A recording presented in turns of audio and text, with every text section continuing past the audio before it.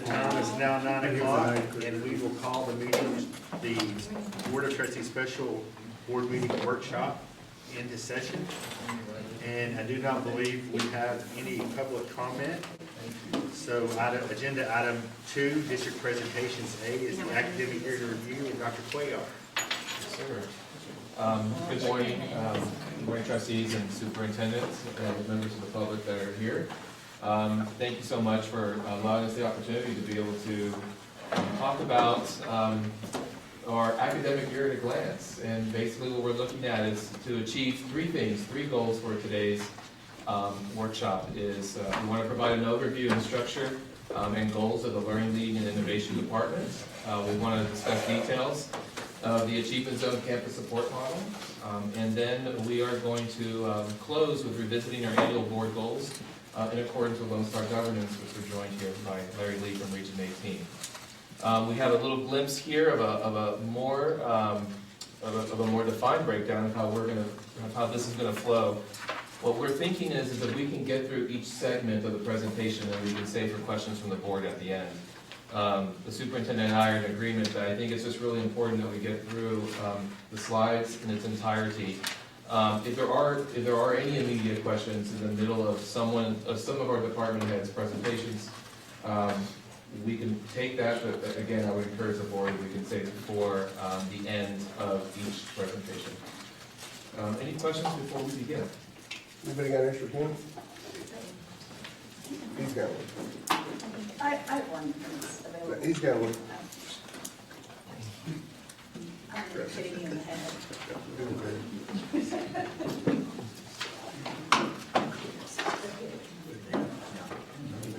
Yep.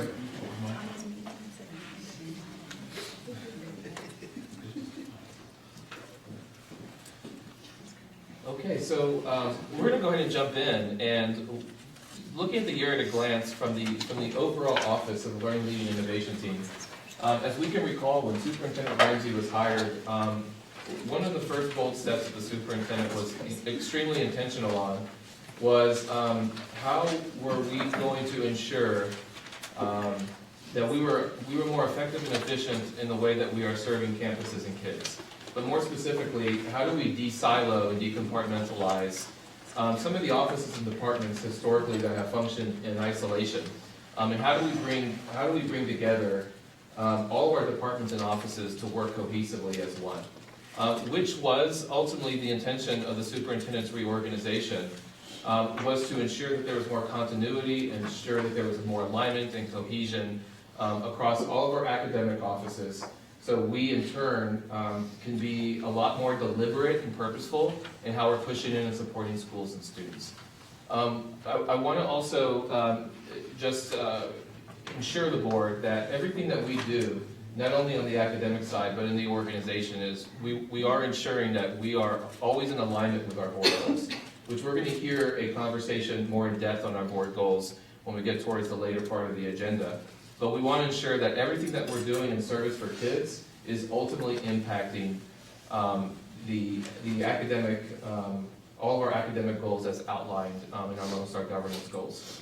We also want to make sure that we're in alignment with the five priorities that the superintendent has outlined based off of her, I call it the Listening and Learning Tour, but the superintendent received a number of feedback from both internal and external stakeholders on some of these 5 emerging themes that have come up.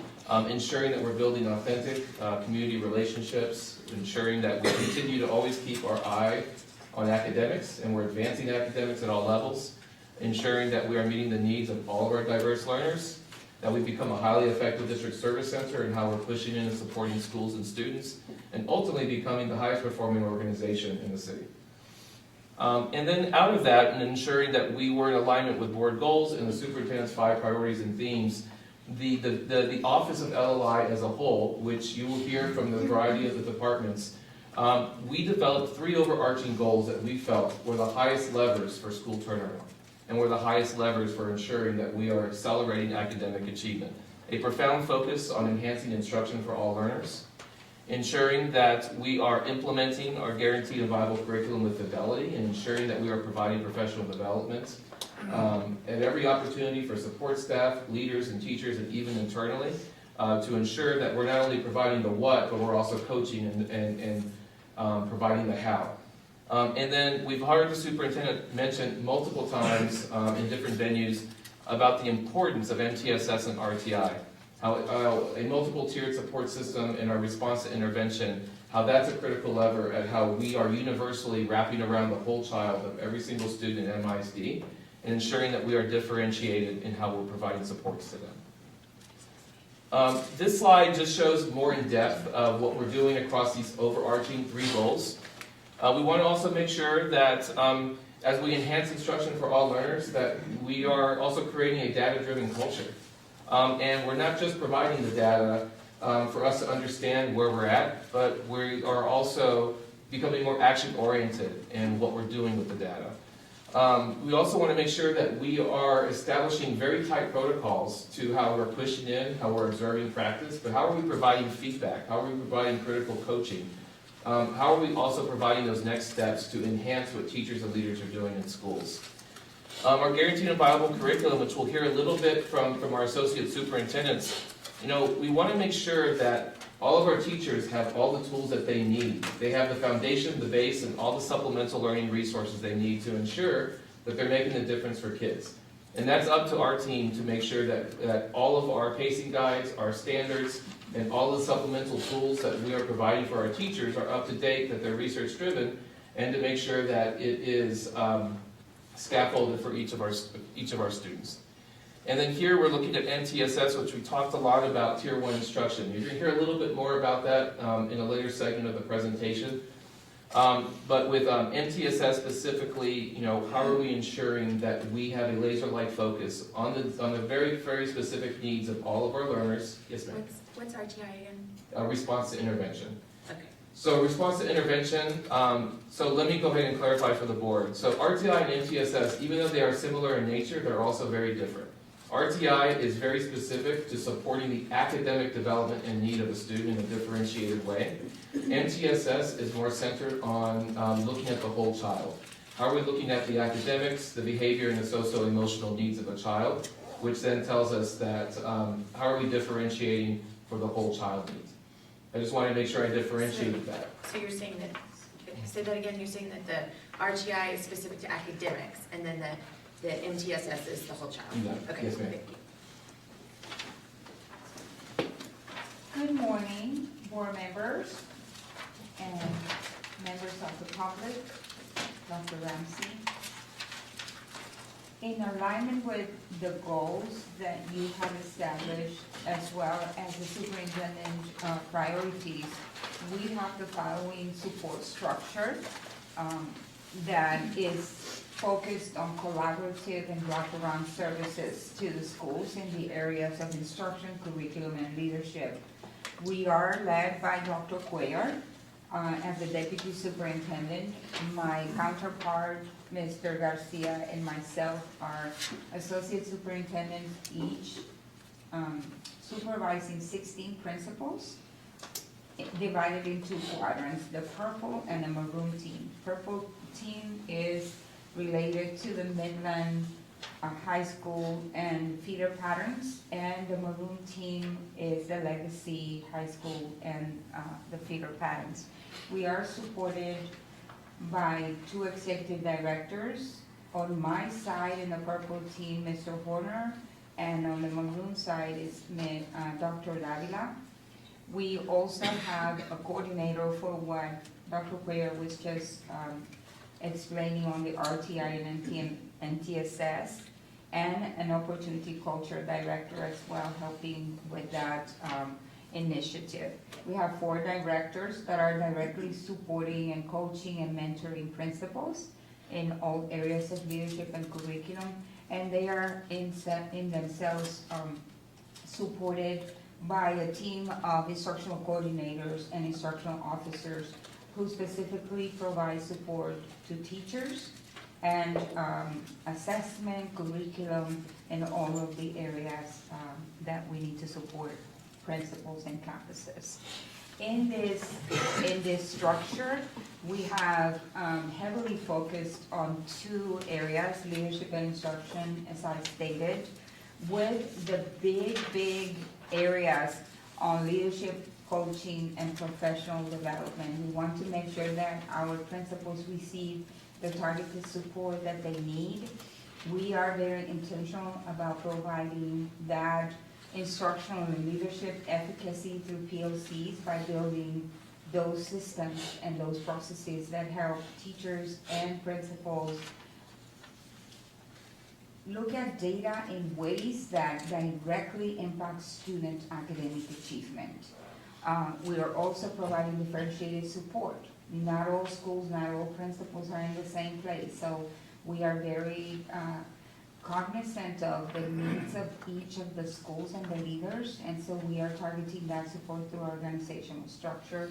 And at the end of the day, we continue to provide that instructional coaching and professional development based on feedback that we receive, based on data, based on assessment from the different campuses, all very targeted in type to the board goals and the superintendent priorities to ensure that our students have the best campus principals and teachers that they need to be able to achieve their best.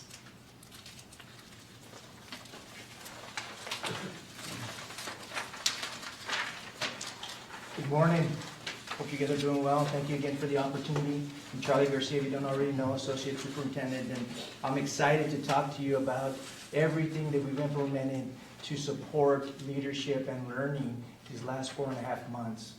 I don't have to remind you that our work was interfered a little bit with the pandemic, and that is exactly the sole reason why leadership, having strong leadership on our campuses is so important. This day and age, we have to have adaptability to the environment, and in our case, it's the pandemic. However, we were able to accomplish so many exciting initiatives on campuses district-wide, and as Dr. Martinez pointed out, our mission is to be cohesive in doing so.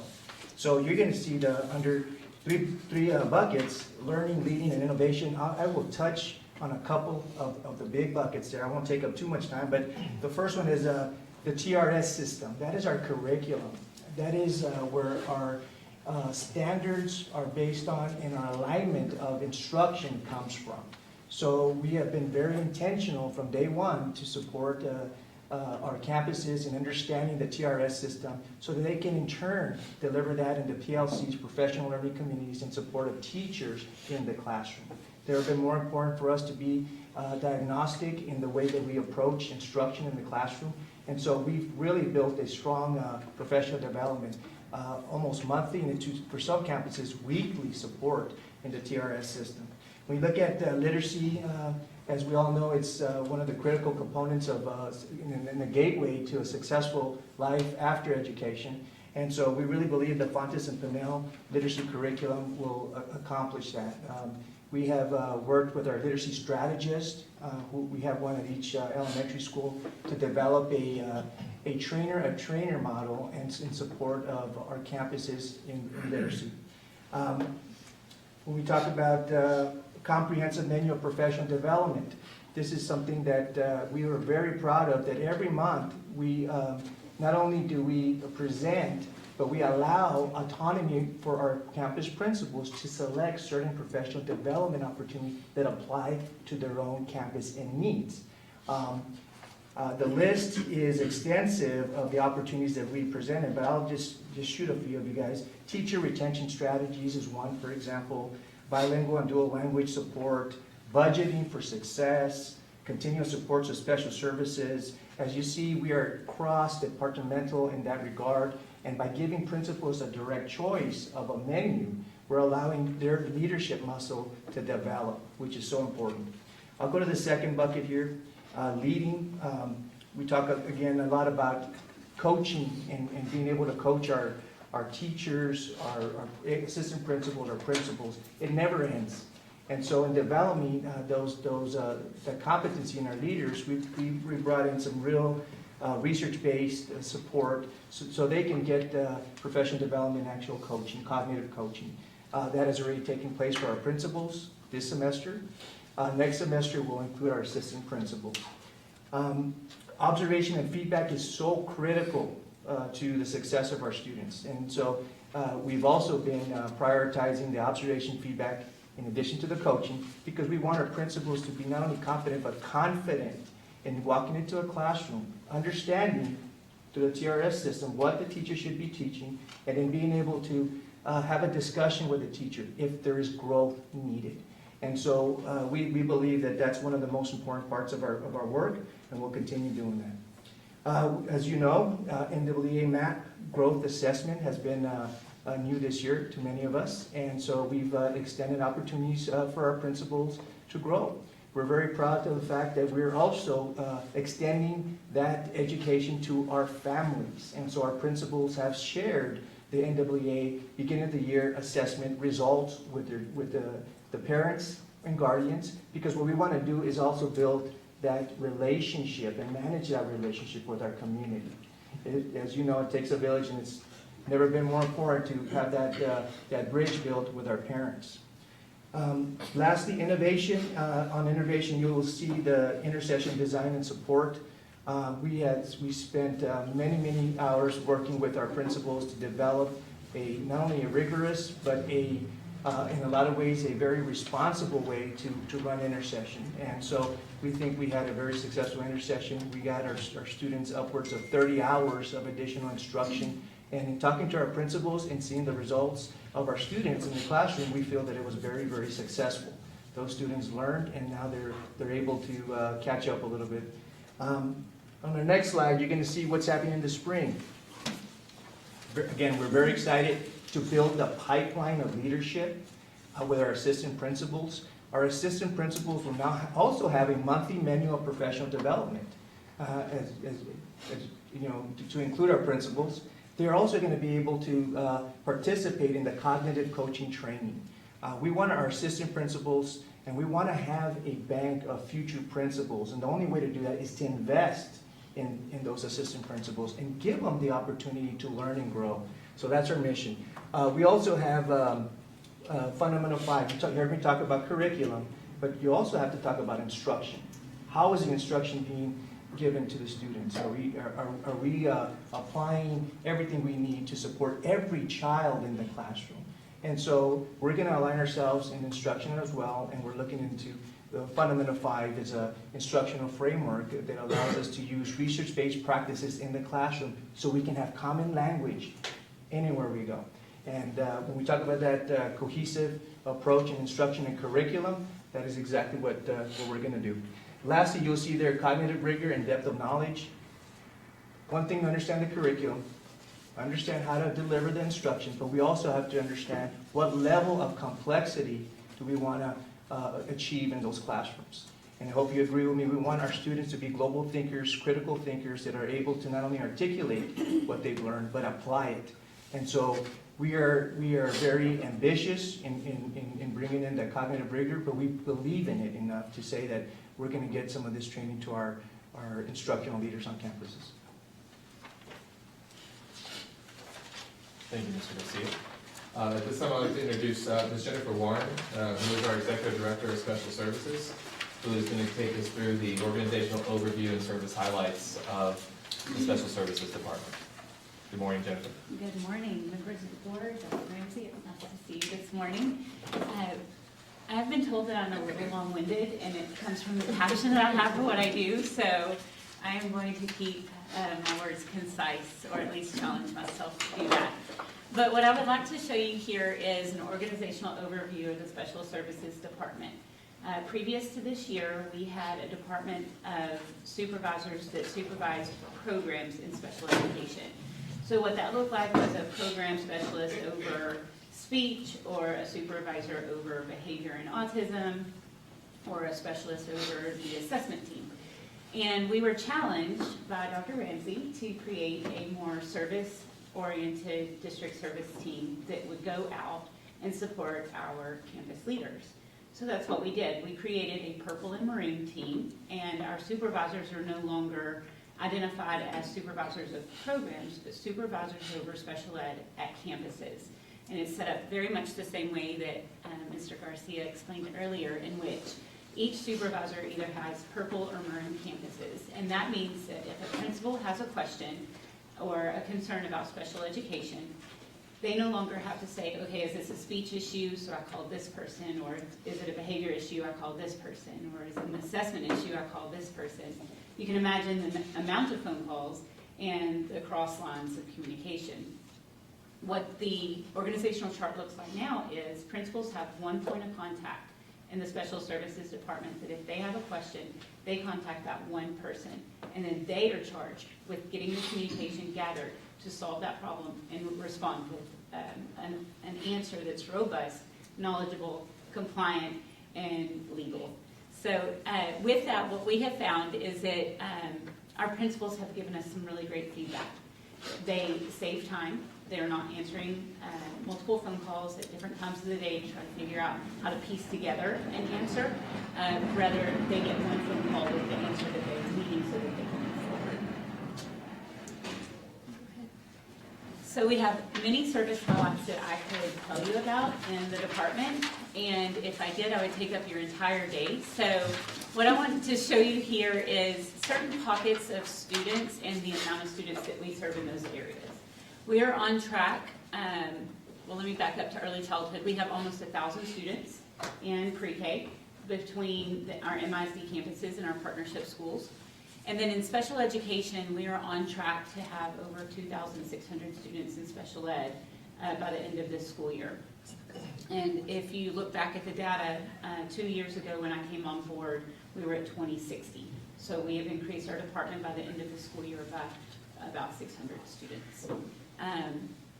Within gaining students, we are also looking at how to best program for our students that have special needs. And prior to this school year, it was the charge of our department to do this somewhat in a silo. And so if we needed to have a certain program on a campus, it was our department inserting ourselves onto that campus and almost telling a principal how to work with special education. This year, what we have found is that those barriers are gone, and the LLI team has really merged together and brought special ed into the conversation. It's brought up the rigor of not just the instruction for the student, but the level of knowledge about special ed across the entire department. One of the things I appreciate so much is how many times at the table someone turns and says, Jennifer, how does that affect special education? And it's a common language that we're seeing across our entire division. Also, I just want to touch on the last point with academics and RDA. RDA is our results-driven accountability, and that's how we're graded by the state on how we're performing as a district. And what that looks like with Fontes and Pinnell, it's our reading program that you've heard so much about, is that whatever is happening in the general education classroom, we're ensuring that not only are our teachers in special education trained in that same initiative that we have for the district with reading, but that we're also doing our walkthroughs, our coaching, our mentoring, our post-conferences, and making sure that we're seeing those consistent practices being implemented in our resource, co-teach, inclusion, resource, life skills, all of our different areas to make sure that whatever the expectation is in a general education classroom, that we have that same level of expectation with special education. Okay, so we have some department goals. Professional development is one of the biggest things that I set as a priority, not just for myself, but my team. If you're not learning and growing in our new practices, legal framework, understanding compliance, that is a fault on my part if I'm not training my team to understand the roles and responsibilities that they have. So professional development as a priority in our department, we're making sure that our leaders understand their role, responsibilities, and compliance, but then we turn that information around immediately and have sessions with the targeted audience that that information would affect. And then follow up and follow through and making sure that it's a consistent language being sent out. And I'll skip down to the fourth bullet with results-driven accountability I spoke about earlier. Our target is that strong instruction, but the state actually grades us on how we do with this. And the state has determined that we are a level 2 out of 4, and the lower the number, the better. So you want to bring that number down. And so we have put together some action plans to get us to a 1 or the more desired 0. And I'm just going to say I'm really proud of myself for being able to do that as quickly and quiet without so many words. Everybody's laughing. 2 gold stars. Yes. Thank you, Ms. Warren, Yeah. really appreciate it. Heading next is Stan Van Hooser.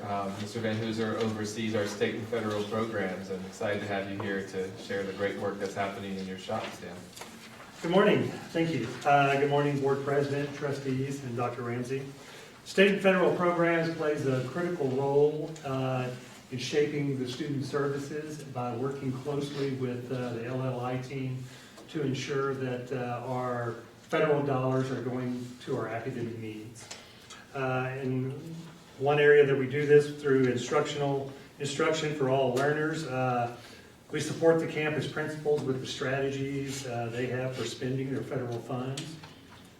And we make sure that it meets the needs of the students. And that's the driving force of spending federal funds. We want to make sure that those funds are centered around learning acceleration, interventions, and support. Also, with the Guaranteed Viable Curriculum, we support the LLI team with their professional development and program designs by budgeting funds appropriately so that we are closing those learning gaps and that we are improving student outcomes. And also, we are working with programs and strategies that are developing the skill set of students through research-based and best practices.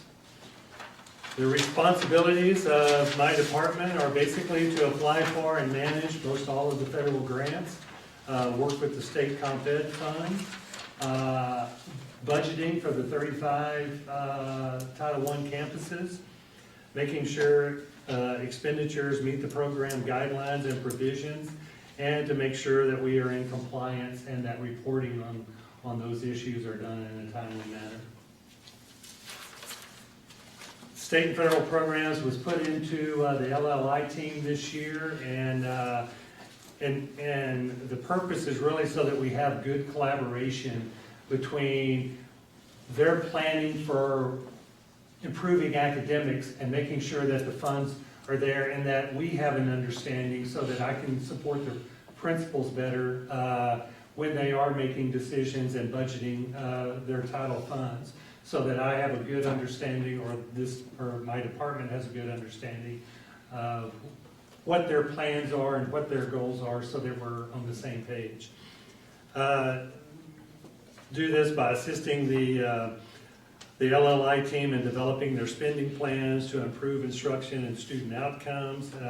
Again, working with the campuses, the campus principals on their budgets and making sure that we're not duplicating services that the district is providing, that we're using those funds appropriately and following all the guidelines. And in the spring, I'll be working with the principals also to evaluate how they spent their money and did it meet the intended goals, and then work with them on creating their campus needs assessment for the next year and their plan for spending of their title funds.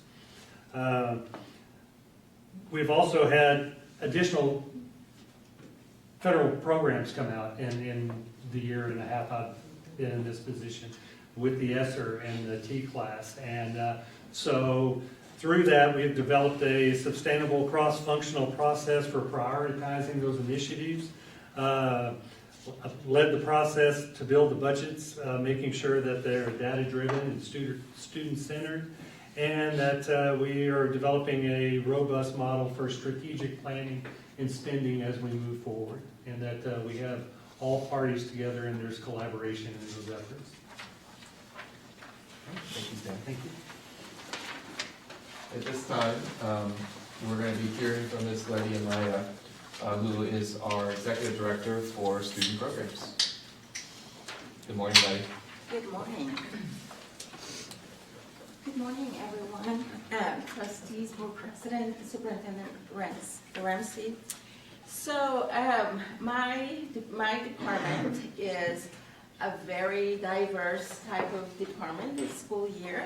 same concept of being really in tandem with LLI. So this year I oversee 4 different departments, so bilingual, NESL, GT and advanced academics, fine arts, and career and technical education.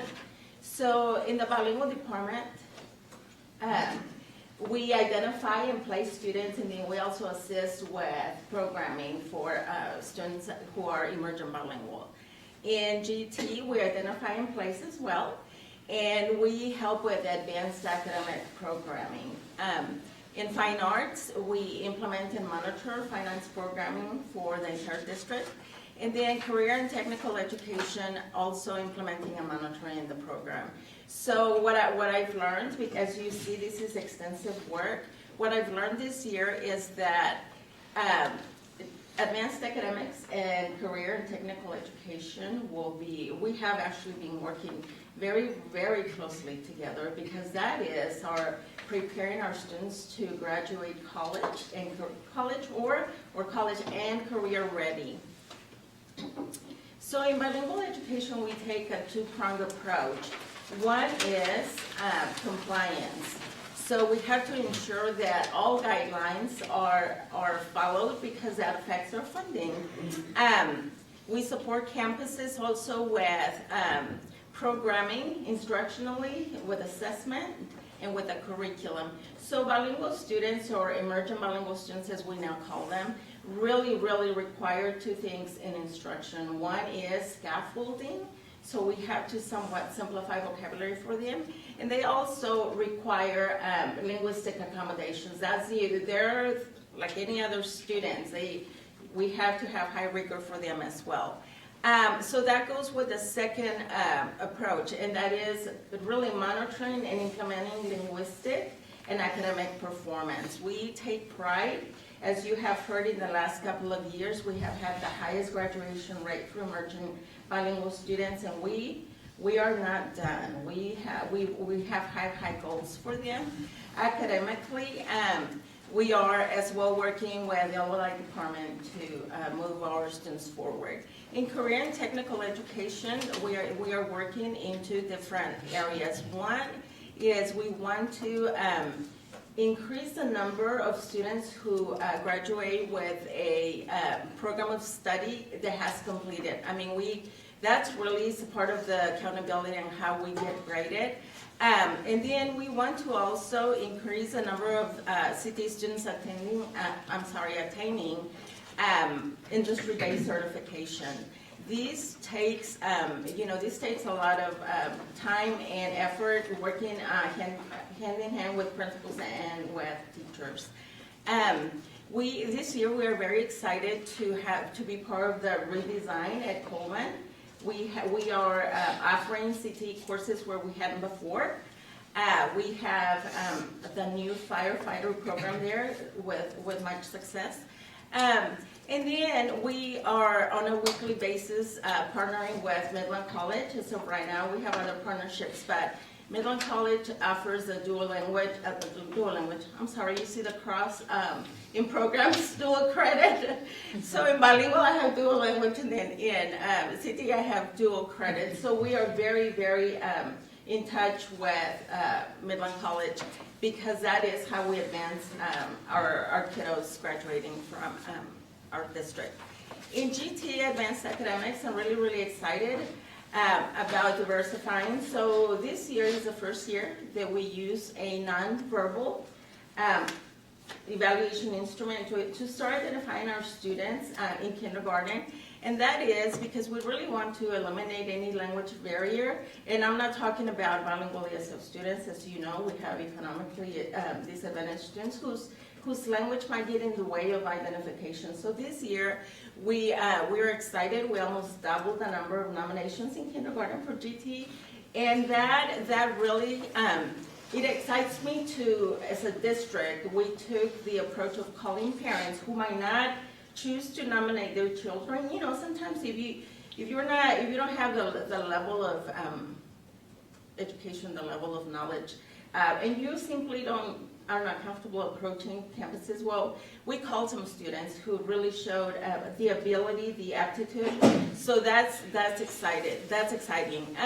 We also have our AP teachers at the secondary level participating in training in the National Math and Science Initiative. Up to this point, they've had about 40 hours of training. So for the AP scholars, just like we differentiate for bilingual ESL, AP scholars require a different level of instruction. So although we teach some of the same curriculum, they have to have a higher level of depth and complexity, as well as addressing College Board standards. We are very grateful for Diamondback's help this year during intersession. They funded training for our teachers, and in turn our teachers work with students who are preparing for the SAT and the BSAT. And so students also have access to tutorials so that they can prepare on their own. So that was exciting. In fine arts, we provide instructional resources to teachers. I want you to know that there are some students in fine arts who don't have the instruments that they need, so we try to help as much as we can with that.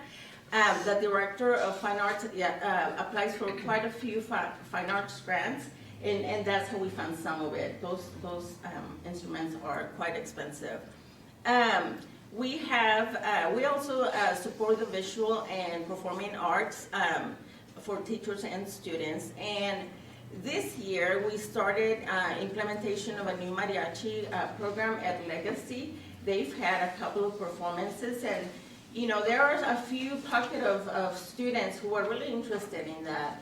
And as the executive director of the student programs department, I really want kids to have something in school that anchors them. So there's kids who are fine arts, and that's what brings you to school. There's students who are in advanced academics, and that's your goal. So it is our goal to anchor kids to school so that they can return it and perform at high levels. So as the theme you've seen this morning is cross-functional collaborations with the LLI core academics. And when I say core academics, we come in supporting kids who are performing and needing more assistance at a lower level, kids who have a different language need, and then we have those kids who are on their way to becoming AP scholars. So that is, and I have to say that without us collaborating the way that we have this year, it would be really difficult for me as an executive director to cover all of that, because it is quite a bit. I mean, we go from students who are very, very needed to students who are needing a different way. And so we're in constant collaboration, we're in constant communication, and that helps because it is so important that we project the same vision to all principals, students, parents. We support campuses with continuous job-embedded professional development and academic planning. So I don't know if, as you know, some of our subs are shorthanded sometimes. Some of our campuses need support, and so we push in with job-embedded professional development. So what that means is that we assist principals and teachers who might need help. Instead of pulling them away from campus, we push in during their professional learning community time or after school, so that they can get the training without having to physically leave the campus. And we are really, really working on strengthening parent and community relations. Thank you, Ms. Amaya. Next, last but certainly not least, we have Ms. Diane Martinez, who is going to talk about all the many things that are happening in the Research, Evaluation, and Innovation Office. Ms. Martinez? Yes, thank you. So in terms of the Research, Evaluation, and Innovation Department, we are not a new, per se, department. We're a redesigned department as part of executing Dr. Ramsey's vision this school year for redesign of the district service center. And when I say redesigned, is we have taken our assessment our assessment area, our accountability area, our area of innovation, and some to put together a department that is going to be able to provide the most effective services for our principals and for our partnership campuses. So really here, this is just an organizational overview. As you can see here, we've laid it out. So we get several questions about the partnerships and how that's managed. And so this is a visual of that. But essentially, we serve all schools. But we also make sure that, and so I have Melissa Ware, who's our portfolio and policy manager, who specializes in making sure that she is very knowledgeable about the contracts and serves as a liaison so that MISD can be the most effective partner possible. On top of that, we house accountability. So we make sure that we're supporting all campuses with regard to understanding the accountability system so that they can be able to make those critical decisions, especially when they are required to put together plans. And we're in constant communication with the Texas Education Agency in doing so, so we have to be very knowledgeable in that area. And then also providing research and informing our campuses and our district leadership on what is it that the latest research is telling us and how does that align to the work that we're doing to best support schools and students.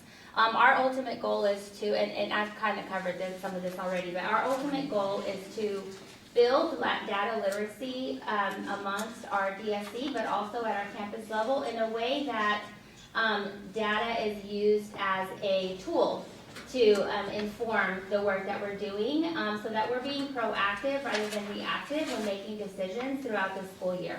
And so we've divided our scope of work here into 3 buckets. I'm not going to read all of this to you, but we do evaluate findings, and we look at the programs that we're implementing and determining how effective those are being based on how our students are performing and the feedback that we're getting from teachers and principals.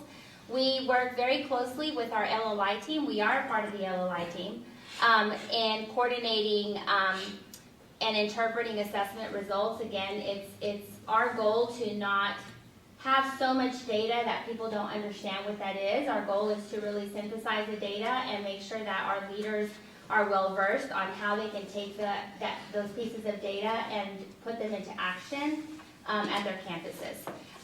As far as evaluation, we're monitoring again the latest information from the Texas Education Agency. We're in constant communication with them, making sure that we are meeting the requirements that are necessary, especially for our campuses who are in need. We are working very closely to make sure our principals understand that, because that can impact some of the decisions that they're making at the campus level, and we want to make sure we're supporting them with that. And then making sure that we are preparing reports for informational purposes so that we're able to provide or maybe reallocate resources and time, maybe sometimes funds, to the campuses that are needing it, the students that are needing it most in that point in time. So that's a really big focus for us. And then, of course, we work very closely to monitor board goals and constraint measures, and making sure that our staff is very well informed on the actions and the alignment at the campus level. Innovation, this does encompass our system of great schools strategy that we implement. One of the things that we're really trying to educate our community and our staff in is that when we talk about system of great schools, we're talking about all schools, and that innovation, while it does encompass our partnership campuses, so we have 7 partnerships, 8 schools, that does encompass that. That is only one component of what we mean with system of great schools. So I know a lot of you have heard about our Applied Midland system, and that's something that all of our parents have access to, all of our schools. That is a part of a system of great school strategy. So that's something that that we encompass in our department as well. As far as accomplishments for this year, we are spearheading the K-12 Climate and Quality Survey. It's very important for us to gather input from our parents, our students, our staff, and our community. So this is a tool that we use to do that, and so we have, we've done that the last couple of years, and so we're embarking in that again this year.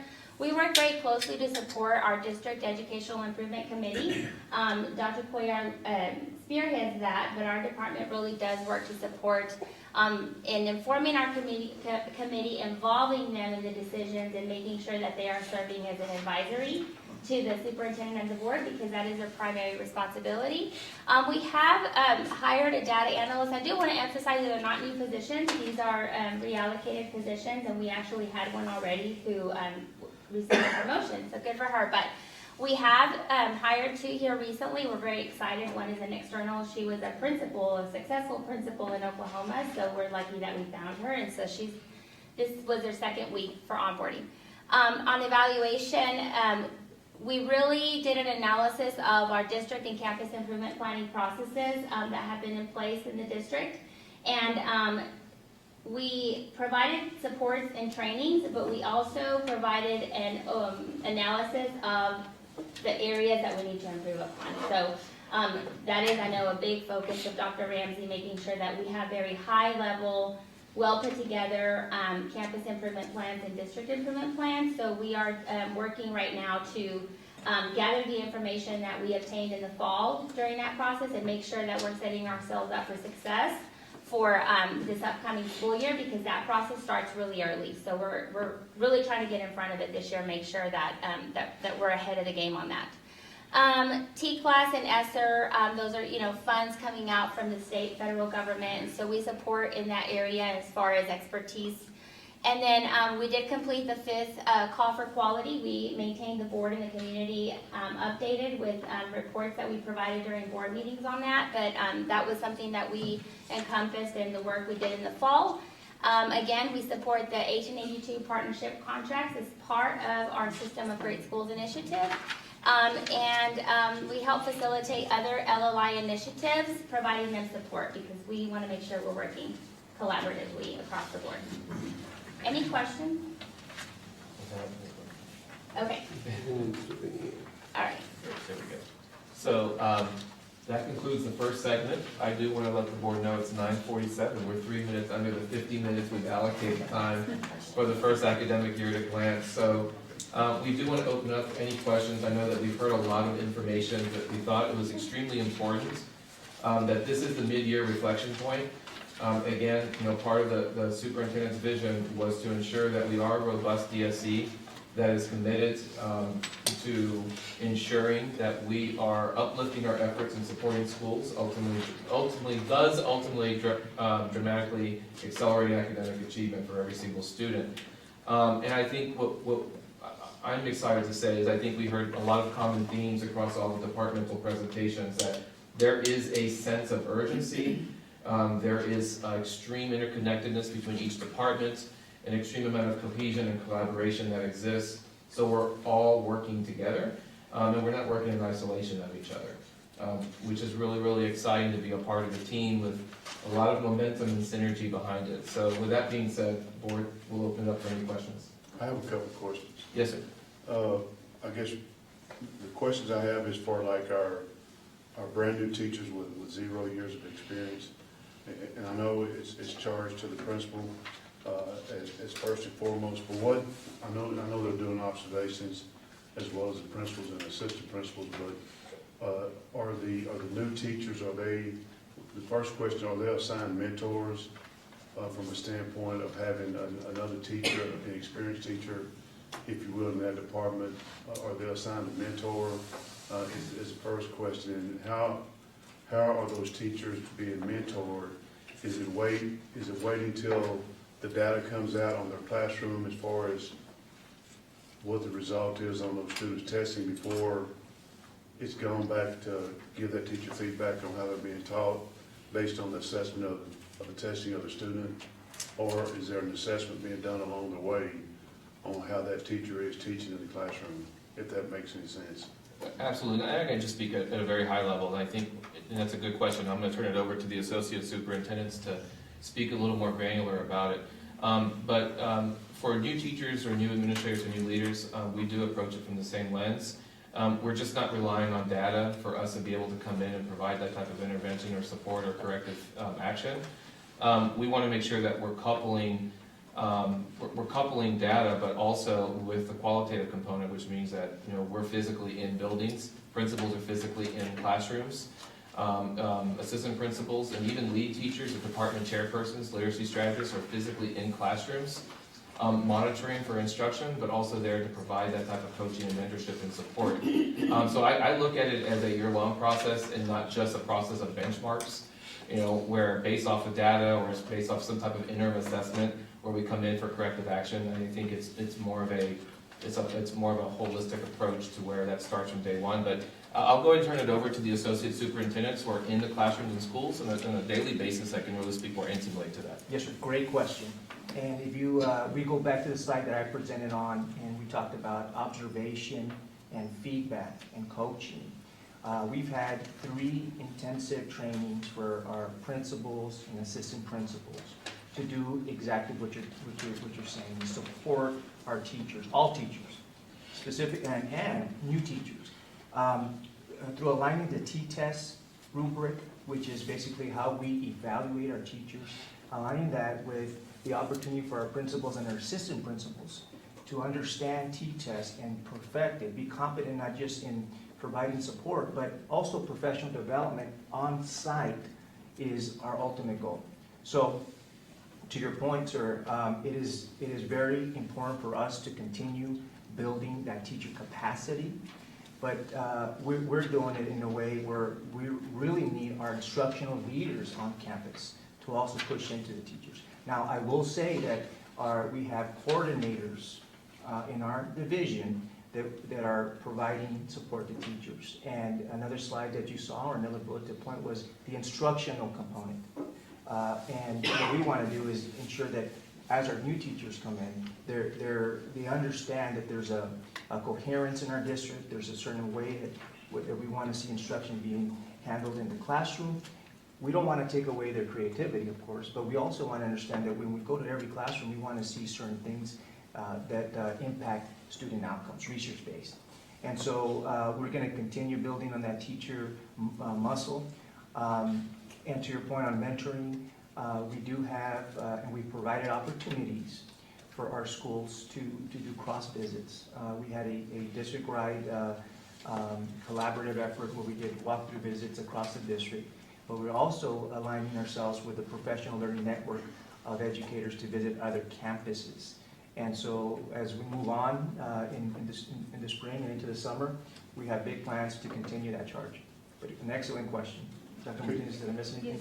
Yes, if I may add, in relation to what has been discussed, I guess the biggest leverage in supporting new teachers is at the campus level, right? Because principals, assistant principals are there to see the totality of what new principals, new teachers need. And so we are being intentional when we go do classroom visits with principals to intentionally go into classrooms of new teachers, teachers that are struggling, so that we can have targeted feedback conversations with those principals and coach them on how they coach and continue to support those new principals or teachers in general. We also have, as Dr. Cuellar alluded, the opportunity culture teachers that are also responsible for growing those teachers, and also the literacy specialists. So we are creating systems of robust support at the campus level, while we from the LLI department continue to provide that overarching support and guidance in terms of coaching and guiding those teachers based on needs, right? We have new teachers that need more help than others. And so just like we talked about tier supports for students, we also apply the same concept to the teachers. Okay, last question, and I think Ms. Joyner kind of asked in the interim, and I'd asked about it, I guess, a while back, but now I've got to go look, but are we putting these acronyms out on our website so people actually know what the acronym means when they come to some of the new verbiage?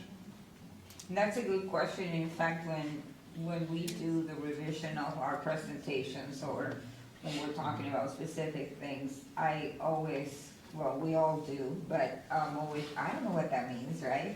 And I'm always trying to think from that lens, and we all are the same way. So definitely, we can do better, so if you notice that we missed something, please tell us, and we will certainly add it, but we'll always have that lens, thinking if a parent, a community member is looking at this or hearing us say about, AZ, achievement zone, for us it's a given term, but for other people it might not. So we want to be very intentional and careful about that for sure. And Mr. Bishop, and one more thing too, that's a really good point, and we will double check on that. Part of the mentorship piece too, which is extremely important, is how we do new teacher onboarding. And I know that's more in collaboration with the Human Resources Department. But one of the things is, we just had a DEIC meeting, and it was a great meeting. And a lot of the conversation from all the teachers, was, we need to allocate more time and more days for new teacher onboarding. Because that's an extremely important entry point for new teachers coming into the district. So that is something that I'm wrapping around with the team when we get back from the holiday to look at how we can completely revamp that experience and what we offer for our new teachers. Thank you. So on the website, when you go to About Midland ISD, and you go down, there's a tab for education acronyms, and that's where we'll continue to add anything that's new. Okay, thanks so much. I have a question on the strategy for federal dollars that are coming in under system of great schools. But we've been talking about this for some years, but maybe you can give me just an update on how that focus is going. But how's the work going to continue long term as we build these schools of choice and so forth? Are we able to still? Is there still more improvement needed in the dollars following each kid per se, so all dollars can be appropriately, associated to the kid as he moves here, or kid moves over here, or fine arts. I was seeing the deal about fine arts, and I'm gonna ask another question about fine arts, but. So I can speak kind of generally Yeah. to dollars. We're starting the new budget development process, and from cabinet level to principals just this month as we work through, we need to make sure that we are equitably aligning our resources.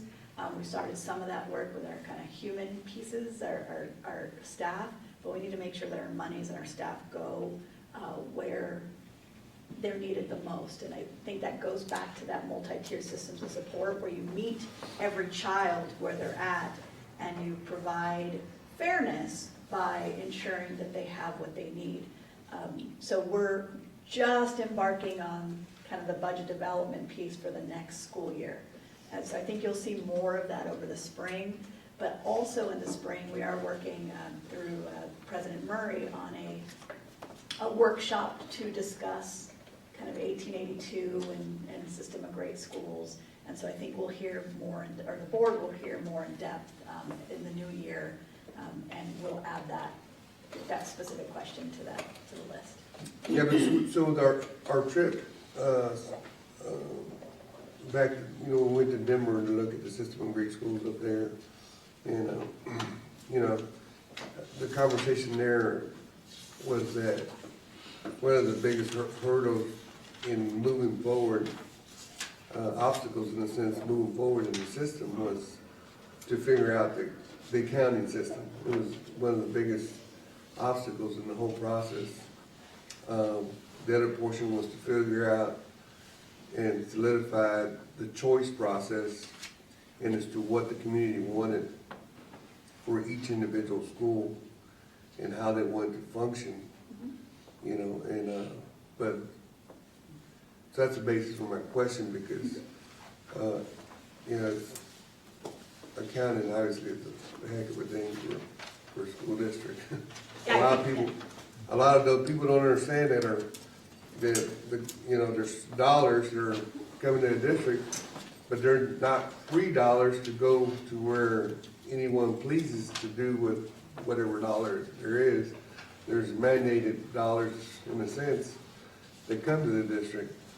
And so, Yeah, we will definitely, I'm not going to say that it isn't a challenge for the 7th floor, which is where our business department resides, to have to do some additional work with our $1882, but we'll present that information to the board in January. and for our community, I would like to say that, you know, it's work that's been happening at MISD, and it's very important work, and there's been a lot of effort that's gone into it.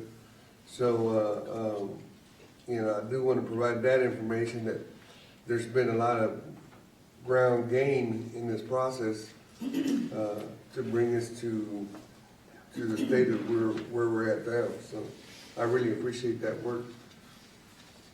My other question real quick was, let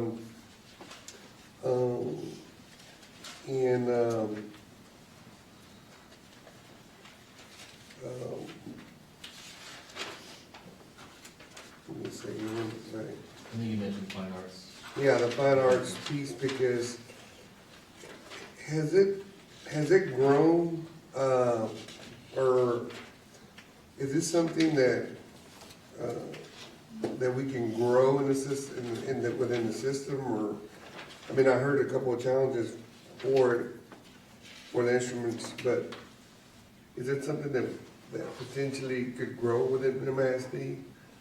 I mean, is this something, I know holistically each campus has different things, you know, but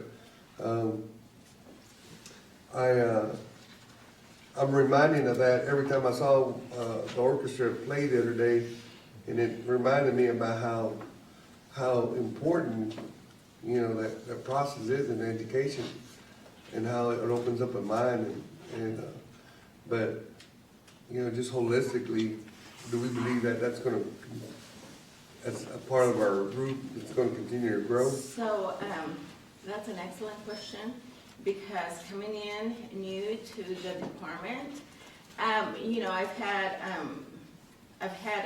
contact with fine arts as a principal, and of course as a director, executive director of Bilingual ESL. But one of the things that Ms. Shaw and I have taken on this first semester is really looking at our patterns of staffing within the campus, and really comparing where we are, because we want to offer at least the same things at both of the comprehensive high schools. We've looked at the staffing patterns of the junior highs, and we have a couple of recommendations as we are building our budget moving forward for next year. So one of the things that we looked at, and of course we have to be realistic, because, you know, funding is all. So one of the things that we've already identified is that, and this is a simple one, at Midland High School we do not have a dance teacher. So that is one goal that we have. We want to start that, because we have kids who are likely to participate or would love to participate in dance. Sometimes it is difficult when you have to give it a little bit of time, in essence, because you have to build and really attract those students, recruit them is what I say.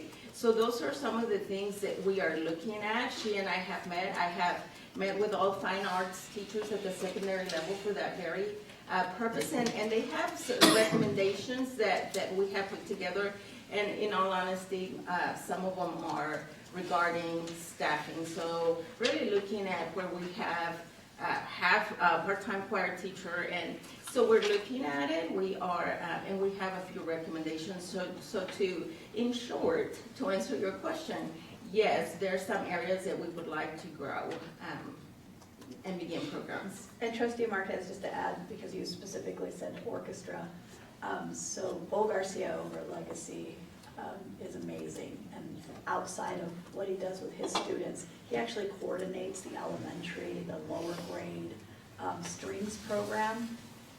That's so that you have additional opportunities at the lowest age level to grow that program as you come through. So there is already in pockets, but we continue to hear over and over again that we want to be a system, that we don't want something that's specific to a person, because we don't want, Garza, I said Garcia, didn't I? Did I say Garza? Oh, I just said Garza. For a program to be dependent on a person. Right, But right. are there opportunities? Absolutely. And just a reminder, our students at the elementary level do receive visual and performing arts, but those are conversations that are ongoing. We've increasing opportunities for fine arts and CTE at lower levels, starting elementary and junior high. Those are kind of those very specific initiatives that we're working towards, but right now, first is laying foundation so that we can get to that point. But yes, sir. And I'll just add on a little bit more, and I know the district is doing, I know that there's great work going on. I have no doubt about that. And the reason I bring that up is just, it's more, if you're looking in the future in a sense, and, the getting your parents involved, and which y'all know all that. I mean, I'm saying, I'm preaching to the choir here in a sense, but I know for a fact that those programs bring in people to those schools, and it'll drag somebody in that school. It won't drag them in for potentially math night, but I know that if you put a kid on the stage or something, they're going to come to it. I mean, and that's something that can build a community and showcase our public education here in Midland. So, Ms. May, I want you to stay put for just a second, because I'm going to ask you a question, but I want to go to Ms. Joyner. Okay, well, I don't know what's more convenient for me to just go through my questions as they came through the presentation, or I can just start with you since you're here. So going back to GT services, this is, I don't have a page number here. Under student programs, vocation overview. where are you seeing the page number? And the It's bottom on the right side of the slide. on 25, I just counted back to you. They're not all numbered. Okay, so I applaud you for doing the nonverbal universal GT screener. It sounds like it was a success thus far in the process. I know we have not finished, but I went to the GTPA, is that right? GTPA meeting, and there was robust discussion among the parents after the presentation that night. And one of the questions became, there is a GT screener for kinder, but the other inflection point that we see is from 6th into 7th is our other kind of bubble when children enter the GT services. So one of the recommendations from the families was, why are we not implementing a GT screener in the 6th grade for everyone? So that we might, because sometimes people choose, like you said, not to do GT because of their family circumstances. They want to keep all their kids on the same campus, blah, blah, blah. But things change when you get to that secondary level. Yes. So that's one question. And then the second question about the GT is, I understand that we have what was once called pre-AP. I'm going to keep calling it that because I can't remember the other thing. Enhanced academics. Yes, and then enhanced academics. What's it called now? Enhanced academics. Okay, Mhm. thank you. Or pre-AP. Yeah.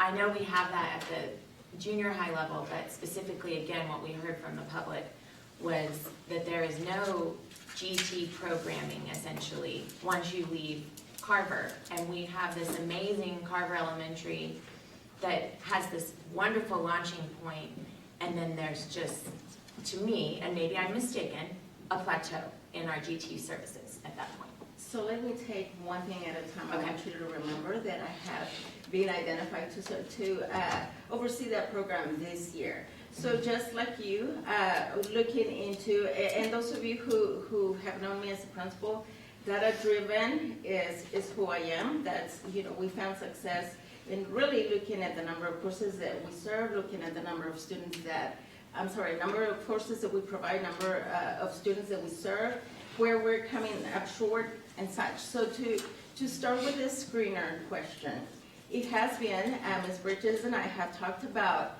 not only doing it in 6th grade, but really 2nd, 4th, and 6th. This is logistically, it's not a challenge as it is taking time to develop that. But I worked in a district before where we screened students in kinder, we screened students 2nd, 4th, and 6th to provide that opportunity, so that it just doesn't come from a parent nomination or a teacher nomination. You have an instrument that you utilize to identify students. So that is also in the works. I really do think that in terms of 7th grade, I think in 6th grade, that would be an amazing start so that we can enhance what we have going at secondary level. So that will be, like I said, that is a discussion. And what I'm going to say is that right now we have, as the executive director new to these 4 programs, I'm very well versed in bilingual education, but we've run a number of reports, the participation, a number of reports of students who are in enhanced academics, but then they leave, and the reasons why. So we are well into that study, but what I can tell you is that we are, and I don't know if this is too much or too long, Dr. Ramsey, you guide me because we could talk for a long time, but we do have earmarked ESSER funds, and there is an amount, a large amount of funds, because with the pandemic and all, some of these programs have suffered. So we do have a plan to add some coordinators at the secondary. This is just at the very, very surfacing. I'm telling you too much because we just got approved. And so that will be, we feel that our elementary at Carver, but there's other students at other campuses. Yes, we really need to they're not enhance. all there. And so we are going to spend time with extensive job and better professional development and having a liaison per se at the campuses, because it is so important that. But is there a plan specifically, Dr. Ramsey, you and Craig and I, we spoke about the GT, but what I guess I'm wanting a little bit more information on is if there have been progress made in terms of how we're going to approach the plan specifically for GT services, at junior high level specifically, because I know we offer AP, but there's a gap. So yes, and still in progress. Okay. So GTPA is meeting again specifically to work on priorities to assist us with fundraising for GT training, that's universal certification. So we have a very audacious plan to have every teacher in MISD GT certified in 5 years. Okay. We can't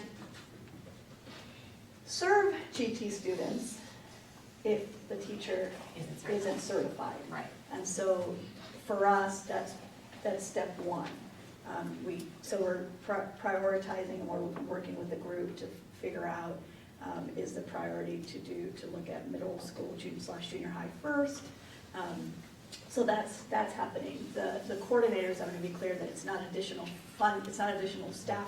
It's identifying existing staff and providing a stipend, additional dollars, so that For them to take on that piece. for them to take on assisting with identification, testing at the schools that are not Carver. Right.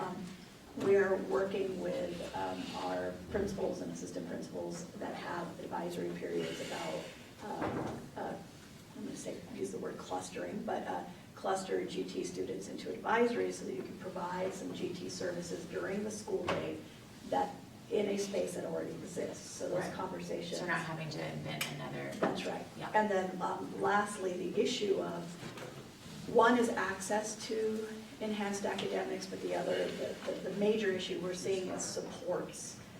Because we have students that come into the courses but aren't able to stay because maybe they weren't prepared for They weren't ready. So we have to work through, what do those supports look like so that they stay in the program. So we are looking at what happens post Carver, but also for students who choose to stay at their home school because maybe they have siblings or they don't want to be on a bus, so that we provide GT services across the district. So we don't have a full plan yet because there's so many points, but and because we're trying to do system. But yes, Right. we are working on it. I know, I knew you Yeah. were. Yeah. I just wanted an update. Yeah. I just So want to, and I I don't want to cut you off, appreciate but to also, add to the superintendent, the third superintendent priority, which is, meeting the needs of diverse learners in so many cases, at least in districts I've previously worked in, when you focus on diverse learners, you're focusing on emerging bilingual, economically disadvantaged students, you're focusing on special needs students. And in most cases, sometimes you're really leaving GT students and services out when you're really focusing on diverse learners, and that has been a commitment that we are trying to uplift through the superintendent's priority. So we are looking at our diverse learners as the entire spectrum of all of our learners. So I just wanted to emphasize that. I just really do appreciate that you made that statement, because as we discussed, we need to have a really great baseline for everybody, but we can't have a ceiling for anyone. Correct. And so, that's what we have this amazing opportunity, I think, to really, to build upon. So, Can I add, I'm gonna add before you. Y'all remember, we gotta stay on time, Yeah. so try to keep your questions, go ahead. So real quick, I had testimony from two parents literally this week about GT and Carver, but the general consensus is, and it seems like it's just a natural law in the sense of the mind, because I've already talked to a lot of PhDs and asked the question about GT and the clustering of students, in a campus alone. And the consensus so far, and this is from people beyond this area, is that, that's not the right thing to do. And it seems in the parents' mind, from what I hear from parents that are very gifted themselves, they, for some reason, they see their child gifted, but they don't want them, they'd rather have them in the general population per se than in the cluster. And so the fact of taking, what you're saying, the support to the campus is, to me, I would be in agreement. I'm not the expert, such an expert man. I'm just giving you the testimony of the people that I've talked to. But it seems like that's more the general case of a support system. And I think that there really is a menu of options, that's how I look at it. So having a campus that provides it for the parents who want that, and for the students who are responsible to that setting, and also offering that other layer of support for campuses and for students with, that choose to stay at their campus, but having that option is really what we're talking about. yes. Thank you. I will be quick. I just have a few more. So going back to the structure of the learning and leading team, it says the principals, and I think you said that there are 4 principals, is that correct, that are part of the team? Or I guess I just want a little bit more clarification of who are the principals that are actively interacting in that space, and how many are there? Is it all the principals? Is it, I don't understand necessarily. Which work chart specifically? This work chart, right at the beginning. Oh, the one that the associate superintendent, between both Mr. Garcia and Dr. Martinez, between the both of them, they actually supervise Team Purple and Team Maroon, so each We're of talking them. about all the We're talking about all principals. Okay, I'm Correct. sorry. I Now, thought that there and was the only, specific- and the only thing I want to pull out though are 1882 principles, because again, that's a different approach to how we're monitoring our partnerships. Right. Which then would be Ms. Martinez, who directly oversees that portion. Okay, and then on the Director of Opportunity Culture, we haven't really heard much today about opportunity culture, the meaning, like how it started, how it's going. Actually, We don't have to do it something- today, or we are gonna do it today. We are, but not today, but it's actually going to be something all on its own. Okay, And that's for a future meeting. and I would like In to the see new that, year. the Yes, ma'am. how it started, how it's going. You got it. I'll put that down for And you. then, when we talk about on page 9, the new spring services, which first of all, I would just like to say, when we were on page 7, and it was the overview, I had written give specifics. And then the next page, it was like, here are the specifics. So thank you for that. Yes, ma'am. It's on page 9, it talks about all the different things that we're doing. But are these goals being associated with our 1882 schools at all? Are they completely siloed from these spring services that we're going to? No, they're not siloed, so our 1882 schools do attend our monthly principal development sessions. Okay, And we also have a few 1882 schools that are also choosing to participate in some additional opportunities as well. Right, so, and then it's also important to note too, with our 1882 partnerships, you know, there are menus of services that we can provide, but then we provide those at a cost. And so what we do is we work with them in collaboration to determine what is their specific need or desire to partner with the district on, okay. and then we develop what that plan will specifically look like. Okay, great. That is good. And then on page, Jennifer, just when you have some time, just for my own knowledge, would you shoot me an email with just all the different types of, I think, are they called the 504s, right? Yeah. Like dyslexia, speech, you know, what are those kind of categories so I can better understand what all services we actually provide? Prefer that being a product community rather than, so the whole board. So the whole board can know, yeah. Okay, that'd be great. Thank you. And then, I'm almost done, guys. I'll be quick. So when specifically are the campus budgets created? Campus budgets are created in the spring Okay, for the next school year. right. And that's both their general budget and then their Title I budgets for the Title I schools. They create them in the spring. Now, in all budgets can have amendments, and you can, because some things change, some principles change. So some budgets that were created last spring, and then we had principal changes. So you can amend the budgets through the year, but we create the budgets in the springtime Okay, for the following year. and then I think that may be it. Hang on one more.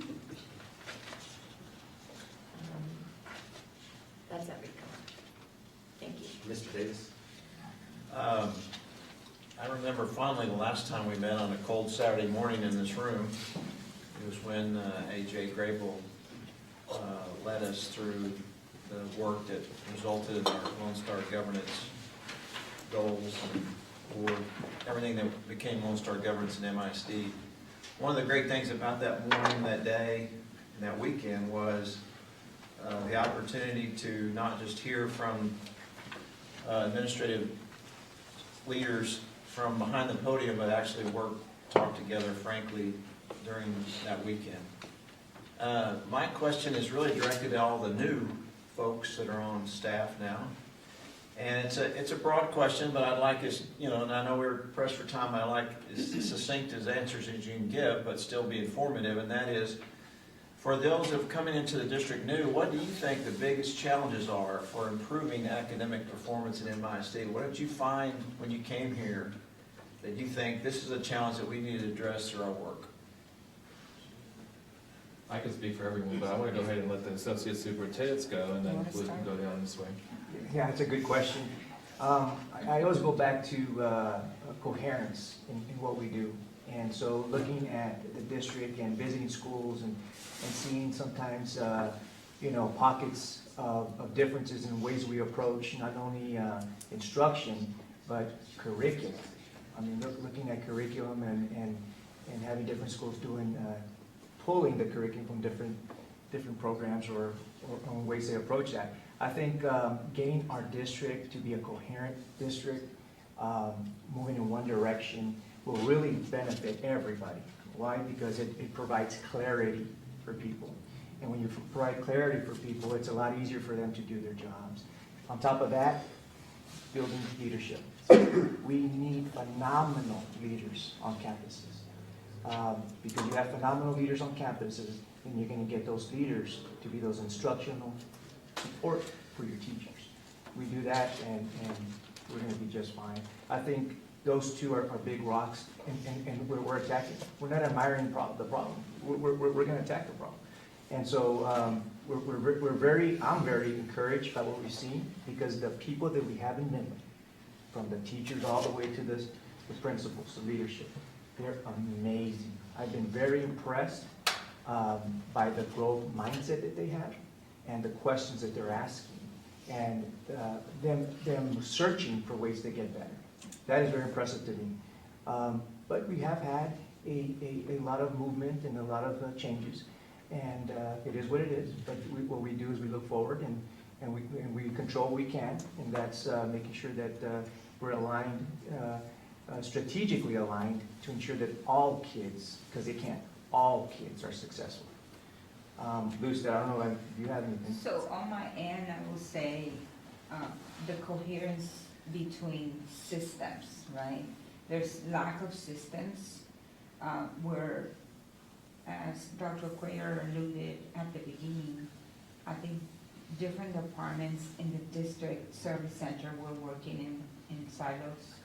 And so when you don't join together and establish coherence in everything that affects the campuses, it's a hit and miss at best. And so we're trying to align all of those to ensure that we're all speaking the same language and we're all having the same expectations for all students in every single campus. That compounded with what Charlie said, I am very impressed with the principals and the teachers. Like, they're hungry for support, they're hungry. I haven't had anyone pushing and saying, I don't want to do that, I don't want to learn, I don't want to grow. No one gets up in the morning and say, I'm going to be mediocre today, right? Everybody wants to be successful at what they do. And I will tell you that just this week I went to one of the campuses that is a priority campus for us. And we have been working intensely in that campus to establish coherence between data, feedback support, instructional practices, curriculum alignment. And what I saw was night and day from August till now. So the difference is being noted in these campuses. Principals are happier, teachers are happier, and kids are benefiting from us, and I put the responsibility on us. I think if I will blame anyone, I will blame the district service center for the lack of coherence in the systems that should have supported the campuses. So when you look at the data and you see how schools were failing, we failed them. It wasn't the schools who failed.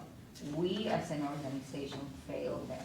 So for me, that has been the biggest high and the biggest effort that we have put every single day in ensuring that, when you make that decision, let's think big picture. Is that aligned with the goals? Is that aligned with the mission, the vision? Or is that operating in silos? And don't get me wrong, we still have our work to do. We're still not where we need to be. But we certainly have identified what our priorities are with your boards, and we're working towards ensuring that we have those systems in place, tightly aligned, so that when everyone makes decisions in supporting kids, we know that we're doing the right thing for kids. I think in a nutshell for me, it's how do we move from being a district of schools to a school district? And I think that's just kind of culminating everything that you heard from the associate superintendents. And we have historically operated as district of schools. If you look at all of your comprehensives as their own independent district, really trying to find their own way, and rightfully so. Because if I was a principal also in that same situation, I'm going to do everything possible to try to make it happen for my kids. And so I just think historically, we look at all of our schools that have been doing the very best they can with the resources they've been afforded and with the leadership that's allowed them to do what they needed to do for children. And with that is lack of alignment, lack of clarity, lack of coherence and consistency. And so I think, just in a nutshell, is how do we move again from that? And it's not just the DSC, because the DSC is the one that's supposed to provide that type of, we have to provide that leadership for our schools. But ultimately too, because of that lack of leadership, I think that's maybe historically existed, I don't know. It's kind of put us in a situation to where now we have to work feverishly to make sure that we're becoming a district of one. And I think that's hugely important. I think that, if you were to take, and I've already charged Diane's department to do this, hopefully I'll have that report in the spring, but if we were to take an evaluation of all the independent programs and supplemental resources and all the different types of services that schools are listening to help support kids. And we're talking about in the hundreds plus. If we were to take that type of evaluation study, and if I was to ask one simple question, what is the single most value that you can attribute for your kid's success? You're gonna receive dozens of different answers. You know, and I think so to that point is how do we get to a place to where, you know, we are more coherent, we are more aligned in what we're doing, and we're all being able to speak to what those high leverage points are to what's making a difference for kids. Thank you, and I can see how, through the presentation, how they're all designed to address the challenges that y'all identified. Thank you. Yes, sir. Yeah, so I want to wrap up by first saying, so we move to the next segment, but this is the work that makes me excited about the staff and the superintendent and where we're moving. And when that question keeps coming up in the meetings we've had the last couple of weeks, what makes you think things are different? This is what it was, and I think you see the board hungry for answers because we're hearing things from y'all that spur us to want to be able to answer those questions. So I appreciate this presentation today and all of y'all being here and the team and the work going into it. A couple things I would like to see maybe in our Friday communique, because I don't want to spend our time today. Mr. Garcia and Dr. Martinez, maybe you could help us. You did a great job going through telling us how we're training principals to get these changes on campuses. Can you show us how that gets into the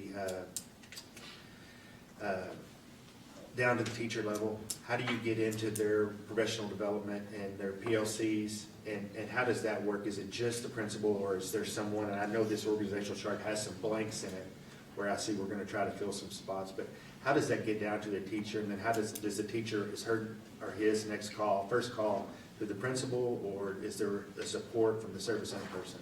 I would like a little more detail about how that works.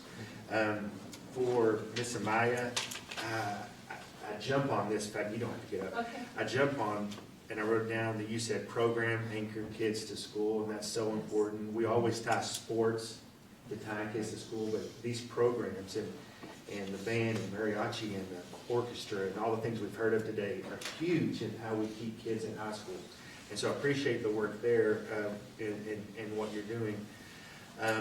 What I would like you to let us know, I think it would be good for the board to know in our communique is what CTE is involved in our district right now.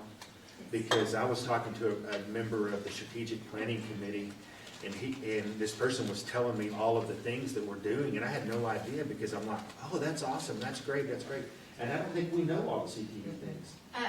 No, you don't, because, I mean, it's quite a bit, and I'm telling you that partnership with Midland College, we just added new courses for next year. So I have what I've come up with for myself, as learning, all these programs really in depth. So I have I have a cheat sheet that will tell you what the programs of study, the industry-based certifications, so I will share that with y'all.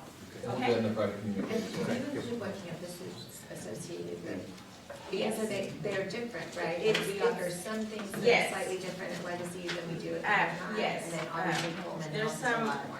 Yes, ma'am, there's some variation, so I'll include that as well. Thank you. I want to kind of throw a joke in there, but I don't even see it right now, that the fact that we've got a new acronym for IBS, so that was great. So that was much better. But I think that would be great, because I think the district is doing a whole lot more, and I think that partnership with Midland College is very robust, that, we need to know what's going on. Last thing, and Dr. Ramsey mentioned it, and for Mrs. Martinez, and you talked about how you're evaluating the partner schools. And so I think the board, and I think we're gonna have a workshop maybe as early as January, Yes. to talk about how those schools are performing and those evaluations. And I think that's important, because we keep hearing over and over that they're not part of our school district, but really they are, because they're following our same board goals and how they line up with where we are. And so I think that would be important for us to be able to see. So I truly appreciate all the work that y'all put in today to make this, because we've been beaten up, a lot, but this is really where the community ought to be sitting back here listening to what's going on in the school district, because this is what we're all about, academics, and I appreciate the work y'all do. And coming in board communique, I know, I'll provide some insight into the quality analysis work that we're about to embark on. Thank you. We take a break. I just stepped out. I'm gonna run there. Are we starting the second part? We are totally up to the board if you'd like to take a quick break. Let's take a 5-minute break, just to stretch our legs anyway, if you don't mind. Okay, that's fine, that's great, yeah. Great conversations. Thank you again, Board, for your questions.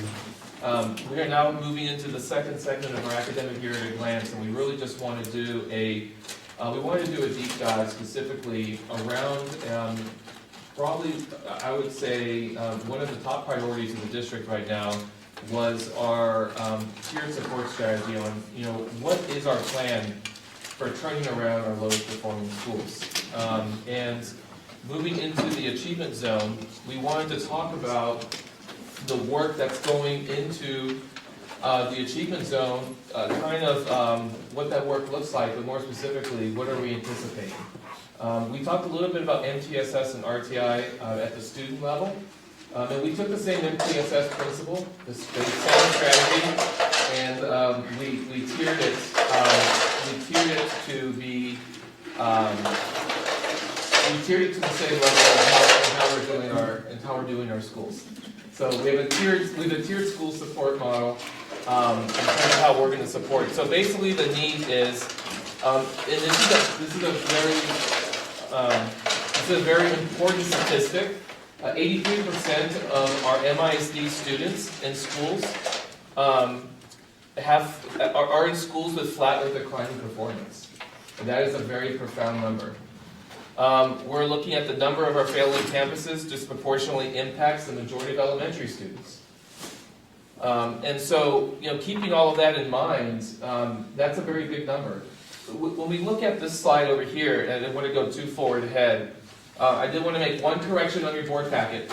It's actually, we made the correction here, but I wanted to reflect in your board packet. We actually have 18 DNF schools, and 15 of those are elementary. But again, that is a large number. That equates to 40% of our students at MISD are in a D or an F school. It's 18 and 19. So we are looking at over 10,000 students right now in MISD that are in a D and F school. We're looking at over 11,000 students combined in that middle that are in C schools with flat performance. So again, going back to that number, 83% of our students, are in schools that are looking at flat or declining performance. So we understand the second. Yes, sir. So that equates to 4 campuses. Can you identify those 4 campuses just for self-edification? For which campus? The ones that That aren't do not flat or fall. declining. We're looking at Carver, we're looking at early college, we're looking at Fannin, and we're looking at, Franks, I'm sorry, and we're looking at Bush. It's Bush, Franks, Carver, Early College. Yep. Yes, sir. And would that include the 1882 schools? This data includes the 1882 schools, however, our 1882 campuses that were selected, they don't have that rating. So like, for example, Young Women's Leadership Academy doesn't have a rating yet. Okay. Right. That was what I was going, because I Yes. thought they were going to be an A school. Yes, we just don't have that rating yet. Okay, sorry. Is there a way for us to internally rate? There is. Yeah. There is and there's not, just because there were several components of the accountability system that were not released Right. for us to, for example, and that impacted domain 3 and it impacted domain 2. And those are pretty heavy in the accountability system. So we can't really say for sure, but there are many indicators that give us an indication. Okay.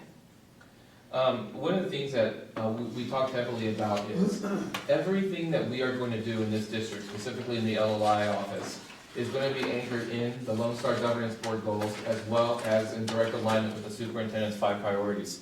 The achievement zone is in direct alignment with each of the 5 priorities listed here. I always say this, is that it's going to take more than just the district service center to turn around 18 failing schools. Yeah. It really is a communal approach. We are really taking that very seriously. We heard that from several departments on how we're really trying to be very purposeful and deliberate, getting in the community, having conversations with parents. How are we bringing in a variety of different supports and services that are going to also help lift our families that are outside the school? So the achievement zone is directly aligned to each of these 5 priorities. We also know that the board has set a very ambitious goal for the district. Currently, we have 8 F schools. By the end of school year in 2022, we have to have that reduced to 3. And then when we look in year 2023, we have to reduce down from 3 to 2.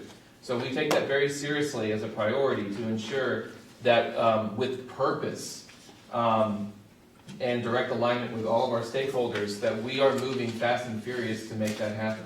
And of course, I'm not going to take away anything from Mr. Lee's presentation, but he's going to take the board after this presentation and really take us through a lot of the work that's happening for us to really understand what is the reality that we're facing. Ms. Martinez, after this presentation, will also discuss a little bit about the Texas reality from the COVID slide.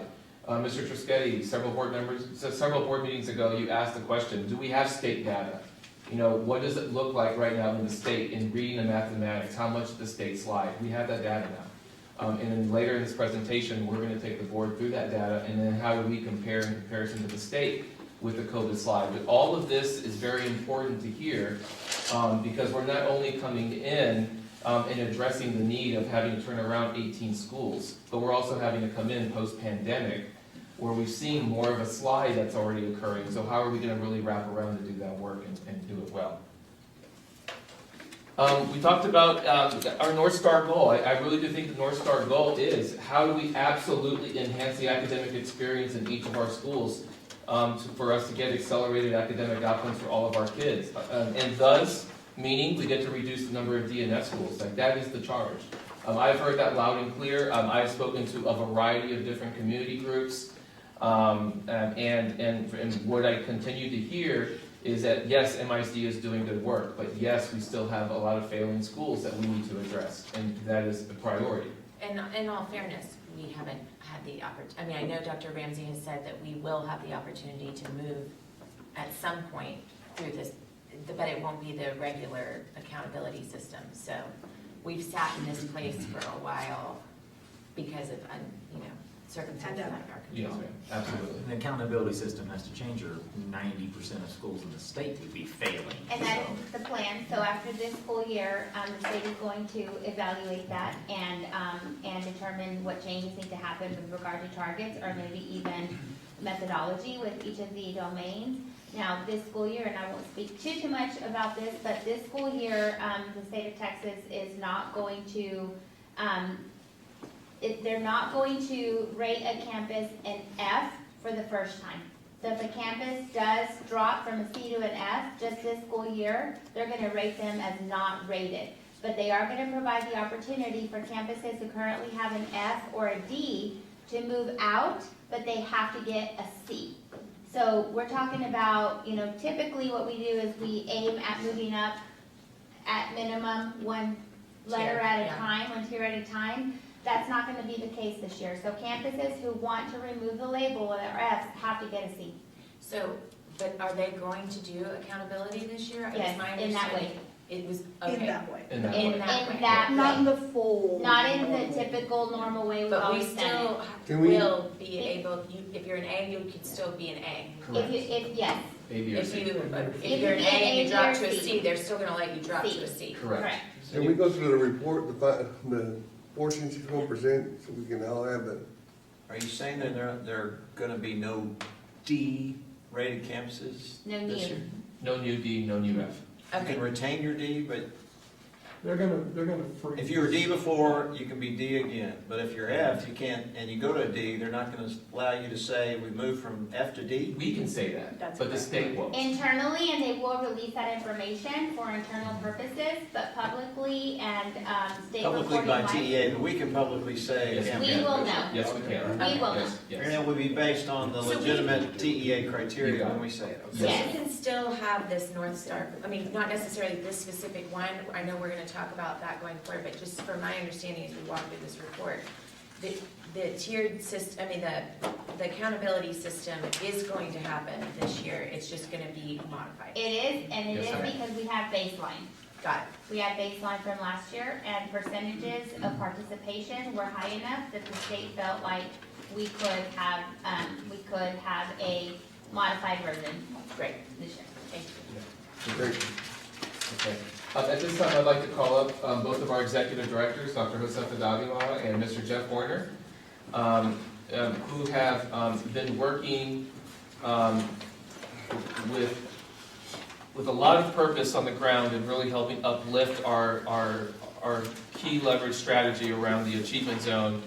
They have been instrumental in really putting together the logistical plan and the wraparound support strategy and how we're going to support this work. So I'm going to go ahead and turn it over to the both of them to take us through the next couple of slides in this presentation. Thank you. Good morning, board members. Good morning, Dr. Ramsey. I'm going to talk about the tier supports and the achievement zone. So we have identified our schools in tiers. And I'm going to start with tier 3, which we identified our DNF campuses. These are the campuses that are going to receive a higher level of targeted support and increased outcomes to close the gap. Now, we looked at the data, but we also did walkthroughs. We talked to principals, we talked to teachers to make sure that we were identifying our schools according to the tier. Next, I have tier 2. These are the campuses that will also receive support, but it's going to be more targeted to subgroups. And tier 1 are campuses that need the least support, but we want to continue growing and closing those gaps. Now, within our tier 3, according to data and according to conversations and feedback, we've also identified another set of schools that we are naming achievement zone schools. And these are schools that will receive more targeted and more aligned and just a lot more support according to the data and the conversations that we have. We have an overview of our tier supports. We have our leadership and development, human capital and support, and differentiated interventions. So with leadership and development, we will strengthen the capacity of our school leaders and their teams to ensure that they have the tools, systems, and just be very strategic in the type of work that we're doing in accordance to the need for our students. The human capital and support piece, this is investing in specializing our staff and also teacher recruitment and retention. We know that we spend a lot of money on our teachers, developing them with professional development and just the hours of work that go into it, so we want to make sure that we're retaining them in MISD. Also, our differentiated interventions is implementing the school supports according to the need of the academic, according to the data, but also the need of the principal and the need of the teachers that we have on that campus. So this slide actually captures the district organization, and you've heard that common theme about it takes all the departments in order to have the district managed cross-departmental approach. And so really, you know, it gives you a view of all of the groups that you've heard from today. This, if you look at the tiers more specifically, we've really divided up the 3 levels, but focus on leadership development, the human capital and other types of support, and then really very specific differentiated interventions. So it's important to note that everything that, you know, those schools get tier 1 interventions, well, everything that happens with tier 1 happens with tier 2, and everything that happens with tier 1 and 2 happens with tier 3. And it really is, the tiers really is about time and how much time that the service center supports out on those. So tier 1 is always very targeted. It's sometimes on call or as needed, and other regular scheduled, but not as often. Tier 2 is going to be a minimum of these bi-weekly type visits where the associate soups, the executive directors, the full team are on those campuses. And when you really get the full team out there, even bi-weekly turns out to be more than bi-weekly. You have regular check-ins and regular support of those campuses, often weekly. And then tier 3, this achievement zone, which is really a tier 3 plus level. Tier 3 is weekly, and that's very specific, frequent instructional visits, focus on everything, multiple data points. And the Tier 3 differentiated interventions are a greatly detailed level of interventions at kid level. One example that we just kind of pulled out so you have it as a slide here very specifically is we're working next semester to pull up, we're going to work with virtual reading tutors for not only on those Tier 3 schools, but the Achievement Zone schools and very specific students that have been identified. And their tutoring is related, it's a science of learning reading, and it's aligned to the instruction that they're already receiving at the teacher level. Mr. Horner or Dr. Rand, I'm trying to coalesce in my mind this slide with that first slide for the, kind of the org chart.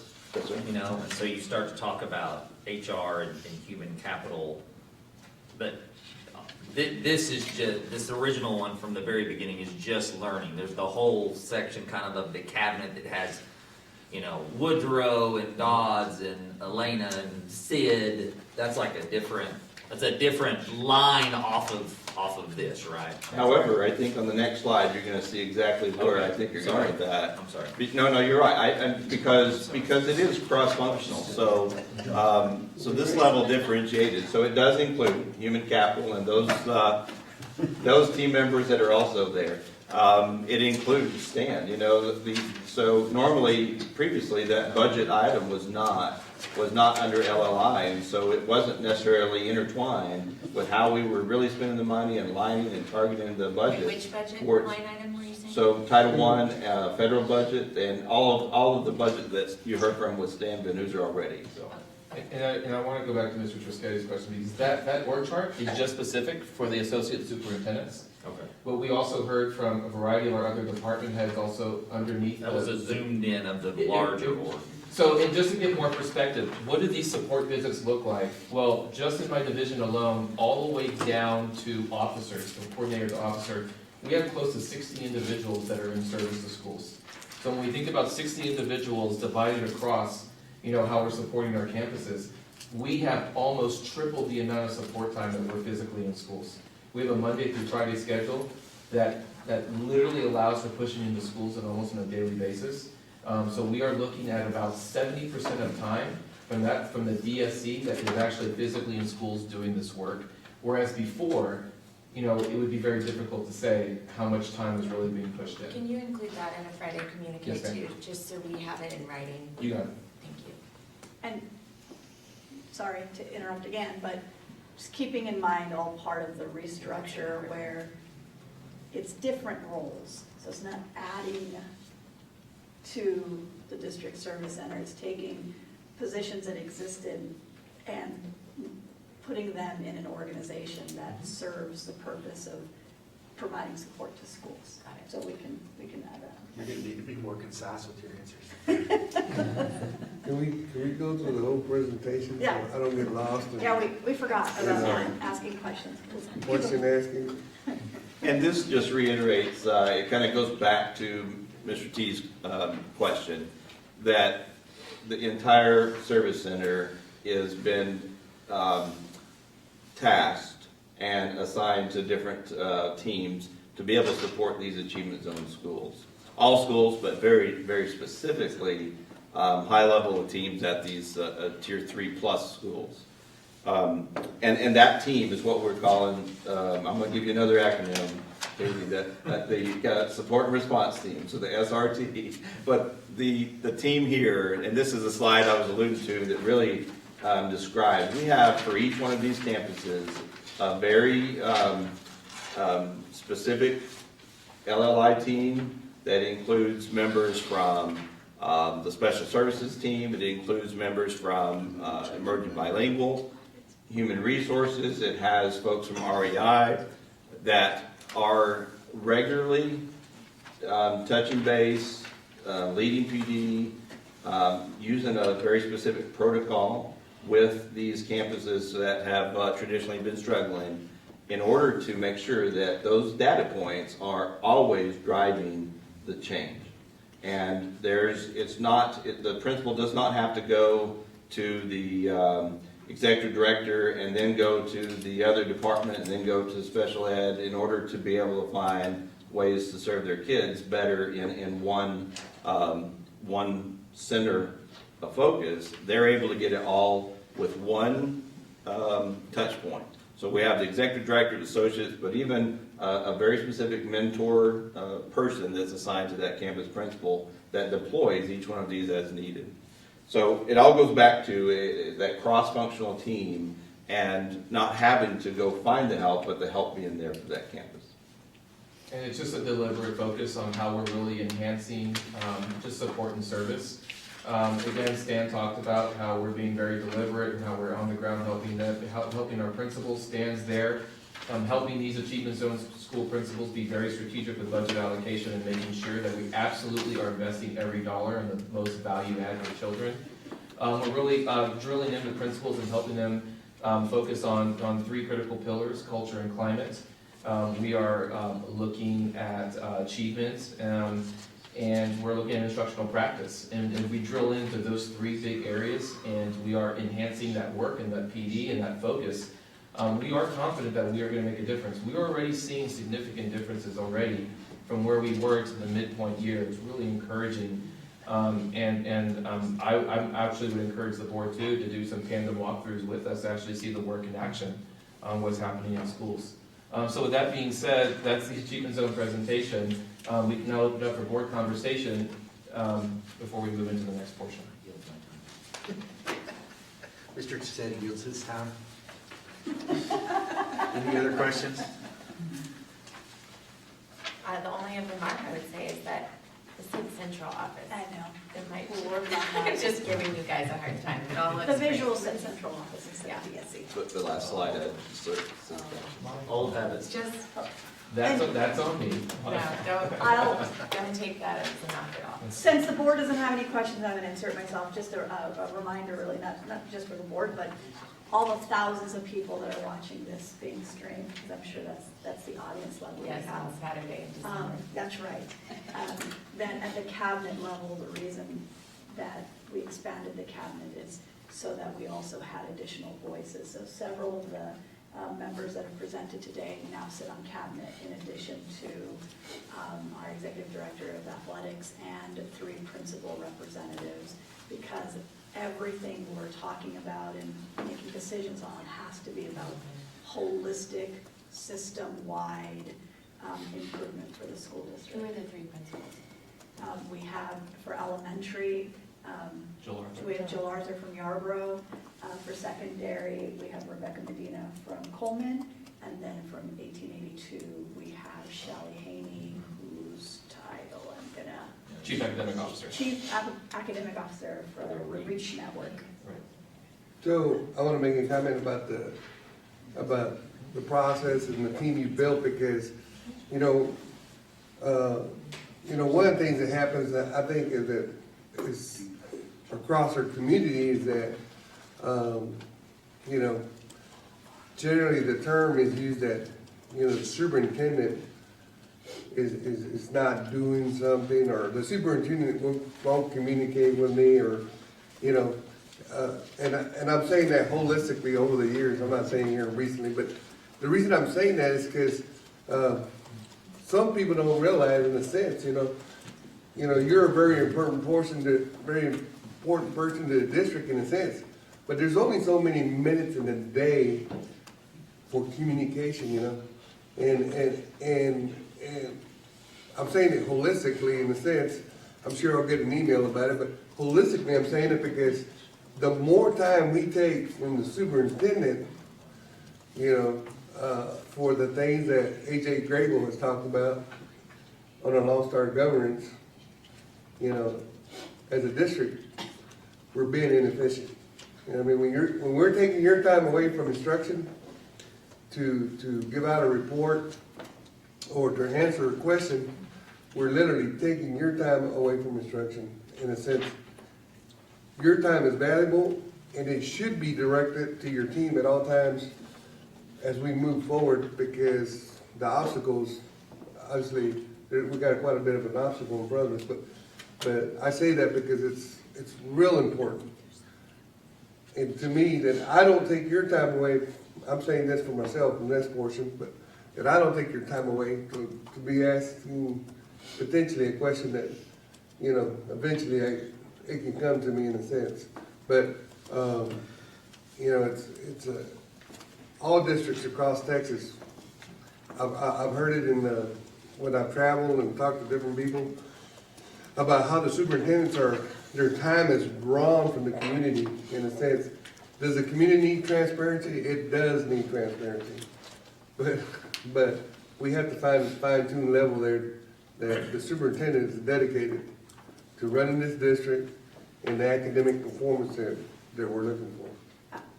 If I can, 10 seconds.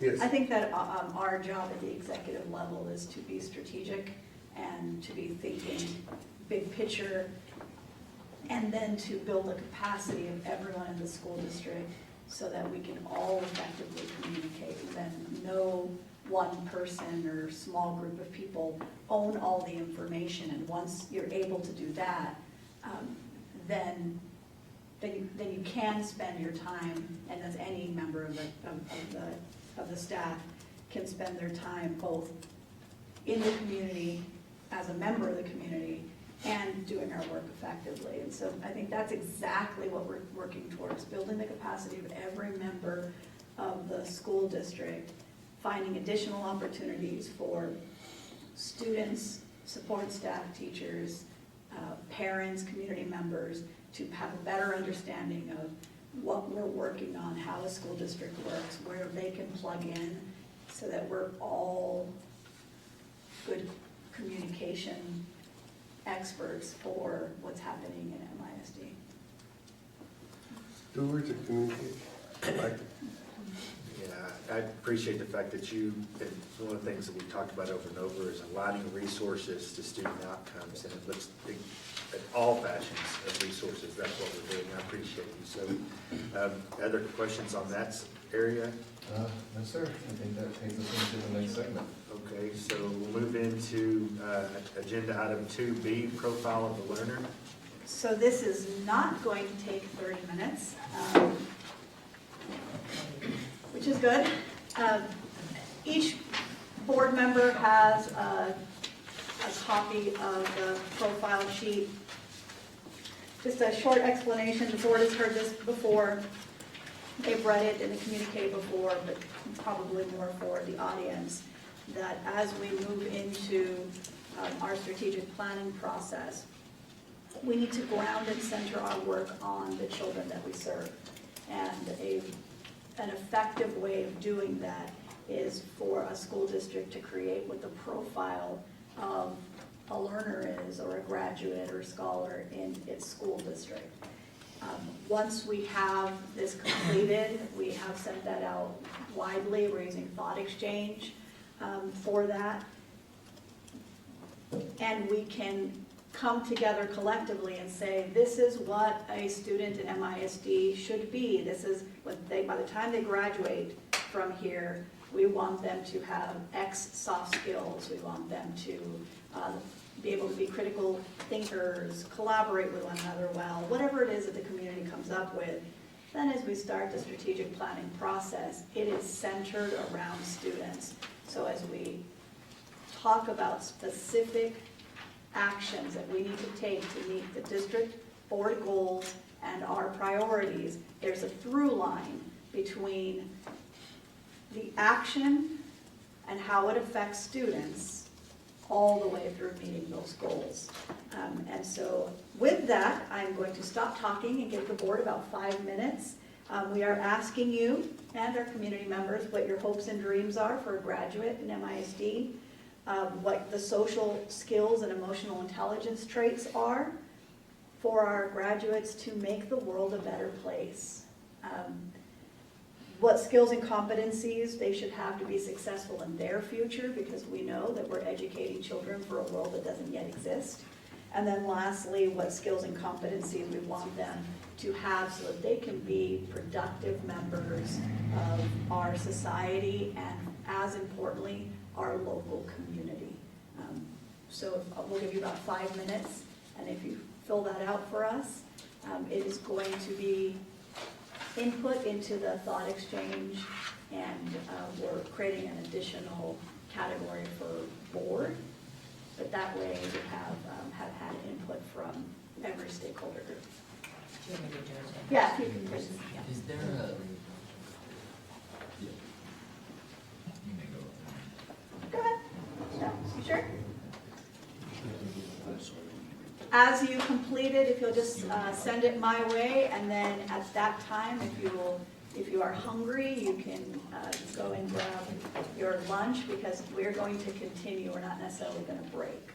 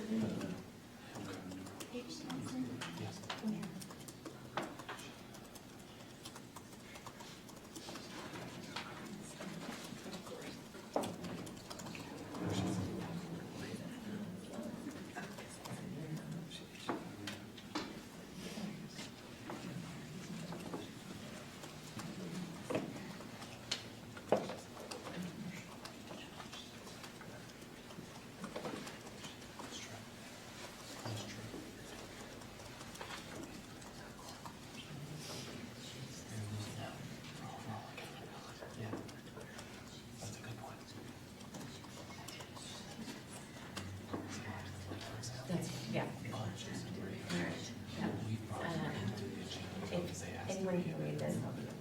That's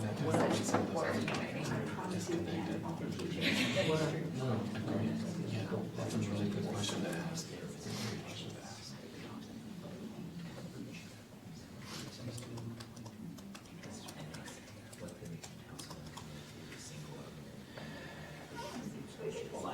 What does that?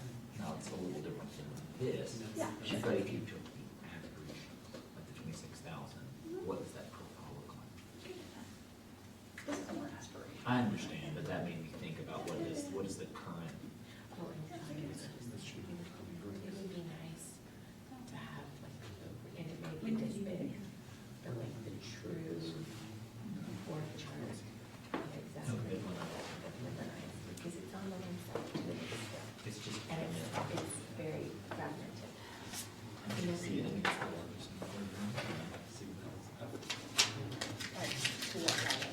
I mean, probably down to like, can't, I don't, you don't want principal and teacher, nothing, but. Yeah, something like that, just a version of like where student services hangs underneath which. Yeah, I want to see the. Like, which piece, which department, special care, STEM, you know. Because I know Sid and Chief Yeah. are interesting because they're also. Yeah. They're kind of autonomous. They're the ones that has some of the. I just don't want to give you that, or I want to give you what you're asking for, but especially. Did you say to go get food now? Please. The state of Texas did release some information, and that is just starting to trickle in, not just in Texas, but across the nation. In November, they released their an analysis of a study that they did on preliminary STAR results from June. What they are assuring us is that there is more information that is forthcoming. But we've had a lot of questions surface from community, from board members, I'm sure you're getting that from the community, from principals, just different stakeholders. So we wanted to take an opportunity to share with you what some of that analysis is beginning to gather as far as the COVID slides, and what were some things that the state saw in overall as a state.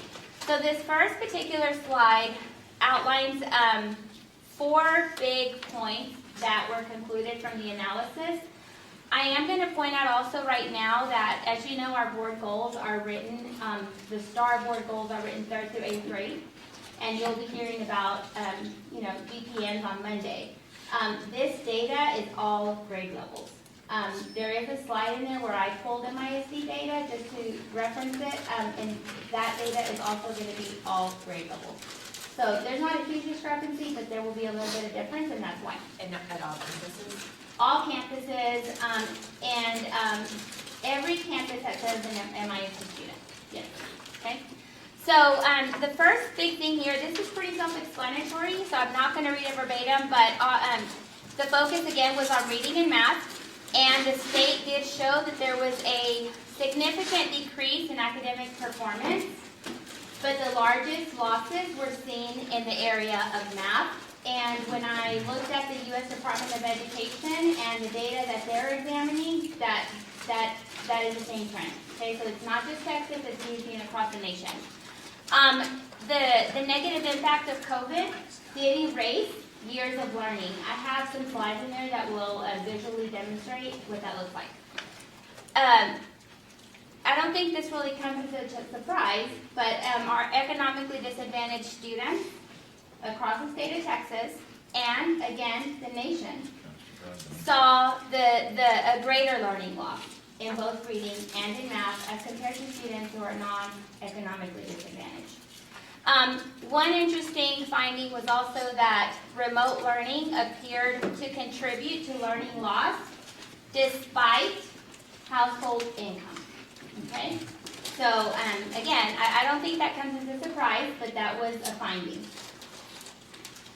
This particular slide I'm not going to spend a lot of time on. I do have some MISD numbers just in case somebody was curious. What the state is doing here is justifying why they felt that an analysis was possible. Because what you see here is that in 2019, there was a 96% participation rate on students who took STAR. That was pre-COVID.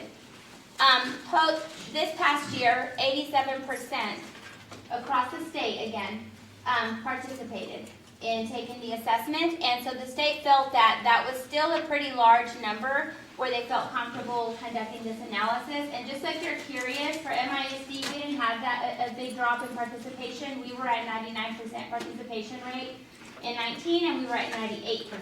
We were in school. And This weekend just. exactly, and we'll talk about that. So that's really all that this is showing here. And again, on that particular slide from before, the state was just emphasizing that when we do have the data, we are able to provide better supports for students. And I think we saw that last year when we came back and we didn't have the data. And again, when I talk about data, remember that this doesn't include our K through 2 students. I mean, that's a whole nother piece. Today's is focused on STAR, okay? Okay, so this was released by the state. I do have a slide following that includes the MISD data, but I want to just talk state right now. The state, and again, it's reflecting all grade levels, reading and math, at the meets or master's level performance, which I know you hear a lot about because that's how our goals are written. So percent of students at the meets or master's level performance here, what you can see is math had a more significant drop than reading. And when I studied the U.S. Department of Education data, same. They also had they're seeing very large drops in math as compared to reading. So what the state is saying here is that in reading, they saw a 3-year learning loss. And that was a 4% decrease from 2019 for reading. For math, the state saw a 7-year learning loss. So as you can see there, 35%, if you trace that all the way back, you're back at 2013. And that's what they mean by that. Okay, so we're not talking about a child went from 7th grade. 7th grade to kindergarten. No, that's a good question. They're talking about performance rates. So they're saying at the meets or master's level performance, in 2013, we were at 34% and we're back there again. That's what they're saying. Okay. So so you're saying that's from 2012, is where we started, where we were. Yeah. So if you look here at So the that's chart. where they're getting the 7. Correct. And they're not counting 2020 because I went back and I was like, well, that's no, they jumped and they counted that as 1 from 19 to 21. Okay? And so you can see here it's a 15% decrease across the state of Texas in math as compared to a 4% in reading. Okay? So that was huge. And I wrote some key highlights. I've already mentioned it. The nation is seeing the same trends. Okay? The next slide. This is where the top line is what you just saw. Green is state. And you can see that we went ahead and plotted MISD so that you can get an idea of how MISD did, utilizing this same type of graph. MISD did not have a drop at the meets or master's level performance in reading. We actually increased 1%. So In the midst of everything. kind of reflect on that because that's what we've been doing. Yes. In math, we did have a decrease in performance, and that was 7% decrease. The state, remember, had a 15%. So while we did have a decrease, one thing that stood out to me was that the state's decrease is almost double of ours as compared to ours. Okay, so in essence, MISD did not experience a loss in reading. MISD experienced a 4-year loss in math as to where the state experienced a 7-year loss. Okay? I tried to, please go back, thank you. I tried to anticipate, what are some questions that could come up from this? Why did Midland not experienced such a great loss in reading. I've had that, a lot of people ask that question, and I'm just going to preface it by saying that we, to conduct an analysis is a process, and that has really not happened at this point in time, but we do have a lot of ideas as to maybe possibly why, and somebody said this early. MISD, if you recall, and this could or could not be a factor, but something to consider, is that we did bring students back face-to-face earlier. And when I was researching the U.S. Department of Education information, and even information from across the state of Texas, that was not the case in many, many, many districts where it was here. So could that be a factor, is one thing to consider. If you also remember, and I'm afraid to say it, but I would say it, at the elementary level, teachers at MISD were not teaching simultaneously remote and in-person instruction. That was happening at many districts, not just across the state of Texas, but across the nation. And what that means is a teacher had a group of kids in the classroom and they had a group of kids online, and they were providing that. So at MISD, if you recall, at the elementary level, teachers were identified to teach solely remote instruction so that they could provide that attention to those students, and then teachers were identified to teach face-to-face instruction only. And we decided that for many different reasons, not today's conversation, but, could that be one of the reasons why maybe also, we did not experience such drops? Another thing, and this comes from the U.S. Department of Education, is parents are more likely to support reading at home, and students are exposed to literacy through many different factions, and I'm looking at Mr. Trischetti because literacy is his thing, but could that be part of the reason as well as why we didn't see that? Now, what happened in math? So I did take this information from the U.S. Department of Education just because, we have a lot of theories. But unlike reading, and this comes from the U.S. Department of Education, they have a 61 report that has a lot of information. If you're interested, I can send that to you. But unlike reading, math is most always formally learned at school, is what the report said. Parents are often less well equipped to help their children with math at a time when parent support can be even more crucial to student progress. So that was something from the U.S. Department of Education. And then another thing from that report was it can be more challenging for teachers to engage in effective math instructional practices via remote platforms. Math requires a lot of hands-on. Math requires a lot of modeling, a lot of it's concrete, a lot of the skills build on each other, so there were gaps from previous years, and so all of that information was provided. And so that answers some of the questions, but again, there's still, and both the state and the U.S. Department of Education indicate that more is forthcoming because, we now have a baseline and we're able to assess some of that information. Any questions on that?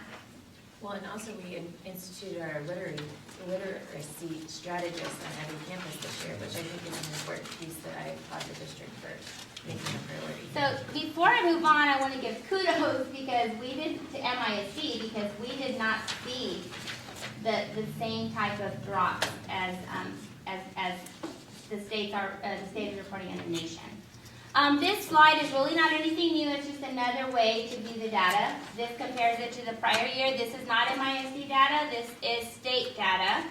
I do have MISD data, I already told you what that was, but I'll say it again. Where you see that negative 4% drop in reading, that state, MISD had an increase of 1%. And then where you see that negative 15, I have my math folks back there that remind me how to say that correctly. We had a decrease of 15%. MISD had a decrease of 7%. Okay, and that was that double, the state doubled their drops. Okay, this following slide here, this is again state data. And what they wanted to do is demonstrate the difference between students who were non-economically disadvantaged and students who were economically disadvantaged in reading and math. 2019 compared to 2021. So as you can see in that first graph, there's not a huge significant difference between those two groups, 1%. But when you look at math, while we know that all students took an impact in the area of math, what this is telling us is that economically disadvantaged students took an even greater impact in the area of math. And as you can see here, it was a negative 18% for economically disadvantaged, negative 13% for non-economically disadvantaged students.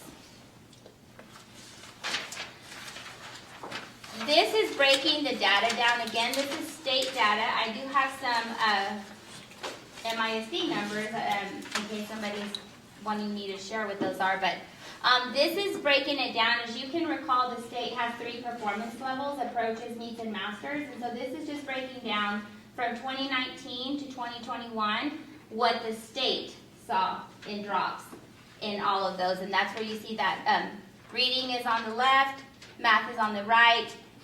You can see double digits and drops in approaches and meets at the math versus we don't have any double digits in reading.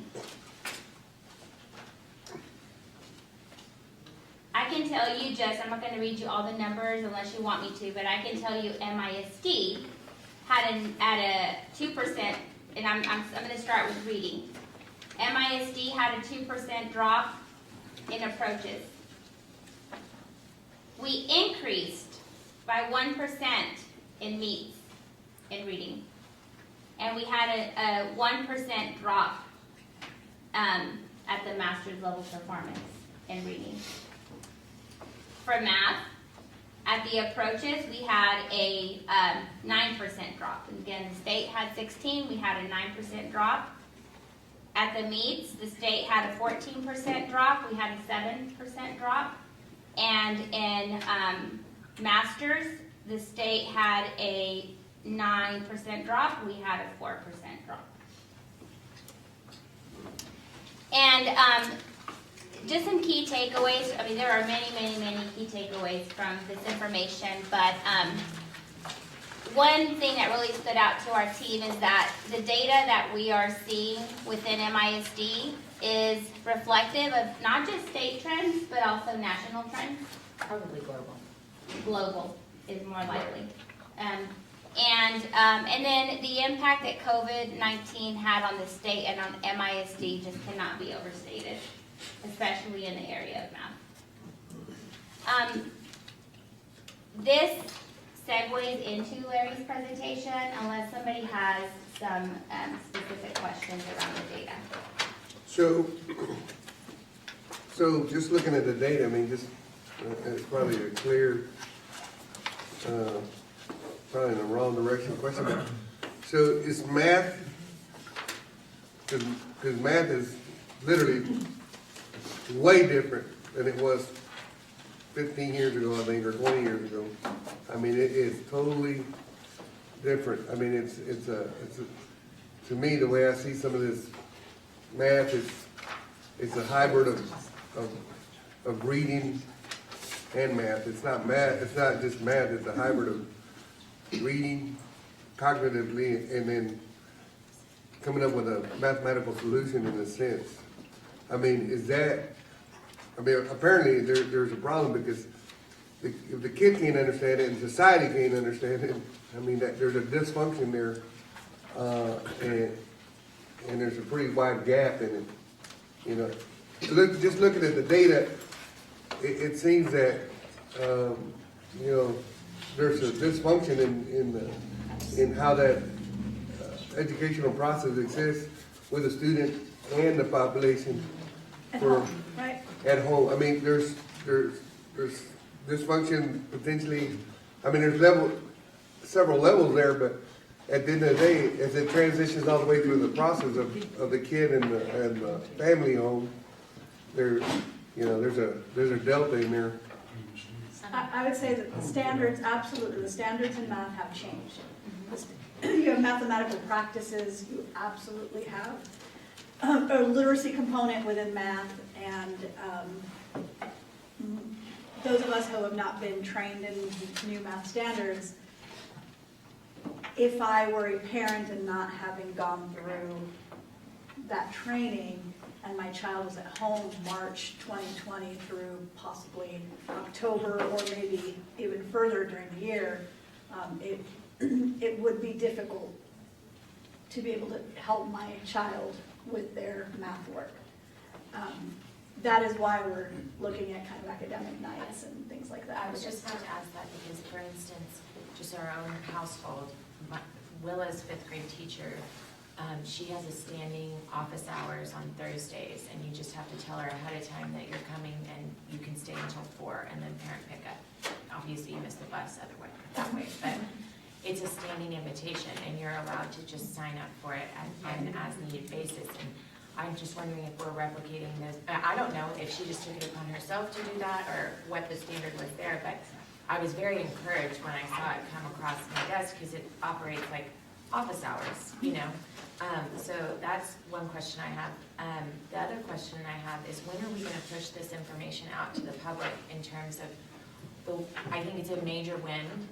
I really do think that we need to celebrate the fact that we want to do better, obviously, but the fact that we didn't go backwards in reading, which has been such an emphasis of the district, and then also accept that we fell behind in math, let the city know, and I'm just wondering how we're going to communicate that to parents and public and celebrate a win and maybe not a giant. So I'll take the first one.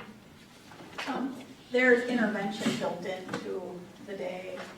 That's why intercession is so important for those students that need those additional 4 days.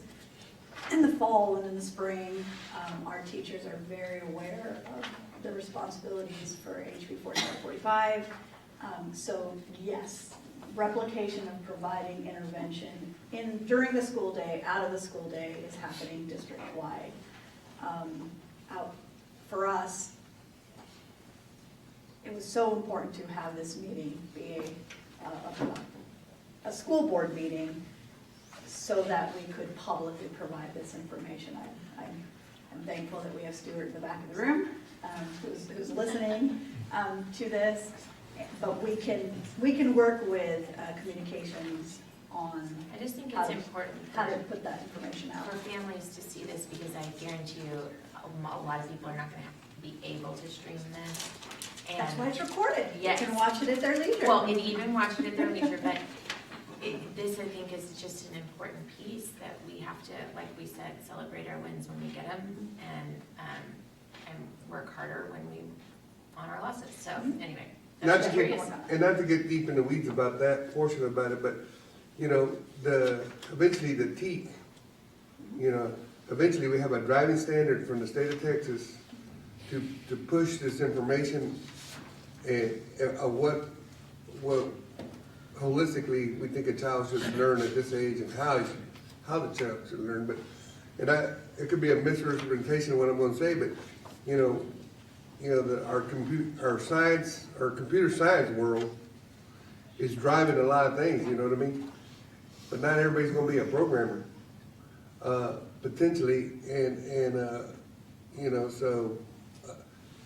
I think holistically, people understanding how this what the state wants in a sense holistically, might serve people to know that, hey, listen, the reason, because a lot of people, that's all I hear is, well, why do we have to do this kind of math, you know what I mean? And I think people need to understand that we're trying to educate somebody for the future, and potentially that's what we see as the future, the logic versus the reading and mathematical skills all combined together and coming out with that. But it's a heck of a challenge for people. So anyway, I'll continue. I think the glaring thing to me is, when I got on the school board, we had this horrible rating of Bilingual ISD as compared to the state. And now we're tracking the state, especially in math, and we're not far behind in reading. So now, let's get our momentum, and what we saw in the first half of the day tells us we're moving in. So now let's beat the state and let's get going. So that's kind of not that it was a good thing that they came back to us rather than us going up. We maintained, but now let's go beat them. Let's go do better. That's right. Well said. Okay, so that takes us into the last segment of our workshop, which we're going to go ahead and want to go ahead and, or, Yes, I can. This one or this one? The color. I just seen you have the manual out. Let's It's go. about that'll be for later, you can look back on it. You mean this will be for later? We'll have our- Yeah, I'll use that later, because if you see where I'm going with it, might not participate as well. All right, well, first of all, appreciation for the chance to come here today and visit with this board. I've got a lot of close relationships with, I've been working with Lone Star Governance with this board since 2016 in one format or another. And so I always appreciate the opportunity to come in front of you and talk about Lone Star Governance. A couple of things that I noticed through your presentations, and one thing, I do two things at the Service Center. I work half-time. One of them is board training. The other thing is I run a little superintendent prep program for people within our region that want to be superintendents. Put several through from Midland ISD. I've got a couple of them in my course right now. And one thing that I always tell them is that you need to learn this as a superintendent. If you're the smartest person in the room, you're in the wrong room, right?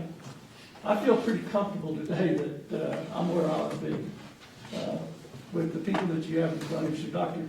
Ramsey, congratulations on the team that you put together. Excellent in what they do. And I'll tell you off the bat, my expertise, superintendent for 14 years, my expertise in this room deals with the system of Lone Star Governance. And so the direction I can give you is the intent of Lone Star Governance, the theory behind it. And today I want to talk specifically to the board and the superintendent, but I want my central administrators keep their ears open too, because they have a big part of it. But I'm going to mention this probably a couple times during the presentation. Lone Star Governance is a governance system. It's about the superintendent and the board. And everything that you've gone through a workshop now, I guess, twice, started back in 2016, you were kind of voluntold to go through it back in, for those that weren't in the board and Dr. Ramsey, back in 2016, they didn't make you take it, they just told you, you know, we're not going to pass your turnaround plan unless you go through Lone Star Government. So that's why I say you were voluntold to go Well, through we it. volunteered first, and had already agreed to do it, and then we were voluntold that we had to. I was waiting for that. Yes, I recall. Well, see, those are the intricacies I don't know. I just know that there were a group of schools that were voluntold eventually to go through it. But I do believe this is a true statement that they didn't voluntold you to implement it necessarily. It may have been an expectation. But I don't think anywhere along the way, other than schools that they've taken over, with a monitor or whatever, that they've made anyone go through the implementation process. And it's just not a process that you can mandate. And so I'll just say this, kudos to your school district for working with it since 2016. We did another workshop in 2018. I've done some work with you on your candidate forums. Rick and I did one a couple of years ago, I guess. I did another one before this last deal, and then was able to pick up Dr. Ramsey and your two board members in the last, I guess it was it May we went through that? When was that? Time gets away from me, but anyway. It was in the spring. That's kind of the experience I've had with Midland ISD. I'm not going to sit here and tell you I know about your implementation, but that's what we're going to do today. We're going to look at it. We may have more questions when we're finished than answers.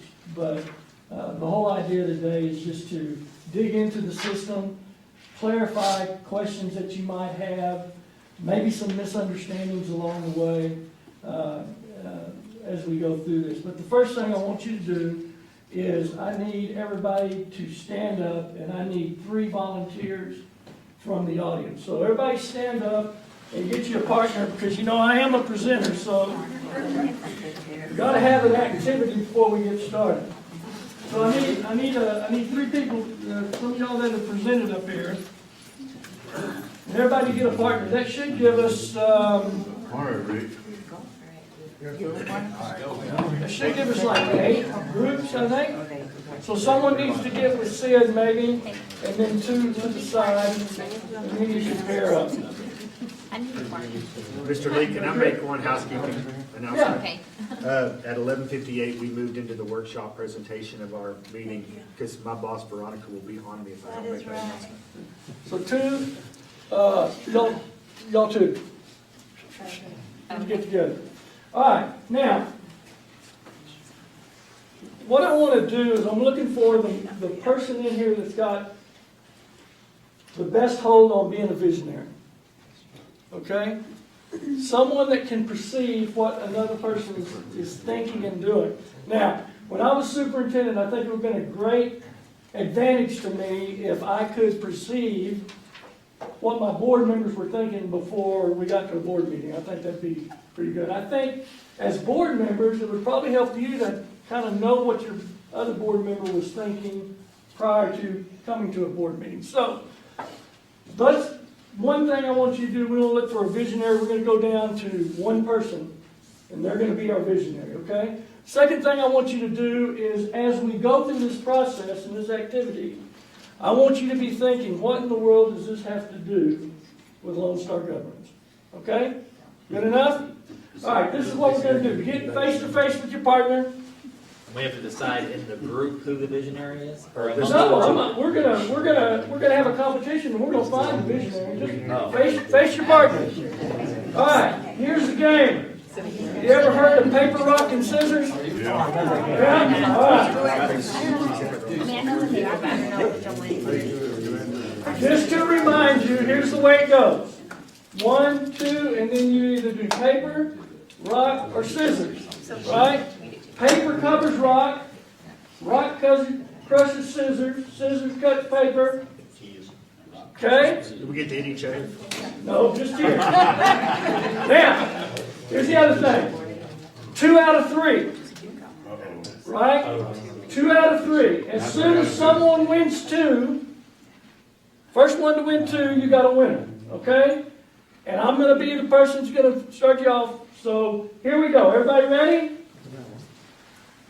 Go! Hold it! Don't keep going. Okay, if you tied, that's fine. If you won, then that's 1 for you, right? Ready? We have kids. We knew, we just kept going. You get the 2 out. Ready? Go! One more. Tiebreaker. You won? You got a winner here. If a group has a winner, just raise your hand. Y'all got a winner? Right here. Ready? Go! Paper covers rock? Yes. Y'all got a winner? No. Got a winner? Got a winner? Okay. Y'all don't? Ready? Go! Okay. There, you won. You got a winner? Got a winner? Got a winner? Hold it. Yeah, but now you won and I won. Ready? Go! Ready? Go! We can't, Ready? we did the same. Go! Uh-oh. All right, now, here's the way we play this. Here's the rest of the game. If you weren't successful, sing. Now, I would never ask you to, I would never ask you to badmouth the person you just beat, but if you want to get a little loose inside. A lot. All right, now. All right, pair up again. Everybody ought to have a new partner somewhere. Oh, see it. Letty? Round 2. Sorry. Are we ready? Ready, go. Ready, go. One. 1-1. Ready, go! What is that?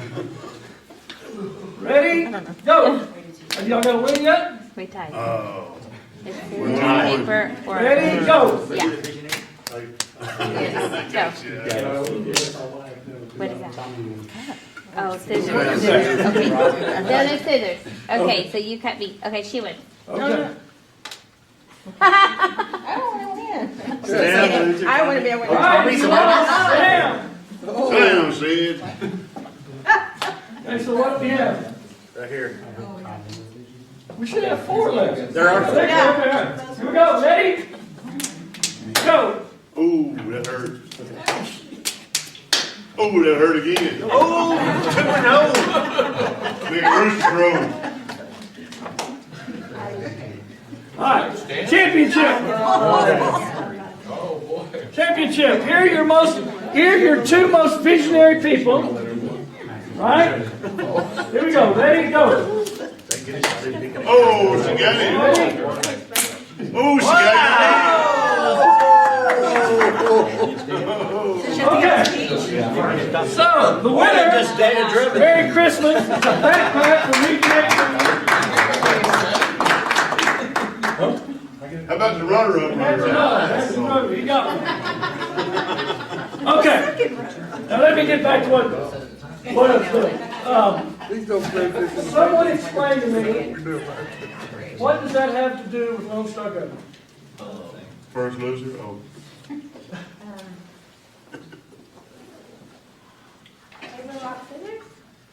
That activity, what does it have to do with Lone Star Government? As you reflect back on Lone Star Government, Anticipating the move. anticipating the move, okay, that might be possible. What else? What does that have to do with Lone Star Government? A guesstimation on what everybody else is thinking. Yeah, it might.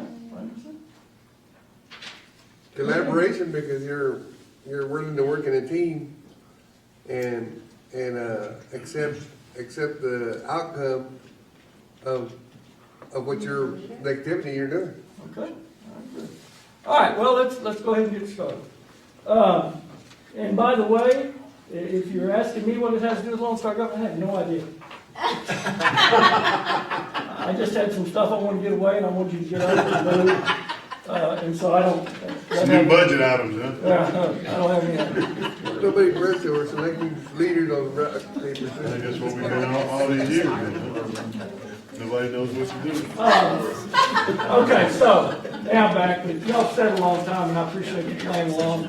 And I know when you get people up, some people hate it, some people love it, but want to get your heart beating a little bit anyway. And I had those 2 things to give away, so there you go.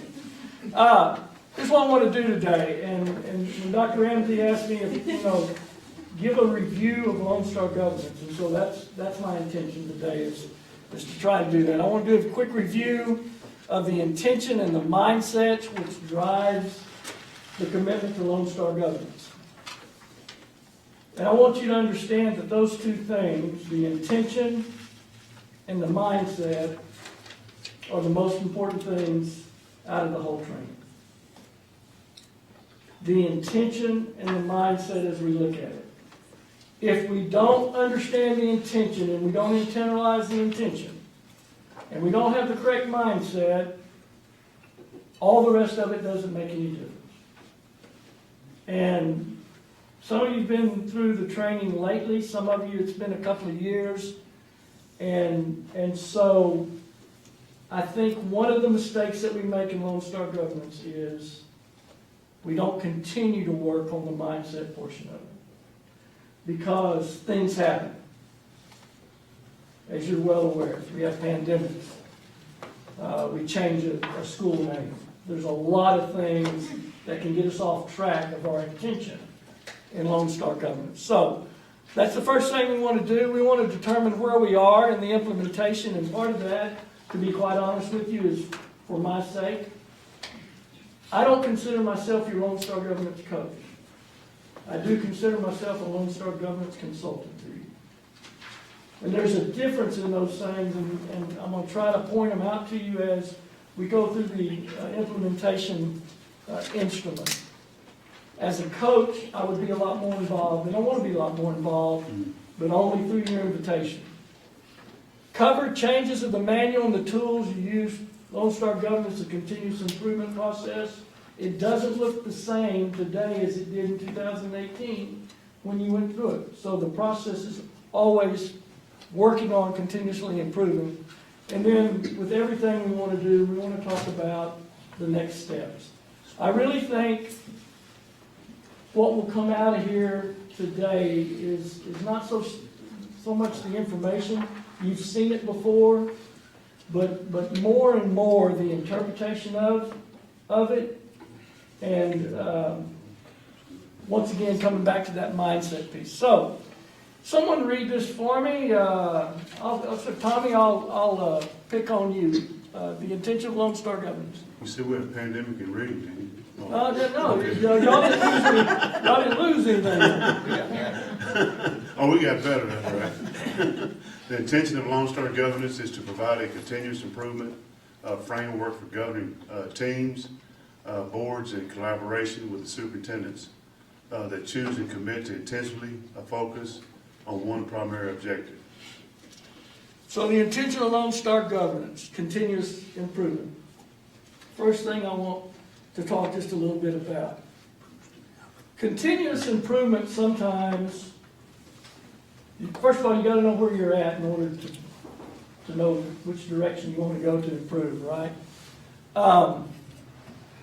And I think there's some consideration to that. You've already heard that some of our scores went down, some of them stayed the same. The pandemic has some impact in that. But sometimes we look at, I think when we think about Lone Star Governance, we're thinking about we're starting here and it's just a continuous climb until we get here. And then somehow we figure out a way to go a little bit further. And more, probably the way it happens more is that we come here, we come back here, we go here, we come back here. And we hope that the trend is like that. Because think about Lone Star Governance, the way that we started, Rick, back in 2016. Not all those people are around this table any longer. That has certainly changed since then a couple of times. And also your key staff members have changed also. And so sometimes that continuous improvement's not just a straight line, but it's more of a back and forth. And so I want you to keep that in mind. So someone fill in the blank for me. The intention of Lone Star Governance is to provide a continuous improvement framework for governing teams, boards in collaboration with superintendents, and I can't stress that enough. The system is about you, board, and about the superintendent. And yes, our support staff has to do a lot of the legwork, but the system that we're talking about, you're going to see through the whole implementation cycle that it says the board does this. And that's a part that has been missed.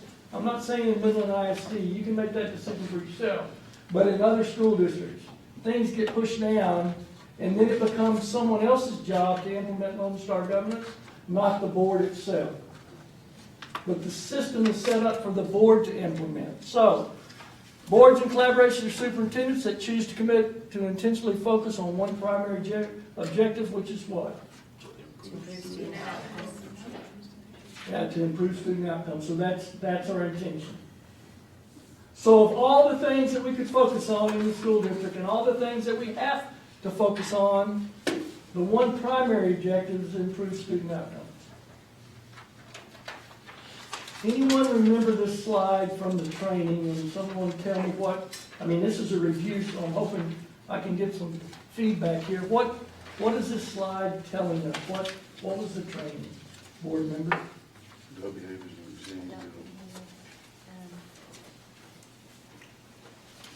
What does the slide depict?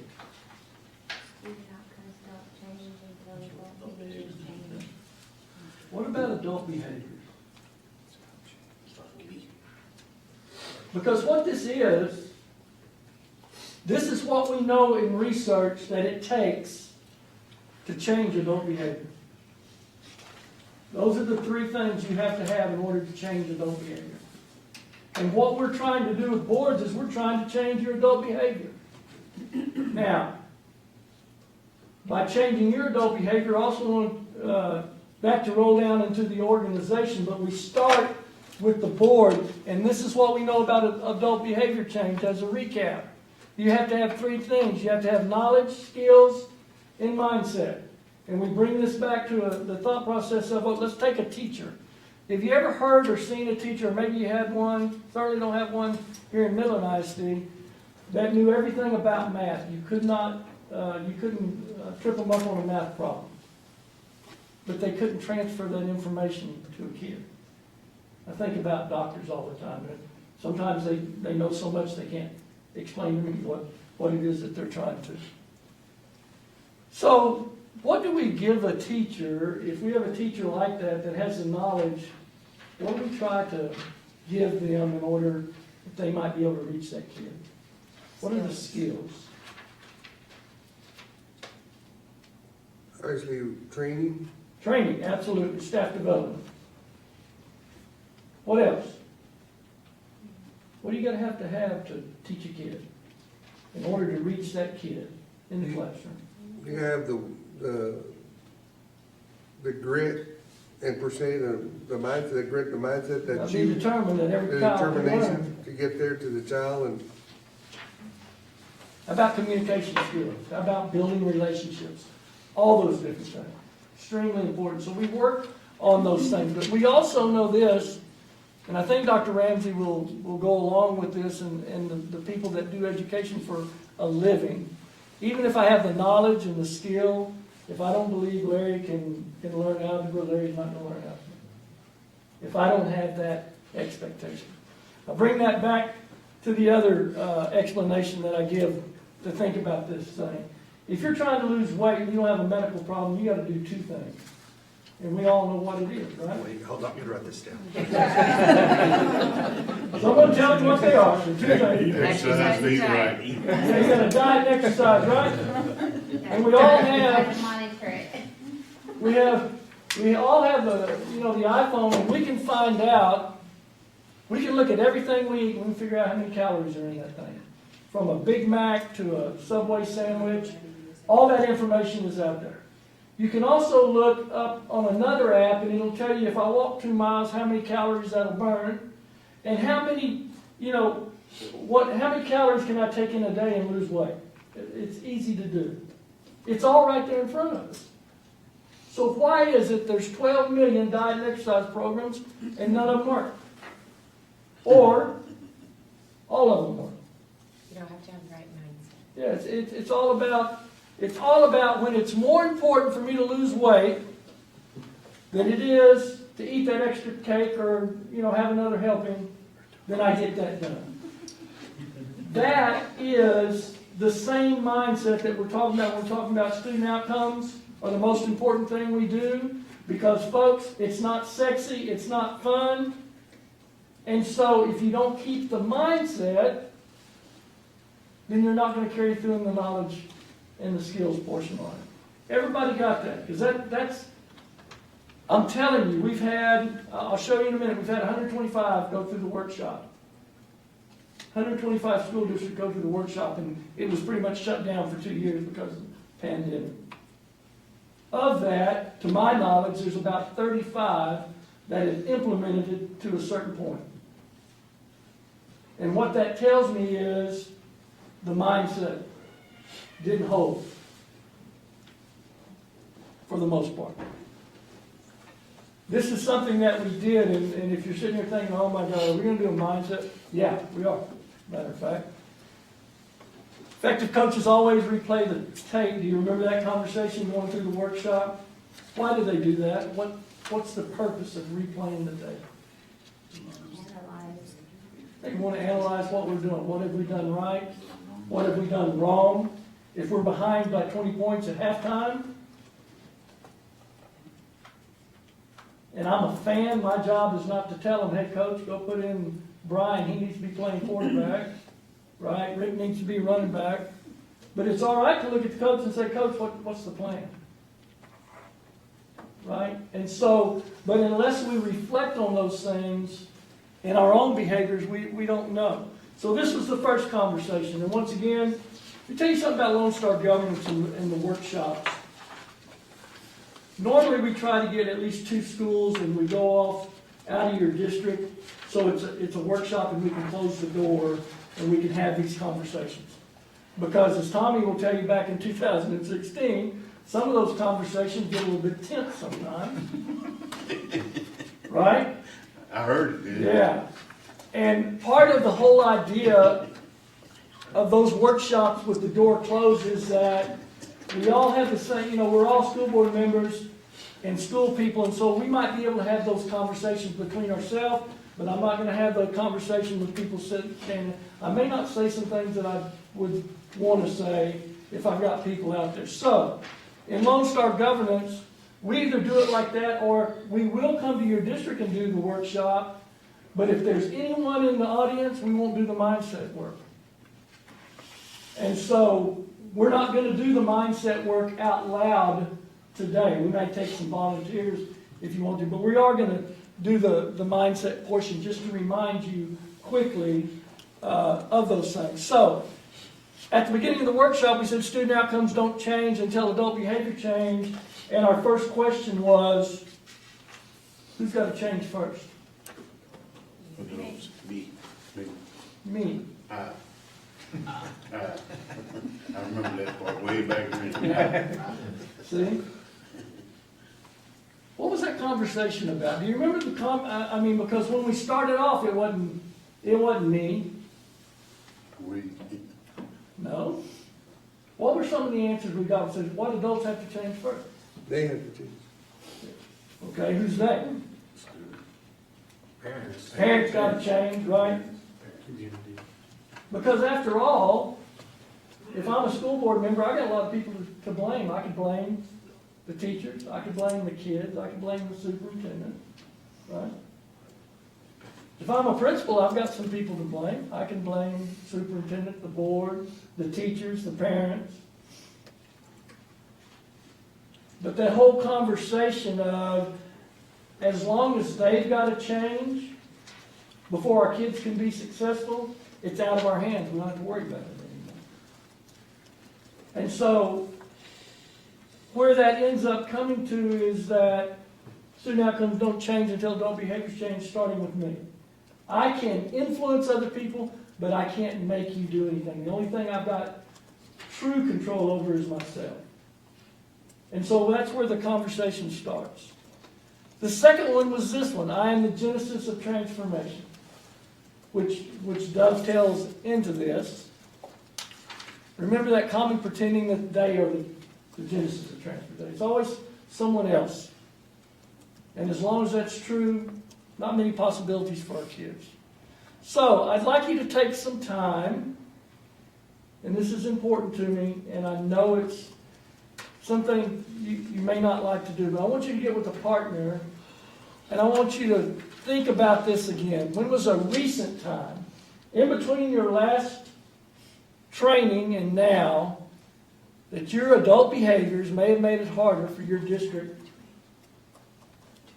to reach its vision? When was the time? We're not going to do it out loud, but I do want you to turn to your partner and have that conversation. When was the time that, as now I look back at it, I replay the tape, when was the time that my behaviors may have made it harder for your school district to reach its vision?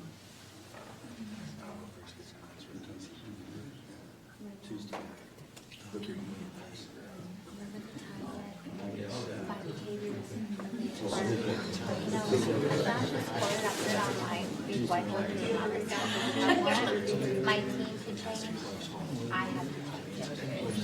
And I think I put that on there because there's been times where I'm like, I should do my work. Not this year, like before. I can't read. Say what?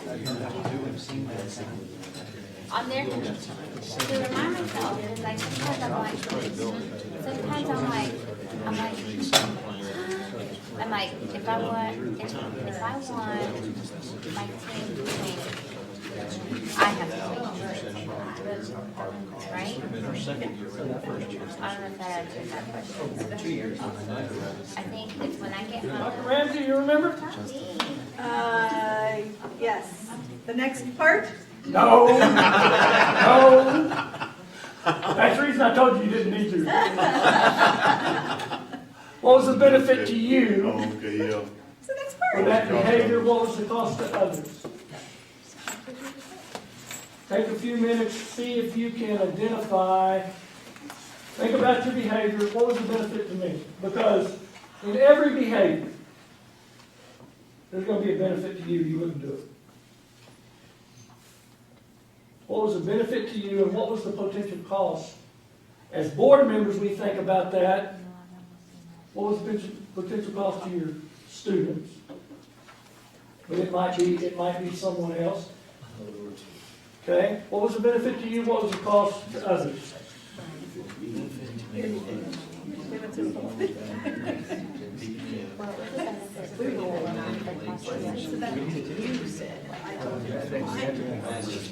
Yeah, we didn't address it right. So what was the benefit to me when what? When the reason that we keep saying it made it hard. The benefit to me was I got frustrated.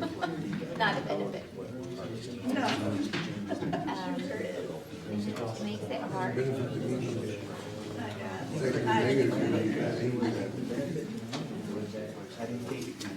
Once again,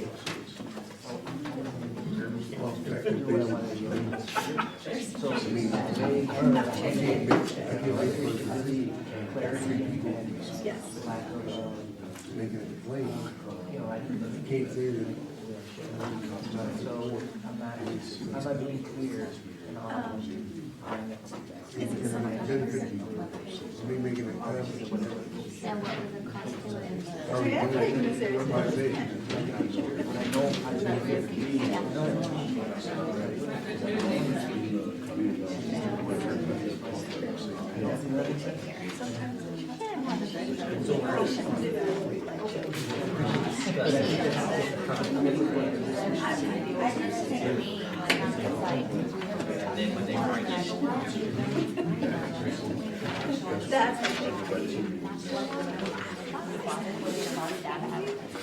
Three. Yeah.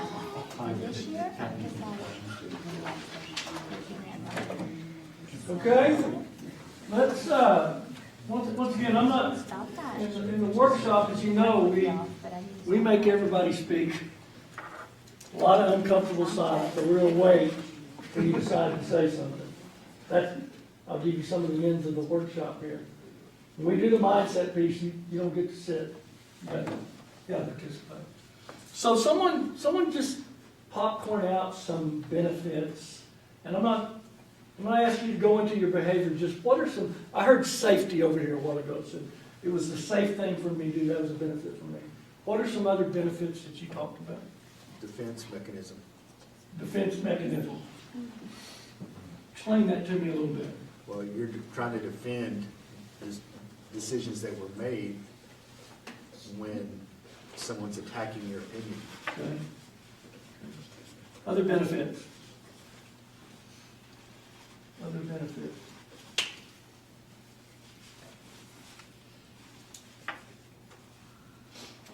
Benefit for me was getting a bunch of community members off my back. Okay. Time, anyone have benefit of time? That comes up a lot. It's just easier for me to do it. I didn't have to go through it. But then you weigh that against the cost. What are some costs that you talked about? The cost. And to whom? I think one of the cost in any isolated, I think in any a cost in any communication, especially obviously with your community, because I think that's the biggest impact portion, because you can have it a one-on-one, but the community is thinking that you're able to explain something sometimes without having, a week worth of time to sit there and explain it out. That's it. and doing a disservice in that short moment that you're potentially trying to explain something. I don't know if that makes sense or not, but. What I want you to do is to get in front of this, right?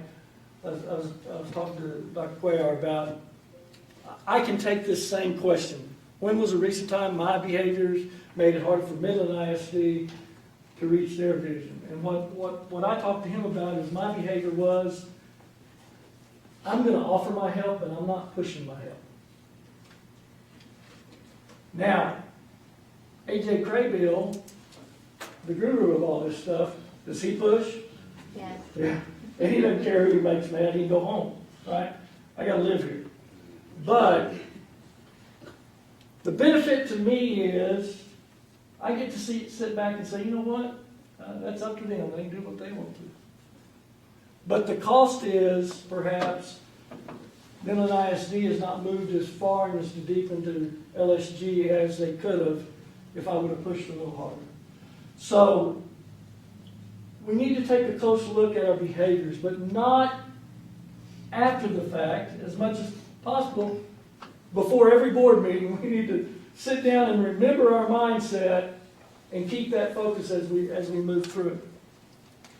Because we want to get to that new mindset that I'm the genesis of transformation. That creates new possibilities. Now, I'm in control.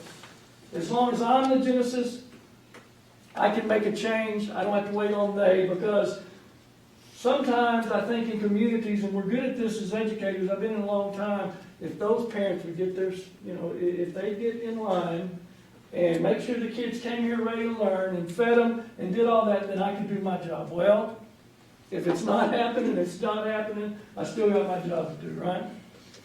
Okay, so that's the first mindset. Here's your second mindset, and this is a little bit more difficult. Tommy had fun with this back in 2016. Integrity equals access to goals.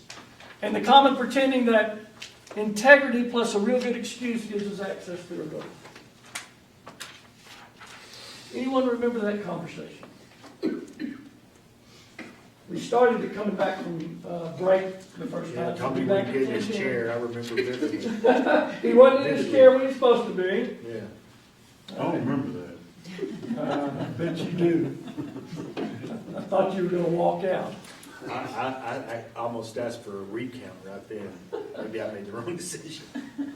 All intentional, right? All intentional in a workshop. Everybody remember that standard of integrity? And once again, here's the thing that we don't say in the workshop, which I wish we would say in the workshop, and I do a little bit better in mine than AJ does because he wants to push the envelope. We're not talking about your individual integrity, but we're talking about the integrity in your behaviors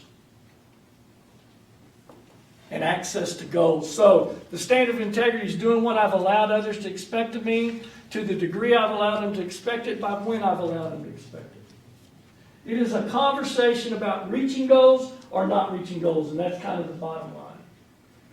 We talked about the spokes in the wheel. What do the spokes do? They give the wheel integrity. What happens if we lose a couple of spokes?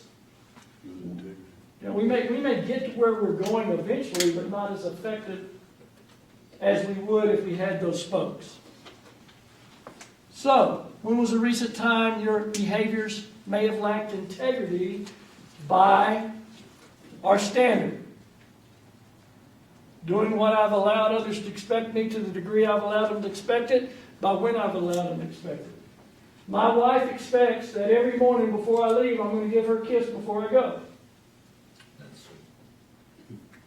I didn't do that this morning before I left. I think she'll still be there when I get back. But it might be a spoke. You miss a board meeting. Maybe you have a good excuse.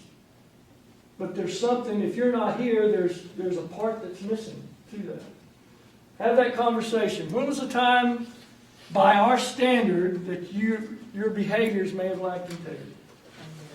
Steven went to bed last night and I was my homework and he Veronica always in bed and I'm mad at him. Yes. He always tells me that you're No. Now, I did have my noise canceling beats on, so I'm gonna just make sure. We have a lot of. I was in the office. I was in the office working. You're, And then I realized all the lights were off. well, read the standard. You didn't even tell me. This is what I have. Good night. Others expect. So you Degree I have. But he never does that. Now also too, he used to take Red's baby a lot to sleep. So, I might maybe you didn't answer an email. You told him that you thought you'd answer So about certain when was things. the recent time your behaviors may have lacked in Did you allow them to expect that? That's a hard question. While you're at it, Or you're allowed to. add that other layer. Go for it. With that behavior, what was the benefit to you? What was the cost to others?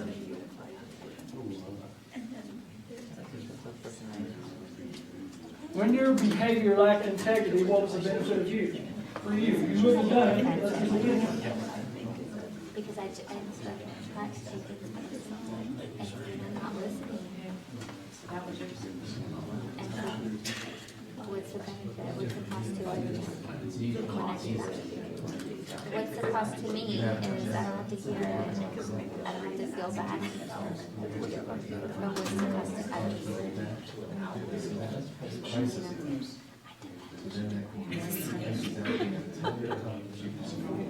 nicely. And I was like, no, hold on.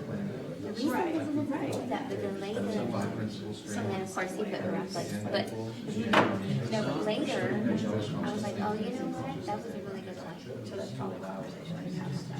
It really was, and usually it always is. So, I was like, so I think, the benefits. I mean, I don't know.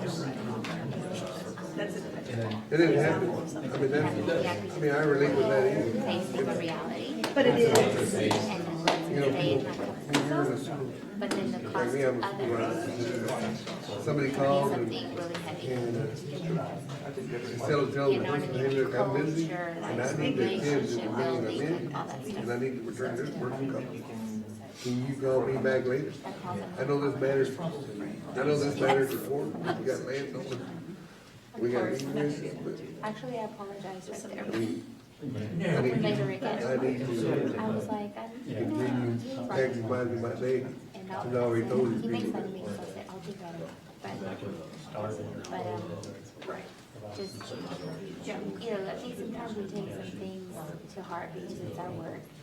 So if the conversation is, when was a recent time behaviors may have lacked integrity? Once again, I want you to drill down on the fact that we're not talking about your individual integrity. That, you know, that may be a conversation you need to have with your pastor, but it's not for me.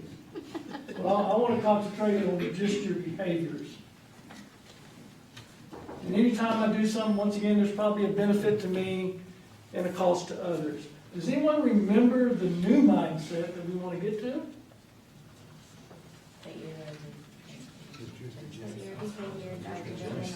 Transformation. Integrity is our access to gold. And so if we miss a school board meeting, you might have a real good reason, but that doesn't mean that there's not a benefit to you and a cost, and you may have weighed the benefit and the cost and decided it's the right thing to do. All I'm saying, if you're not in the seat, there's a cost somewhere in any on our behaviors. And so, once again, that's more about reaching your goals or not reaching your goals. I want to bring that conversation back to you when we talk about the integrity instrument. Because we can look at the integrity instrument and we can kind of chase points best we can. Or we can look at the integrity instrument and say, well, that's what the criteria says. Are we really doing that? Or are we chasing points for the end result? And there's nothing wrong with the points. But I tried to get rid of them, but they didn't go with me, so just so you know. Here's another conversation that we have. Presence and patterns, habits. What's the first thing you need to know in order to change a habit?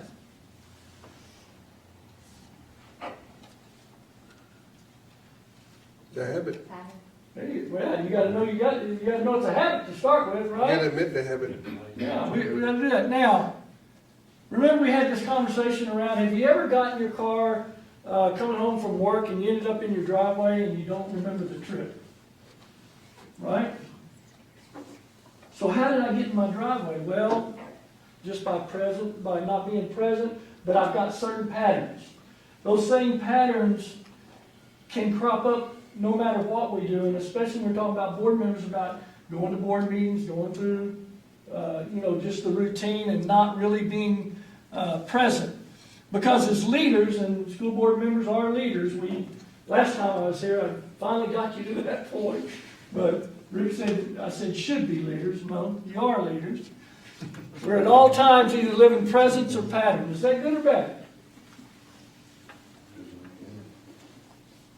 I told a story, and I think in the workshop, that I left Abilene, been in a workshop all day long, and I went to San Angelo where my house was at the time, and I couldn't remember about 2/3 through the trip. I couldn't remember if I went through Braun or not, and that's the only half-decent town in between Abilene and San Angelo, if you go that direction. Is there anything wrong with that? Yeah, you're daydreaming. Your mind, obviously, your mind is not on the current task, which is probably one of the most dangerous tasks people do every day, which is take a vehicle and drive it 70 miles an hour down the road. Yeah, but I got in my driveway. I made it home. Yeah, but that's by luck and chance, not by skill and attention. What might I have missed along the way? Wrong? Huh? The red light. Oh, that deer you ran over? Yeah. Maybe a person by the side of the road that really needed some help. And so when you have that conversation, most people come to the point and say, well, that's dangerous. You weren't paying attention. You could have hit someone could have stepped out, or you could have. That's one side of the conversation. The other side of the conversation is, what else might I have missed? I might have missed something unbelievable. I might have missed an opportunity along the way because of that. And so the question to ponder for school board members and school people are my patterns getting me where I want to go, creating the school system I desire? If they are, keep doing it. If you want something new for you, then you've got to step out of it. It's kind of like breathing. Thank God we do that without thinking about it. But we can change our breathing patterns by being present. And so as we come into school board meetings, one of the things I want to talk about is keep that in mind, that we've got to be present. Okay? Anyone remember this? This is the research in a real condensed version of everything that we know about governance, not only in the state of Texas, but across the nation. Someone walk through that with me. What does the research say? You need to be versed in this, school board members. Lone Star governance belongs to you. And I know some of you know more than you're talking about. Walk me through the research.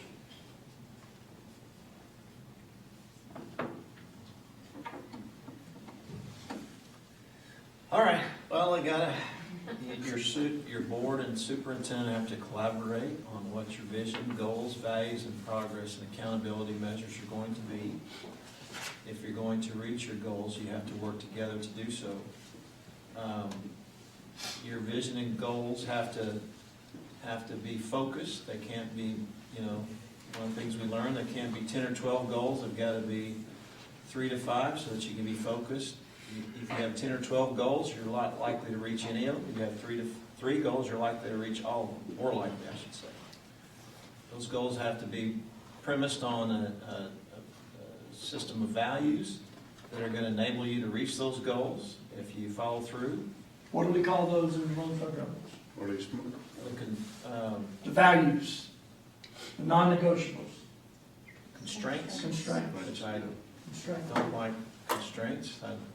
but I've learned to accept it. Sort of. I don't either, but I've learned to accept it. And then progress accountability, you have to know if you're making progress on achieving your goals, utilizing your values, and if you're not, then you need to hold yourself accountable, make adjustments, and figure out, as you said, what you've been doing right and what you've been doing wrong, particularly what you've been doing wrong. Although what you're doing right is equally important, I guess. You got to set the student outcome goals. I think I've covered that. Identify the non-negotiables, and then you monitor progress. And then if you successfully do that, then you should have improved student outcomes. Bother you at all for Rick to stand up and explain Lone Star governance to your community? Absolutely not. No. No, his name was on the back of the book for a while. Yeah. Now, we may not all be able to do it like that, It's on the front of the book now. but I can promise you that's not above You're picking him. your possibility. Because very basically, exactly what he said, research says that board and superintendents, they collaborate on certain things. Research says that's a behavior that improves student outcomes. Now, I'm not going to sit here and tell you we've got a ton of research on school boards, because we don't. It's a fairly limited amount. But we know there's a correlate between board and superintendent's collaboration, and I always felt like that as a superintendent. As long as we were together with my board working towards something that was good for kids, it seemed to go a lot better. But it's nice to have the research that proves that. Vision and goals, not any goals, but specific goals. If you can't measure it, it don't count. Everybody wants to enhance student engagement. Sometimes that's hard to measure. We want more community engagement. That's hard to measure. Reading, not so hard to measure. And so they're specific. We set goals. We identify for our superintendent, at least this is the thought process behind constraints, is that we tell Dr. Ramsey, go get those goals and do anything you want to do, but don't do these things because that's what we value here at Midland ISD. And I don't remember all your constraints, but I know one of them is PLCs and different things like that. But then we monitor. Which is don't fail to do those things. So that's No, why the yeah, word do not. constraint is so frustrating. Yeah, never mind. Says the attorney. That's not going to help my presentation either. And then we monitor that progress, just like we do in a football game. It's kind of like watching the scoreboard. Guys, we're not asking you to absorb everything you heard from these people here today. Very impressive, but if I gave you a quiz over it, if I gave myself a quiz over it, and I know the business, wouldn't do very good on it, right? And so you keep your eyes on the big picture, the ends, not the means, and so you monitor that progress, and just like Rick said, are we moving forward, are we staying the same, or are we moving backwards? That's what the research says. All right.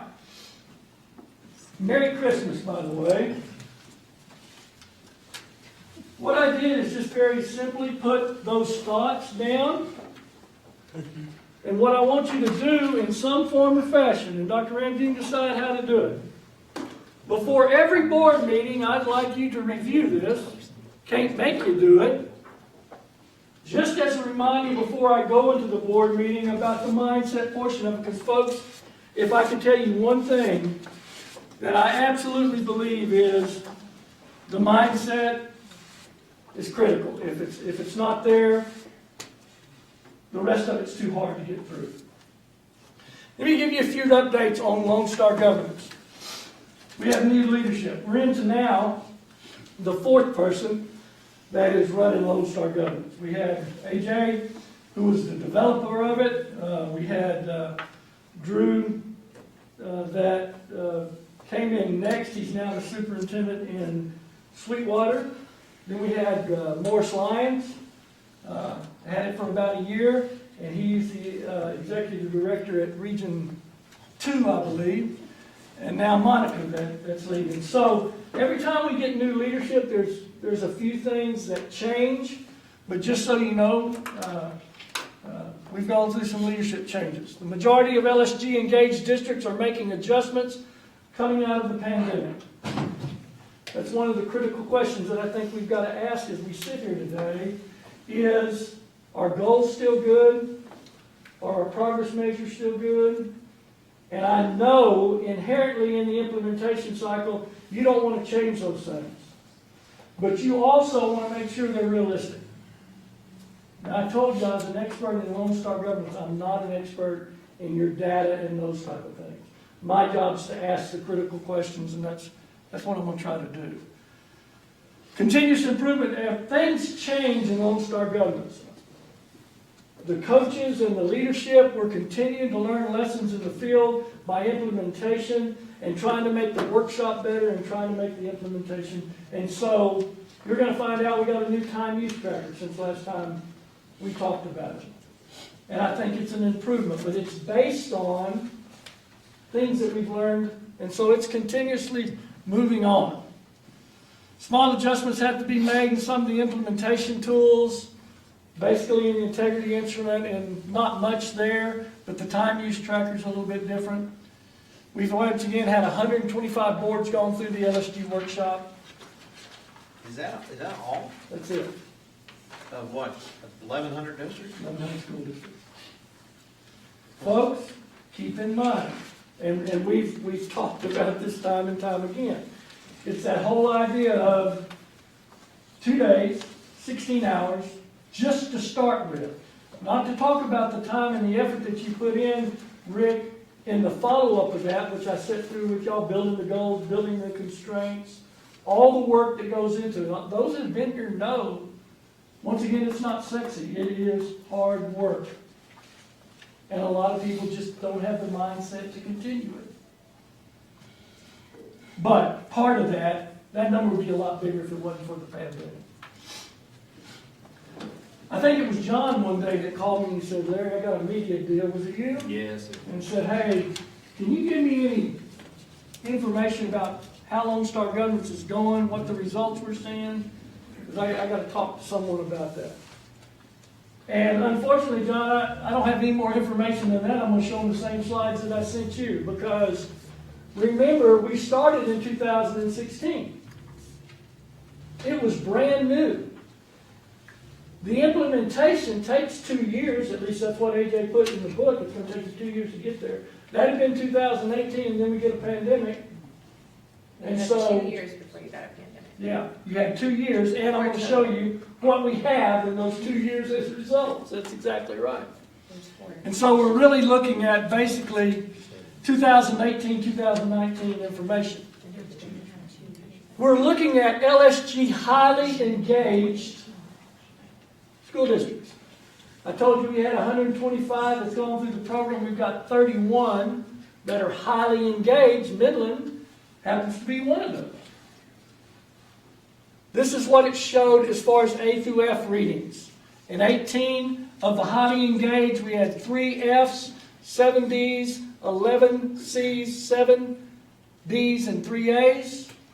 In 2019, of those highly engaged districts, we had 0 Fs, 0 Ds, 12 Cs, 16 Bs, 3 As. We're one of the Cs. We're the A's. This is for Lone Star Governance, not for our district. Highly engaged change in accountability scores. Total scores, domain 1, star results, CCM&R, graduation rate, domain 2, growth, which took a dip, and we're still scrambling to try to figure out why that is. Relative performance went up, domain 3 went up. That's 2018 to 2019, considering highly engaged school districts. Here are your 31 highly engaged school districts, what they scored by grade, what their actual score was, scale score was, in 2018 and 2019 in the comparison. Midland ISD was a C. In 2018 with the 71, they were a C.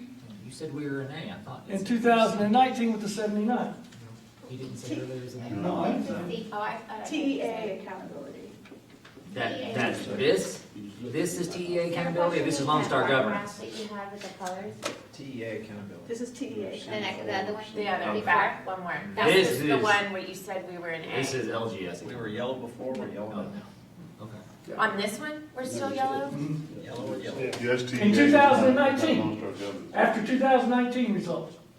All this is gonna be lag results, you understand that, because it takes a while to get to those. No, he never said. No, I never said anything about, I'd love I'm to say sorry, I more, but thought I heard you say there were only 3A, and we were one of them, but anyway, go ahead. Man, we were one of the 30. 31, we just wanted 31. Okay, I apologize, my misunderstanding. Okay. Sorry for the confusion. that's really the only thing I can glean from them about specifically Lone Star government. And that's pretty impressive for one year's growth. Unfortunately, it's going to be a while before we can run the rest of it, and then you got to take into consideration, just like you're going to do the pandemic and things like that. Year-over-year point increase in the accountability scores, LSG districts versus non-LSG districts. Non-LSG districts, total score went up 3, LSG went up 10. Student achievement, non-LSG 4, LSG 8. School progress 4, non-LSG 10. Closing the gaps 2 to 9. Now, I don't know what floats your boat, but for me, that's pretty good trending information as far as LSG is concerned. All right, so implementation instruments. Here's what I want you to do. I want you to turn to page 22, right? And I want you to get a partner, and I want you to read through the manual. Mine looks like this. First, it'll say Vision and Goals 1 at the top. This is the implementation of the research that you do on your quarterly progress tracker. But here's my concern. I don't know how often you look at it. I don't know how you interpret it. I don't know if you have questions on it. And then I have some critical questions I want to ask you. So, with your partner, I want you to read through it. That's the easy part. Are there any questions? What questions do you have about Vision 1 and goals so I can answer those? And then I'm going to ask you just real quickly, where are we on Vision and Goals 1? So, there you go. Take Visions in 1, read it. See if you have any questions about it. Talk about where you think we are in Vision and Goals 1.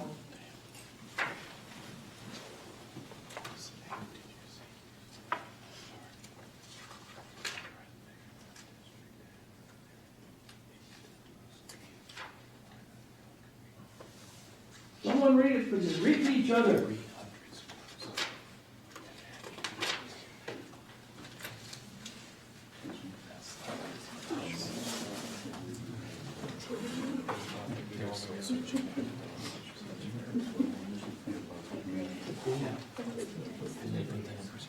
We're consistent.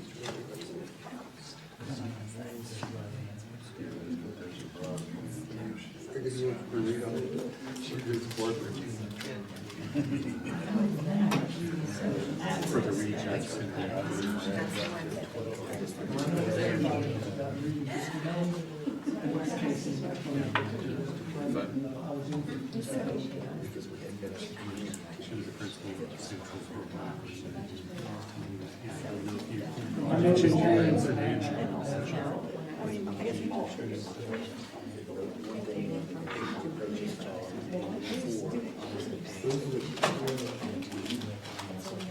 Hey, Larry, Yes. I think Rick made a great point.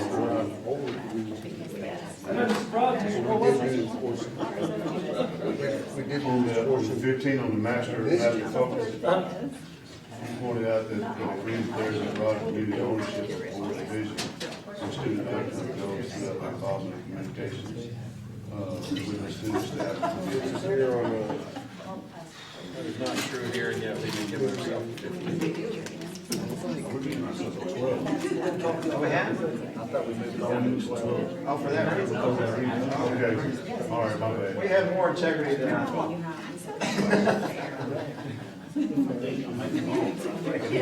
Whatever was in the last one. In practice, interpersonally.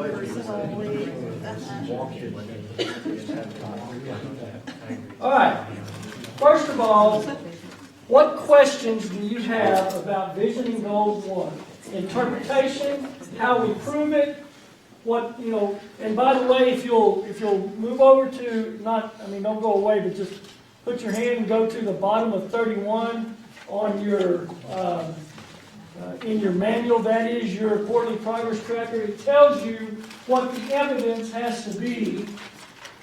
How do I prove that I did that? Some of it's going to be maybe by board action. Some of it might be doing a proclamation. There's different ways. But one thing I want to try to settle into you today is there's proof for all these things. And we really need to be keeping the evidence, because as we move forward, in order to get on the leaderboard or accept their points, if it's not verified and have evidence with it, they're not going to accept it. So, and that's the other thing that we want to talk about. We want it to make sure that we're implementing it with fidelity. So what questions on Vision and Goals 1? Well, and the column approaches focus 4. Yes? When we redid our goals this last year, we went with a 3-year plan because we knew that COVID had changed our targets, or we're going to change our targets, so we didn't implement a 5-year goal. We did 3 years. And so does that hurt our... What does Vision and Goals 1 say? The third target on mine. A 5-year deadline for a month and a year. And we did a 3-year deadline, I believe. Yeah, and once again, I'm going to explain to you a little bit why things change.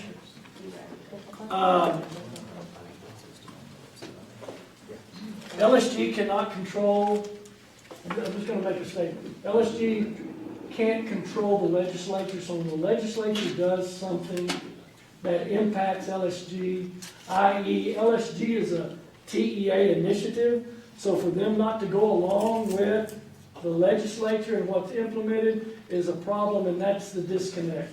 It was always 3 to 5 with LSG, but then they came back and did the 5-year, and so now with House Bill 3, you've got to have 5-year goals. And you want your goal progress measures to run the same amount, and so we would want to move to 5 years when we can. And once again, if that's the best practice, then that's all right. Other questions about student outcome, goal 1? Speaking of proof, how do you prove, and we're not there, believe me, that's why I'm asking the question, that even if we, quote, think we're there, and even if we think we eventually get there, what proof would there be on Master Focus 15, last box? Agree there is broad community ownership of the board's vision and student outcome goals through involvement and communication with students, staff, and community members. I think you can prove that you have communication, but how do you prove that there's broad community ownership? I think there's a couple of ways. Number one, the question I would ask as a coach is, what evidence can you give me of your attempt to do that? Yeah. Right? And then, if I go down to your elementary school teacher that's teaching 3rd grade reading or 4th grade reading and ask them, what's your goal for 4th grade reading this year? As by the way I've done in some of the districts, or ask the principal, what's the board's goal? And what goal progress measure are you working on? And they don't know what I'm talking about? That's proof of the other direction. And so, Rick, this is one of those things in Lone Star governance that I'm not going to have a good answer for you, but from what I've seen, I know that there's schools out there that have performed certain tasks in a way of getting in their community and explaining Lone Star governance with them, and that when they talk it, your community begins to understand why and what it is, and your staff understands and knows what it is. And I'll be honest with you, in Midland, from what little evidence I had over the last couple of years with getting down into the grade levels, if your people that are teaching don't know your goals and progress measures, you have no chance for your goal to move forward. And I've seen that. Not across the board, I'm just saying, when I talk to a principal, they go, yeah, I know they got those goals, I'm not real sure. Goals aren't moving anywhere unless you're pushing on the progress measure, and that happens down below. Here's a few critical questions that I have for you, and I think you could pretty well figure this one was going to come up to begin with.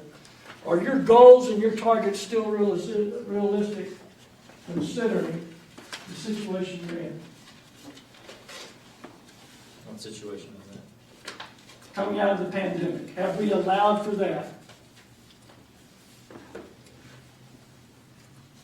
And that's open to staff and that's open to board. Now, keep in mind that who is the ownership of the goals? The board has ownership of the goals. So it's your final decision in collaboration with your superintendent and staff. So we're gonna lower the bar for I'm expectations for our not students? suggesting either. I'm just saying the pandemic is a truth. Well, we saw that our reading was, Yeah, it's a question. I know, He's not providing the answer. it's a discussion, right? It was rhetorical? I misunderstood the assignment. Yeah. Well, it is, I mean, it's an open-ended question.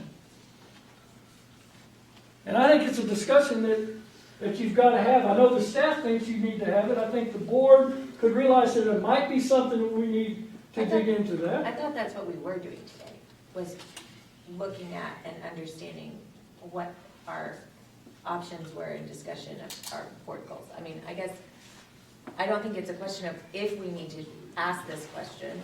We are asking the question, I thought, today, and working on that. That is my understanding.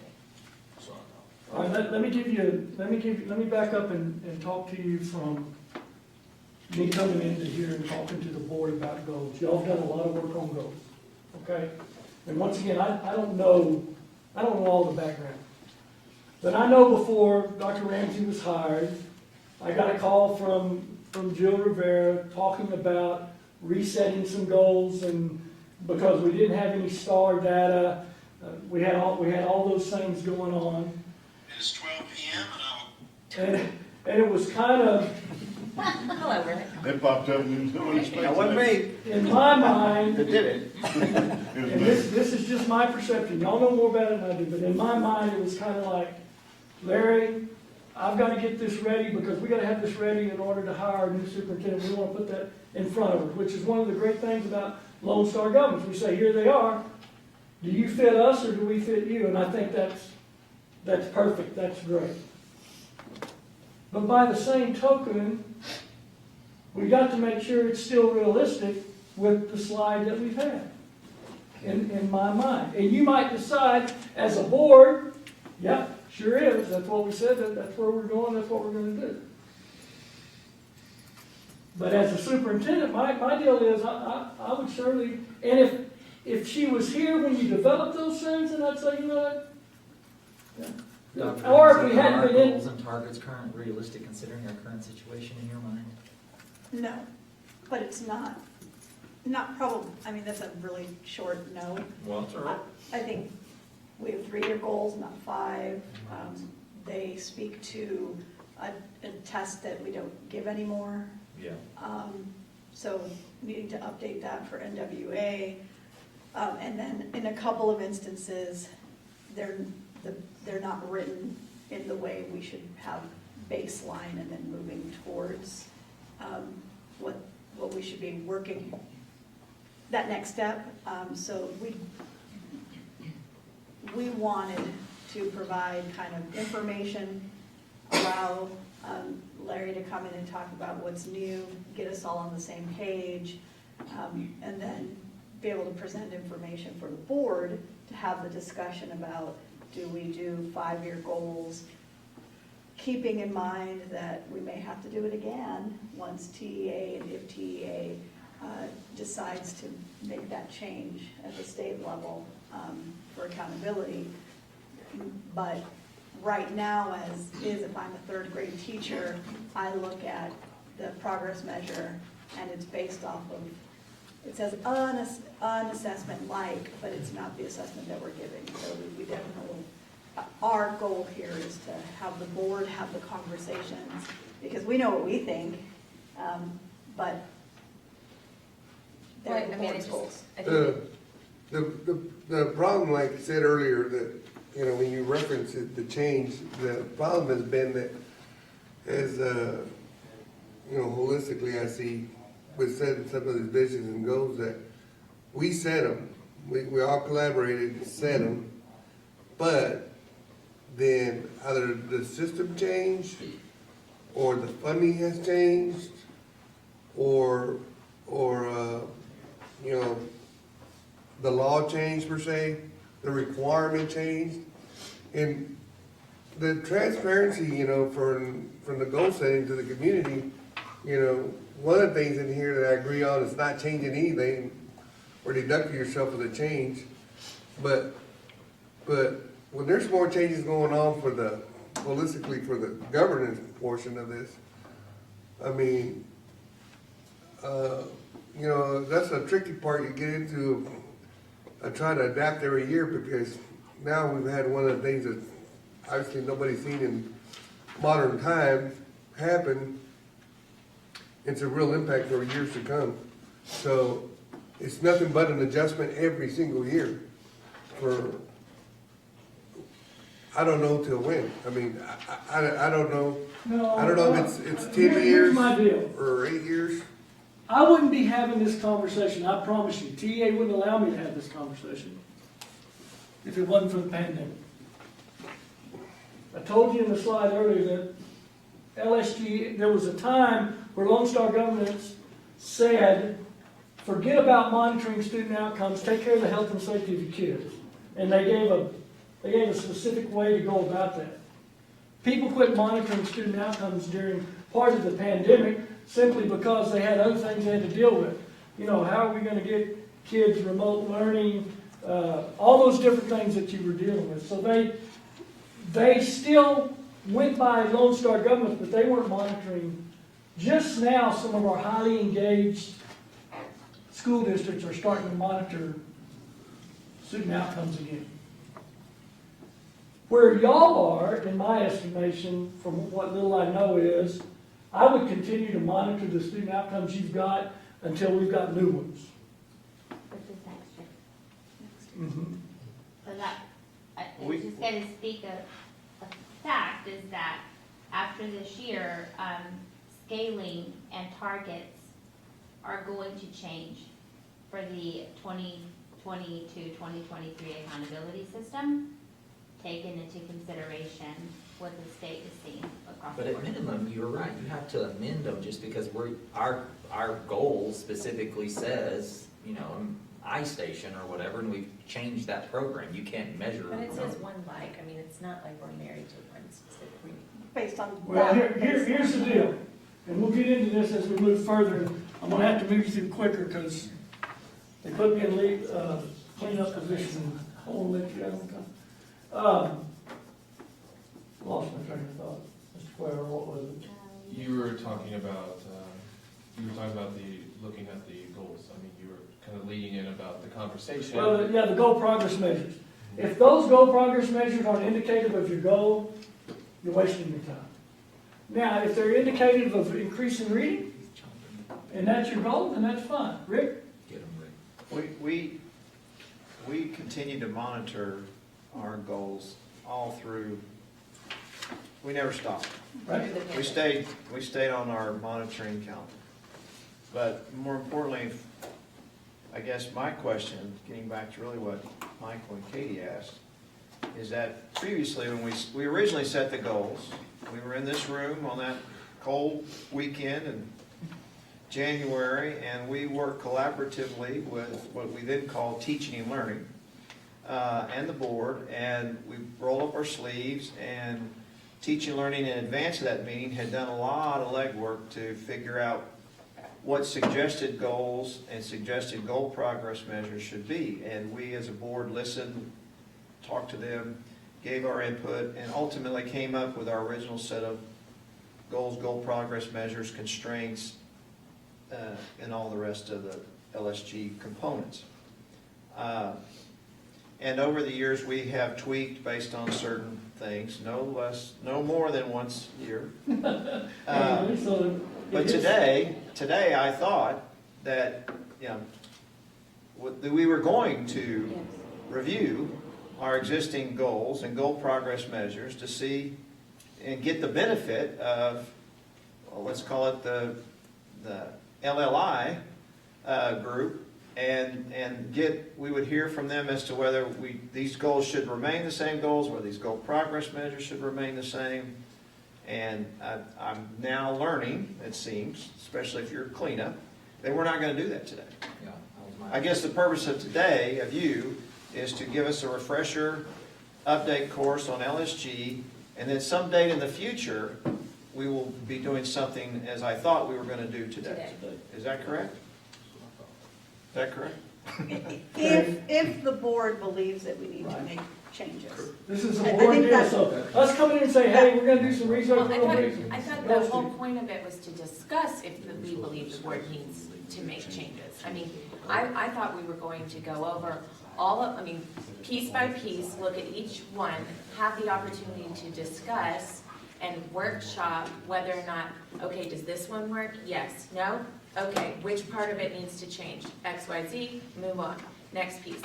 I thought that's what we were doing. I don't think it's a question of if the board is willing to consider if they need to be reviewed. I thought we were going to review. But I think, like Ms. Martinez was saying, I think if there's going to be more changes coming through TEA for the 2022 school year, We wait for those changes. I think we wait for those changes before we make adjustments to our goals. That's just. Well, I think that's part of the discussion. When will we know those changes? She's telling me stuff I don't know, that's not mine. What Lone Star Government does, unfortunately, is we react to the legislature. So that 5-year, where y'all had put 3 years in, and Jill called me and said, Larry, look at our goals, and I said, well, they're 3 years, they need to be 5 years, because by that time, the new book had it at 5 years. But she didn't know that, there wasn't anyone in here to tell her that, it was already, the horse was in the barn. And so, but even if we did know, I guess, I don't know, even if we did know it, maybe we would have followed it, but the rationale for not doing 5 years and doing 3 years was in recognition that we are coming out of a pandemic, and there are a lot of changes, so rather than make a 5-year, which is likely to be adjusted by pandemic data and other changes that were going on, we thought, well, let's just focus on the 3 years, even knowing then that was likely to change. With 5 years, we thought, well, that darn sure is going to change, so why do that? That was the rationale. Okay, here's my rationale. Move over to Hursley and see if you have the same rationale. In other words, am I being held to something that's fair, realistic? That's what I'm getting. Well, right now, we have a goal set, so, there's nothing saying that we have to go change nothing in a sense. Now, do we have to eventually come up with an explanation to why there's potentially the delta between the number that's there and the number we're receiving or getting, but of all the change, if there's a whole bunch of changes coming, in my view is that you wait till the summer or whenever you get all the data to make a more solid, if there is going to be any changing, wait till a point there's more data to make an effective change for a 5-year. No, I understand, and I don't know what these changes may be, but in recognition of what's fair, Dr. Ramsey, and the paradigm impact that pandemic has had on education globally and MISD specifically, if not today, I am certainly willing to do it ASAP to reevaluate all the goals and all the goal progress measures, and especially here from this group, this LLI group, about their thoughts about all of that. And I thought that's what we were doing today. Okay, well, part of this is my premonition coming in here, because I told them, I said, if we get hooked up, this is where we're gonna get hooked up. Because my view, Rick, of as much time and effort y'all put in, you're gonna be resistant to change. That's one thing. The other thing, I know y'all are big on Is anyone resistant to change? leaderboard. I mean, y'all put in a lot of time and effort. That was my concern. It wasn't, I mean, I could come here and say, yeah, I think y'all need to take another look. That's my opinion. But I don't do the authority. That's not But my authority. when we That's your authority. scheduled this meeting, we thought we were all agreeing to taking another look. Contrary to some public opinion, we are not as stubborn as Yes. we're portrayed as sometimes. right. We are willing to consider reality and adjust So accordingly. that gets me past that goal. Thank you, We can Mr. move on. Davis. Here's my next question, and this one is just from me, my standpoint. I know you're in system of great schools. I know a little bit about that. I know that Lone Star governance and system of great schools are right in the process of trying to find out what we have in common, what we don't have in common. My question is your intent to include your 1882s and others within your district scores, goal progress measures? Yes, Yes. absolutely. And They I have just want to. to say that 1882 is just a part of system of grade schools. System of grade schools. Got you. I understand it, but what I'm saying is, I know those have performance Yes, contracts, and that's probably not there are. Lone Star students. governance per se, but if I'm gonna look at where my baseline is, I gotta know what kids I'm including in that. So my question is just, are you including those or not? Which brings me to another point. If I am including them, am I gonna make them do the goal progress measures that we're doing from the district? There are students and our teachers. There are so if I may, You may. there are students, I believe that there's one campus right now that's not, but has expressed the will to align themselves to use the tools that we're using. And I think I fleshed that out in a recent board meeting Yes. because I asked why as I did not And follow they the came to same me after guidance. that and said, we will align. So, Because I've done training with, like I said, some of your 1882s, and it's different training than I give boards, but I always went through Lone Star governance, but through my question, once again, has it rolled all the way down? Do they understand those things? Student groups, that was another area that I thought maybe, are y'all monitoring student groups, the groups in domain 3? they have changed that where we are now. Because that wasn't recent, but it's something that came in with the 86 legislature. And then that whole idea about community ownership and staff did, okay. What steps, if any, do we need to take to address vision and goals 1? Well, evidently we want to take another look at goals and goal progress measure. Once again, in the interim, I'd still keep doing what we're doing. Because that behavior is still worthwhile. And it may be, and this is just me speaking, it may be that your goals are fine, your targets may need to be adjusted. The goals may be, Well, I don't think anyone's suggesting that we would stop monitoring at any point. I think it's just a question of if we're going to adjust and when that occurs, when that makes the most sense. good deal. Okay, so let's go to visions in 2. Scan that real quickly, and I'm going to ask you the same question. What questions do you have about vision and goal 2? Listen, Bless you.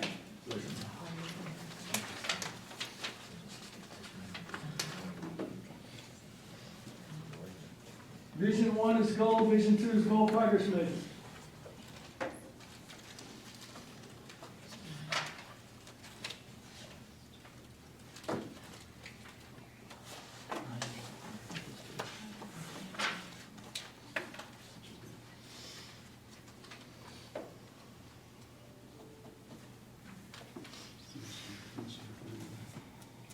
Yeah, it's the same question.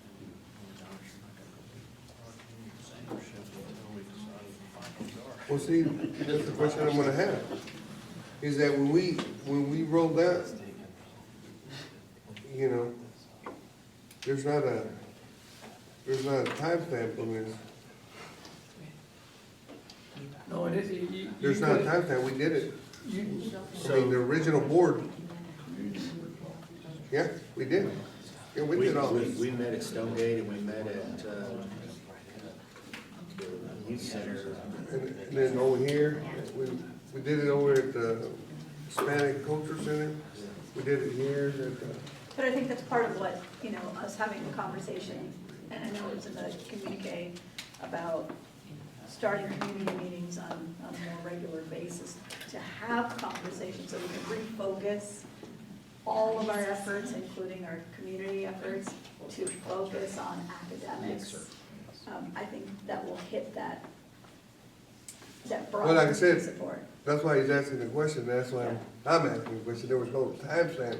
Now, can you continue to improve on something? Yeah, I mean, or do you lose it and then have to come back, or you gotta bolster it again? yeah. We you got formulate- new goal measures. Yeah, Why do we have those things? do you support it, or, I know some of the board members have meetings within their own precinct or whatever. District. What a great conversation to have during one of those things directly related to this. And part of my job as a coach would be to help you organize and be ready to present those things. That's one of the services I can provide. So you feel comfortable doing that from a board member standpoint. That probably on the community input, staff input, is the most difficult one to come to grips with. And I think we always work on that.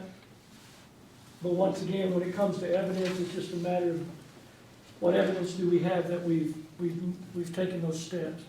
GPMs must be predictive of the goal, challenge the organization, influenceable by the superintendent, right? What questions do you have about vision and goals 2?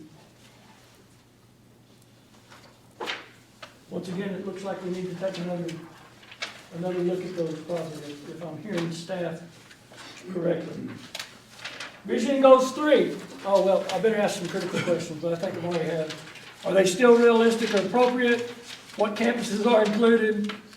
You do the student groups. Do you have your student groups in your goal progress map? No, Okay. No, we do not. not have in the student groups. document.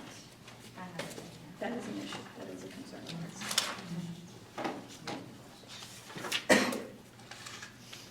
Number 4 on approaches focus. But you presented it, right? We have begun presenting this Right. year, but it's And when actually you talk not. about student groups, you're talking about demographic. We've Yeah, provided it's not in our them- goals, but I know recently you presented us that information. Yes, we went a step beyond when we had the conversation this summer about what the report should look like to the board, and we added additional information that should be in there, but actually aren't in our goal progress measures and goals right now. And just to be clear, and we could do this however the board, Dr. Ramsey want, we've done it with the annual board goal reporting, is what we've done that with. Yep. So, You're saying real- not the individual Not the goal, GPMs. the GPMs, yeah. real quick, a clarity, because it kind of mouse back to Yes. goals 2 and goals 3, but, so it says all board members and superintendent agree that there is broad community ownership. So, in that statement, you know, once again, for efficiency, you know, in communication, you know, I know Dr. Ramsey has already several groups. I don't know, there could be other groups that the district level has with other people, you know. And in those groups, since they already formulated these big groups, is that not, I mean, once again, there's a consensus, it sounds like, that they're communicating that already on a weekly basis or bi-weekly basis when those meetings happen. Is that an accomplishment in a sense? Because if it's, you know, 98% or 99% of communication is coming from the district, it's not coming from the board members. our communication happens at a public board meeting, you know, so there's otherwise we're gonna blow one of the constraints of having public board meetings more than so many a month or whatever, but, do you see that definition as I'm saying it? That they're the ones spreading the message, because we've already agreed to the goal and constraint, and if there's any feedback as to the change or whatever, or people saying, hey, we don't like it, or we can't understand it, whatever communication is at the end of the day, but. Well, the one thing I want to answer your question, but you feel free, is that you mentioned that this is a board project and not a superintendent or administration project, so really it ought to be us going out. In collaboration with your superintendent, Right. yeah. You know, as you know how that's written, I'm not sure what the fallout is, but I do think this. If I'm coaching you, my question to you as a board is, all right, that's what we want to get to. What is our plan to get there? What steps are we going to go through to make sure that happens? And write that down in a plan. And once we get that plan, because there's two ways to look at this. When we first started Lone Star Governance, AJ we built those goals, if you'll remember, in this room. Mm-hmm. Right? We didn't go take a bunch of community input, then come back in here and build the goals. We built the goals, and then we tried to project them to our community. And to me, there's a reason for that, because it says you do a root cause analysis, that, you know, it's a deep dive into that.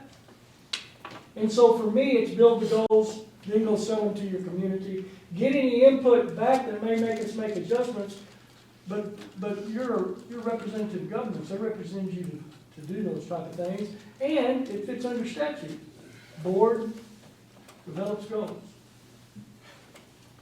So a plan would be one of the things that I would talk to you about there. So let's talk about constraints real quickly.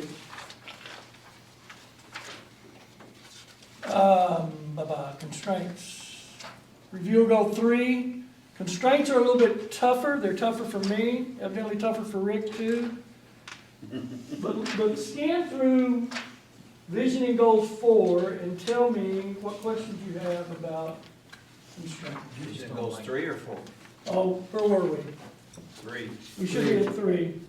Board constraint. These are, the board has adopted constraints, but it's also board and superintendent, so. You don't like constraint or Like, one of our constraints is, rather than the superintendent shall ensure that every campus implements PLCs for developing, we have to comply with Lone Star Government constraints, saying the superintendent shall not. Yeah, it's like the deadline, the way that they write these two is But way I've come to, way I've recalled, Let us know. It's the way they write. in my mind, is kind of like, For next year. He must have bragged his Bill of Rights. He's been pulling It's out. written in constrained form. You shall not increase free speech. You shall not. To ensure that there's free speech, you shall not ensure that there's information, you shall not increase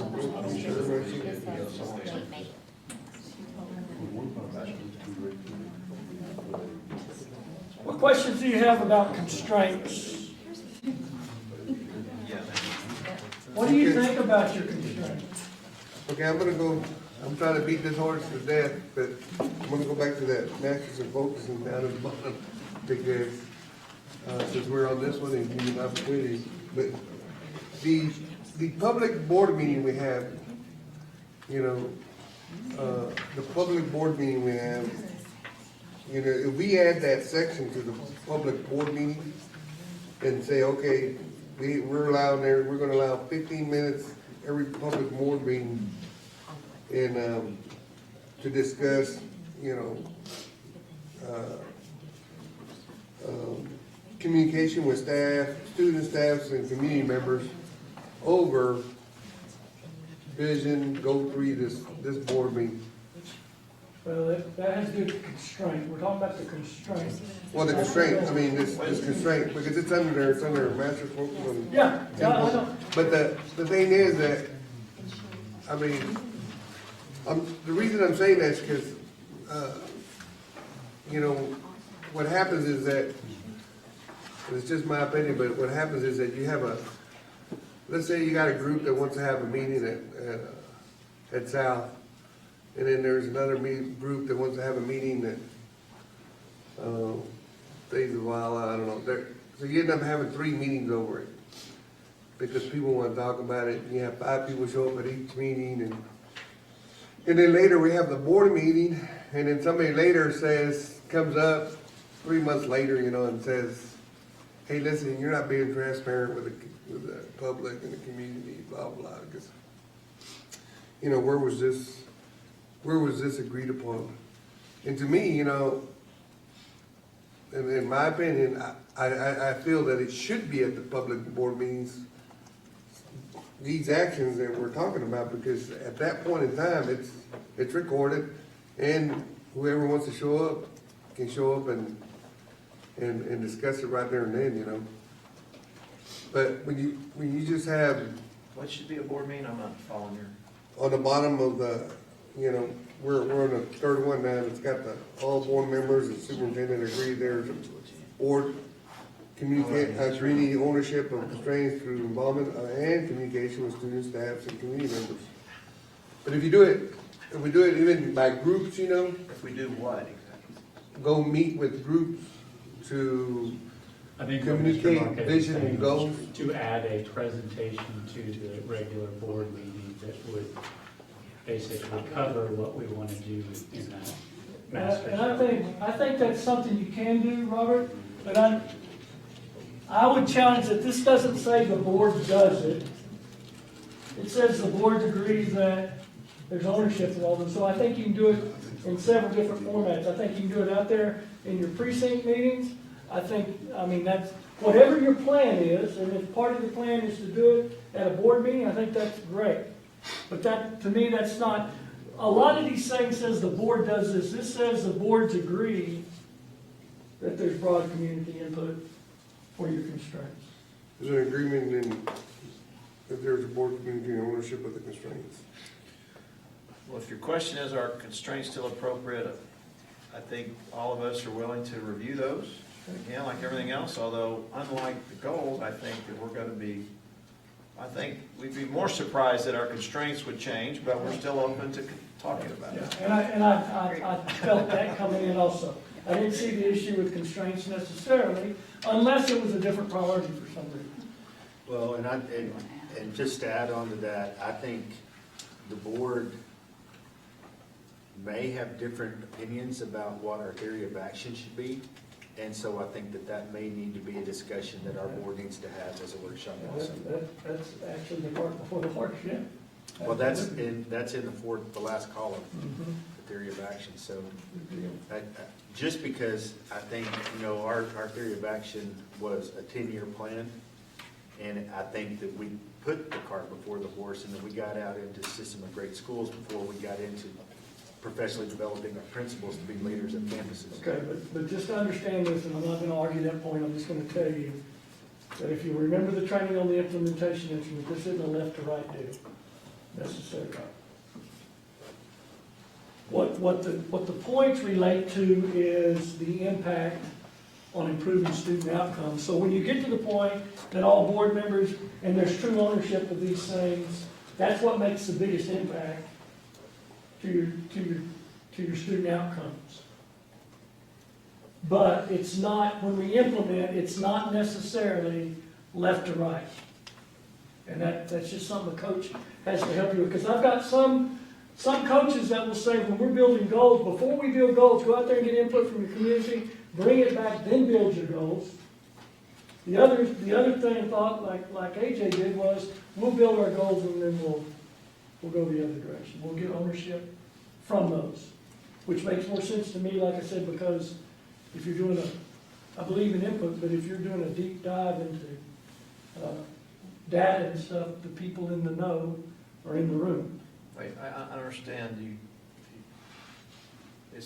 in this grading system, you do go from left and then You do, progress but to you your don't right. necessarily, it's not, in other words, you may have to do something over in the 5 column before you can do something over in the 2 column. It doesn't read left to right necessarily.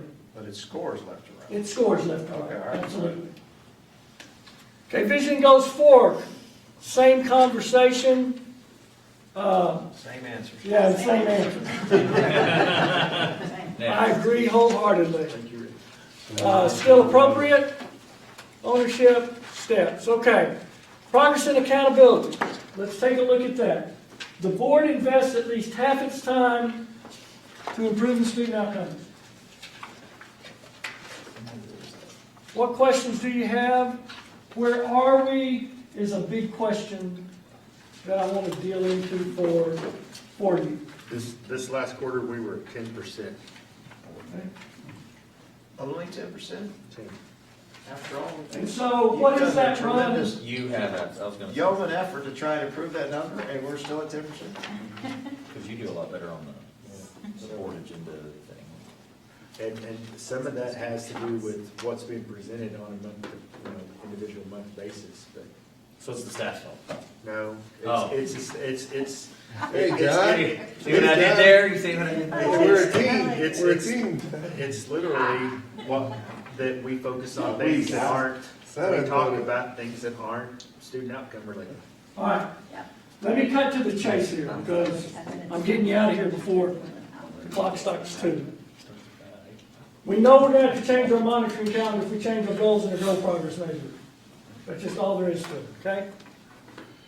Here's my first question. Are we accurately recording our time? I think this is something a coach can help us with. I can just tell you that in most places without coaching, the answer to that question is no, you're not. You might be impressed with Brian. It might be. Brian has done a great job. Well, I would tell you, since the acceptance student rule, a lot of people will try to grab anything that's related to a goal and say, yeah, that counts. No, we're going to put that in. I don't think that's No, reflected in but our I think- 10% Yeah. number. The person taking it All right. is doing a good Mr. job. Davis. Here's my second deal. You've been in Lone Star government since 2016, and we're at 10%. What's the problem? We don't Good cheat. question. Yeah, we don't cheat. Or behavior. No, your behavior, not ours. Let me tell you what the problem is. My behavior. Choices is number 1. Planning is number 2.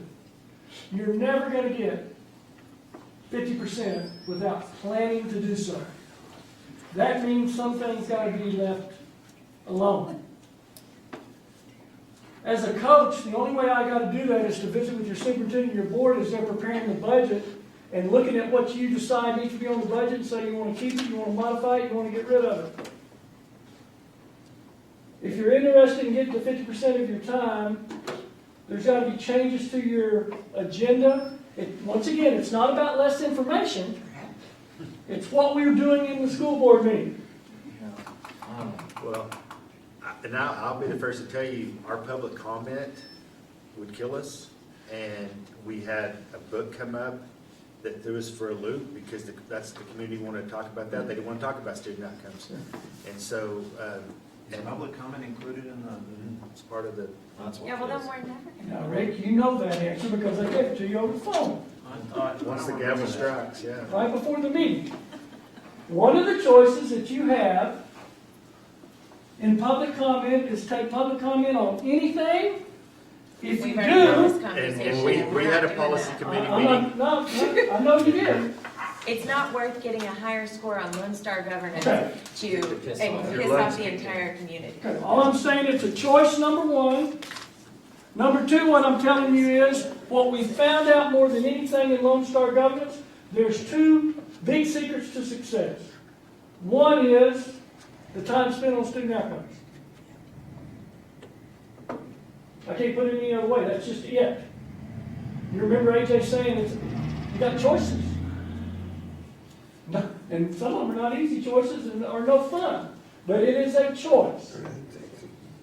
Coaching is the other thing that we found out there. It helps. I would just say that I don't know if the conversation was really about points on Lone Star governance as much as are we spending time talking about academics or everything else? And we heard loud and clear from our community that is their desire for us to have the board hear from them on a lot of things. But I think that's why we have to get back into the community and explain why this is so important and why we have to, because we went out ahead of saying, we heard from you, we would need to propel academics, because we heard that loud and clear. Propel academics, this is how we can get there. So there's probably some homework that we need to do.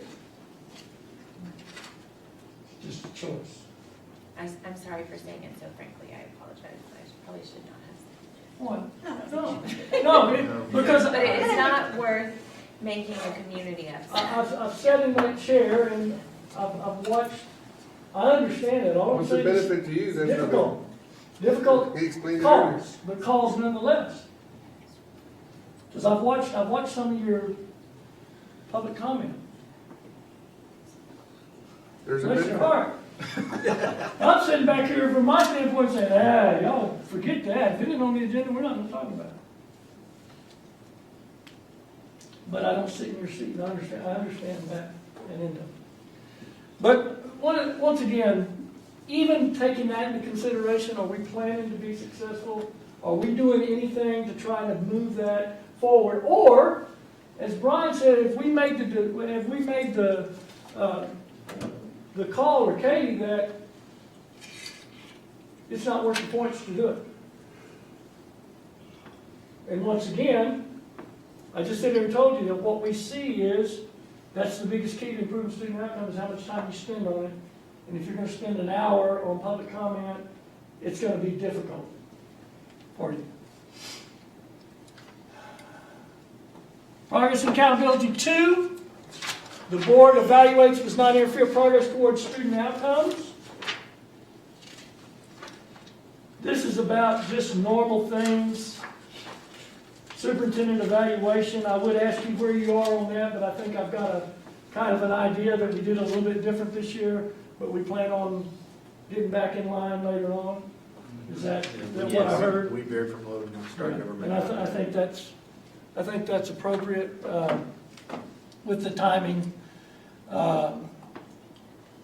Few critical questions. Has the board received superintendent's plan for making progress towards student outcome goals? Yes? Have you, specifically to the student outcome goals, how are we going to get there? What are the major initiatives to get us there? I think we heard that today. Yeah. That's what the first part of it. District improvement plan, The 90 tackling day, the reading. Strategic plan that should create in 90 days. Yeah. Annual costs, y'all still do that? Have you done that? Have you ever done that? We have not done that. We've never done that. We've always been hindered by that. We can't meet that. So, This is a guesstimate at best, but it can be done for the point. We do Quarterly that. progress We track, do that. Boy, do we do that. verification. Veronica sends that Well, stuff very- every quarter. You would submit we don't verify. I'm just submitting that. I Let's went be to a frank, school Larry, district- come on now. I went to a school district about 2 years ago. They wanted me to come in and verify. They said they had 52 points. I said they had 7. Ooh. Y'all have done a lot better job than that. I can promise you without even looking. But all I'm saying is there's some intricacies in this that just reading it doesn't get you the intent of what we're trying to do. And it's the intent backed by the research that drives the improvement of student outcomes. So, coming in and asking the question to where, well, Brian says we're at 5 points and Tommy says we're at 10, there's a truth in there somewhere. Part of my job as a coach is try to come to that realization. Huh? 7.5? 7.5. Well, and Larry, let me, 7.45? on the evaluation instrument, we actually veered this year because we wanted to get back on LSG for next year. And what we did was we had to have an interim period of evaluation just so we could get to a July date that would allow us to have all the results into Yeah, evaluation. and I'm gonna pull you back into some of these, another change. So when we start building the new goals and we're all ready to adopt and go like that, I think there's gonna be a timing issue because they are pushing us as Lone Star Governance coaches to get you to hit 1 or 2 time spans. In other words, January, February, March, evaluate in April. April, May, June, evaluate in July. They're trying to get you to do 1 or 2 of those formats so they can get better information about the districts doing Lone Star Governance and the outputs. And so that'll be another conversation, but. And that was our intent, to get to where we did receive scores in and boom, evaluated the next month. Yeah. But the other end of it is too, you get scores in what, June, July, August. That's no time to be looking for a superintendent. You know, right? System and processes. Gotta hurry. Few critical questions. Is the board receiving and voting on monitoring reports designated on the monitoring counter that include the 4 mandatory parts? We've been voting on them. We had previously only been receiving but not voting. What are we voting on? Technicality, but what are we The voting approval on? of the information that they've sent before Yeah, us. those 4 And then parts are and there. they've provided all of the information. Those 4 parts are there. The student outcome goal or GPM being monitored, we can see that. We know the past, the current, and the future state where we expect it to be. The superintendent's interpretation of why is the information the way it is.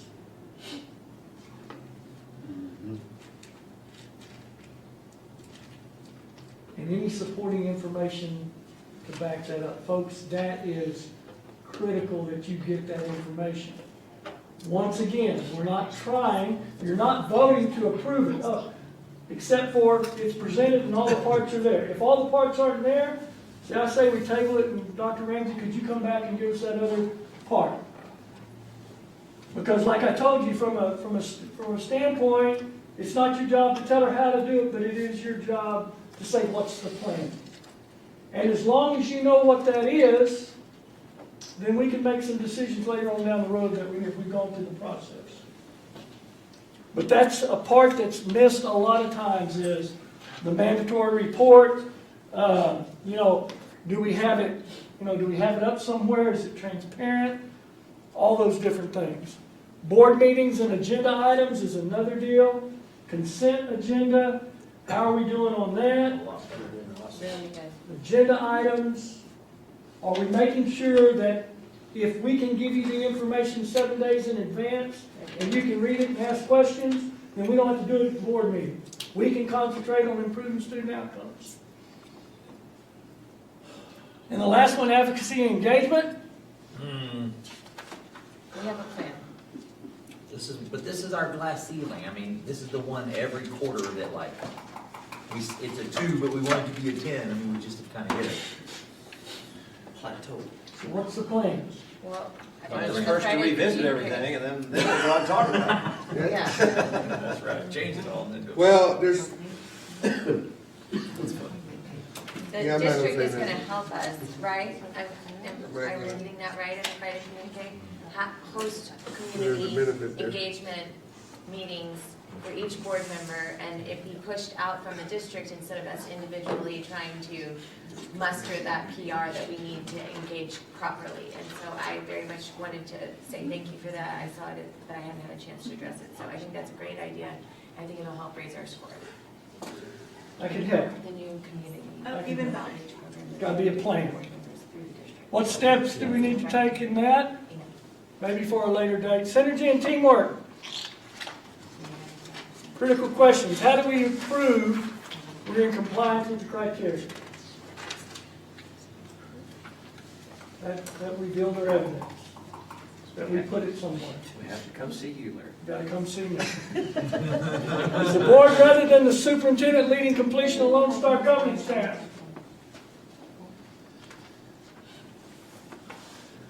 Is the board talking about how to get from here to there? Because that's the intention.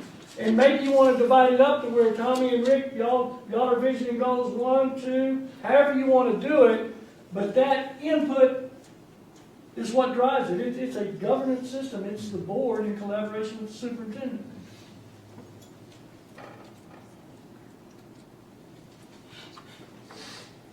Real quickly, I want you to look at the time tracker, which is about all we're going to have time to do. I'm going to lie. They started, all you're going to see that's new in the time tracker is they've started to divide time spent on that are directly related to student outcomes and those things that are related to student outcomes but adults do them. So in other words, vision and goals. Minute setting student outcome goals, that's directly related to students. Minute setting constraints, the constraints are about adults, and so they put it in the other column.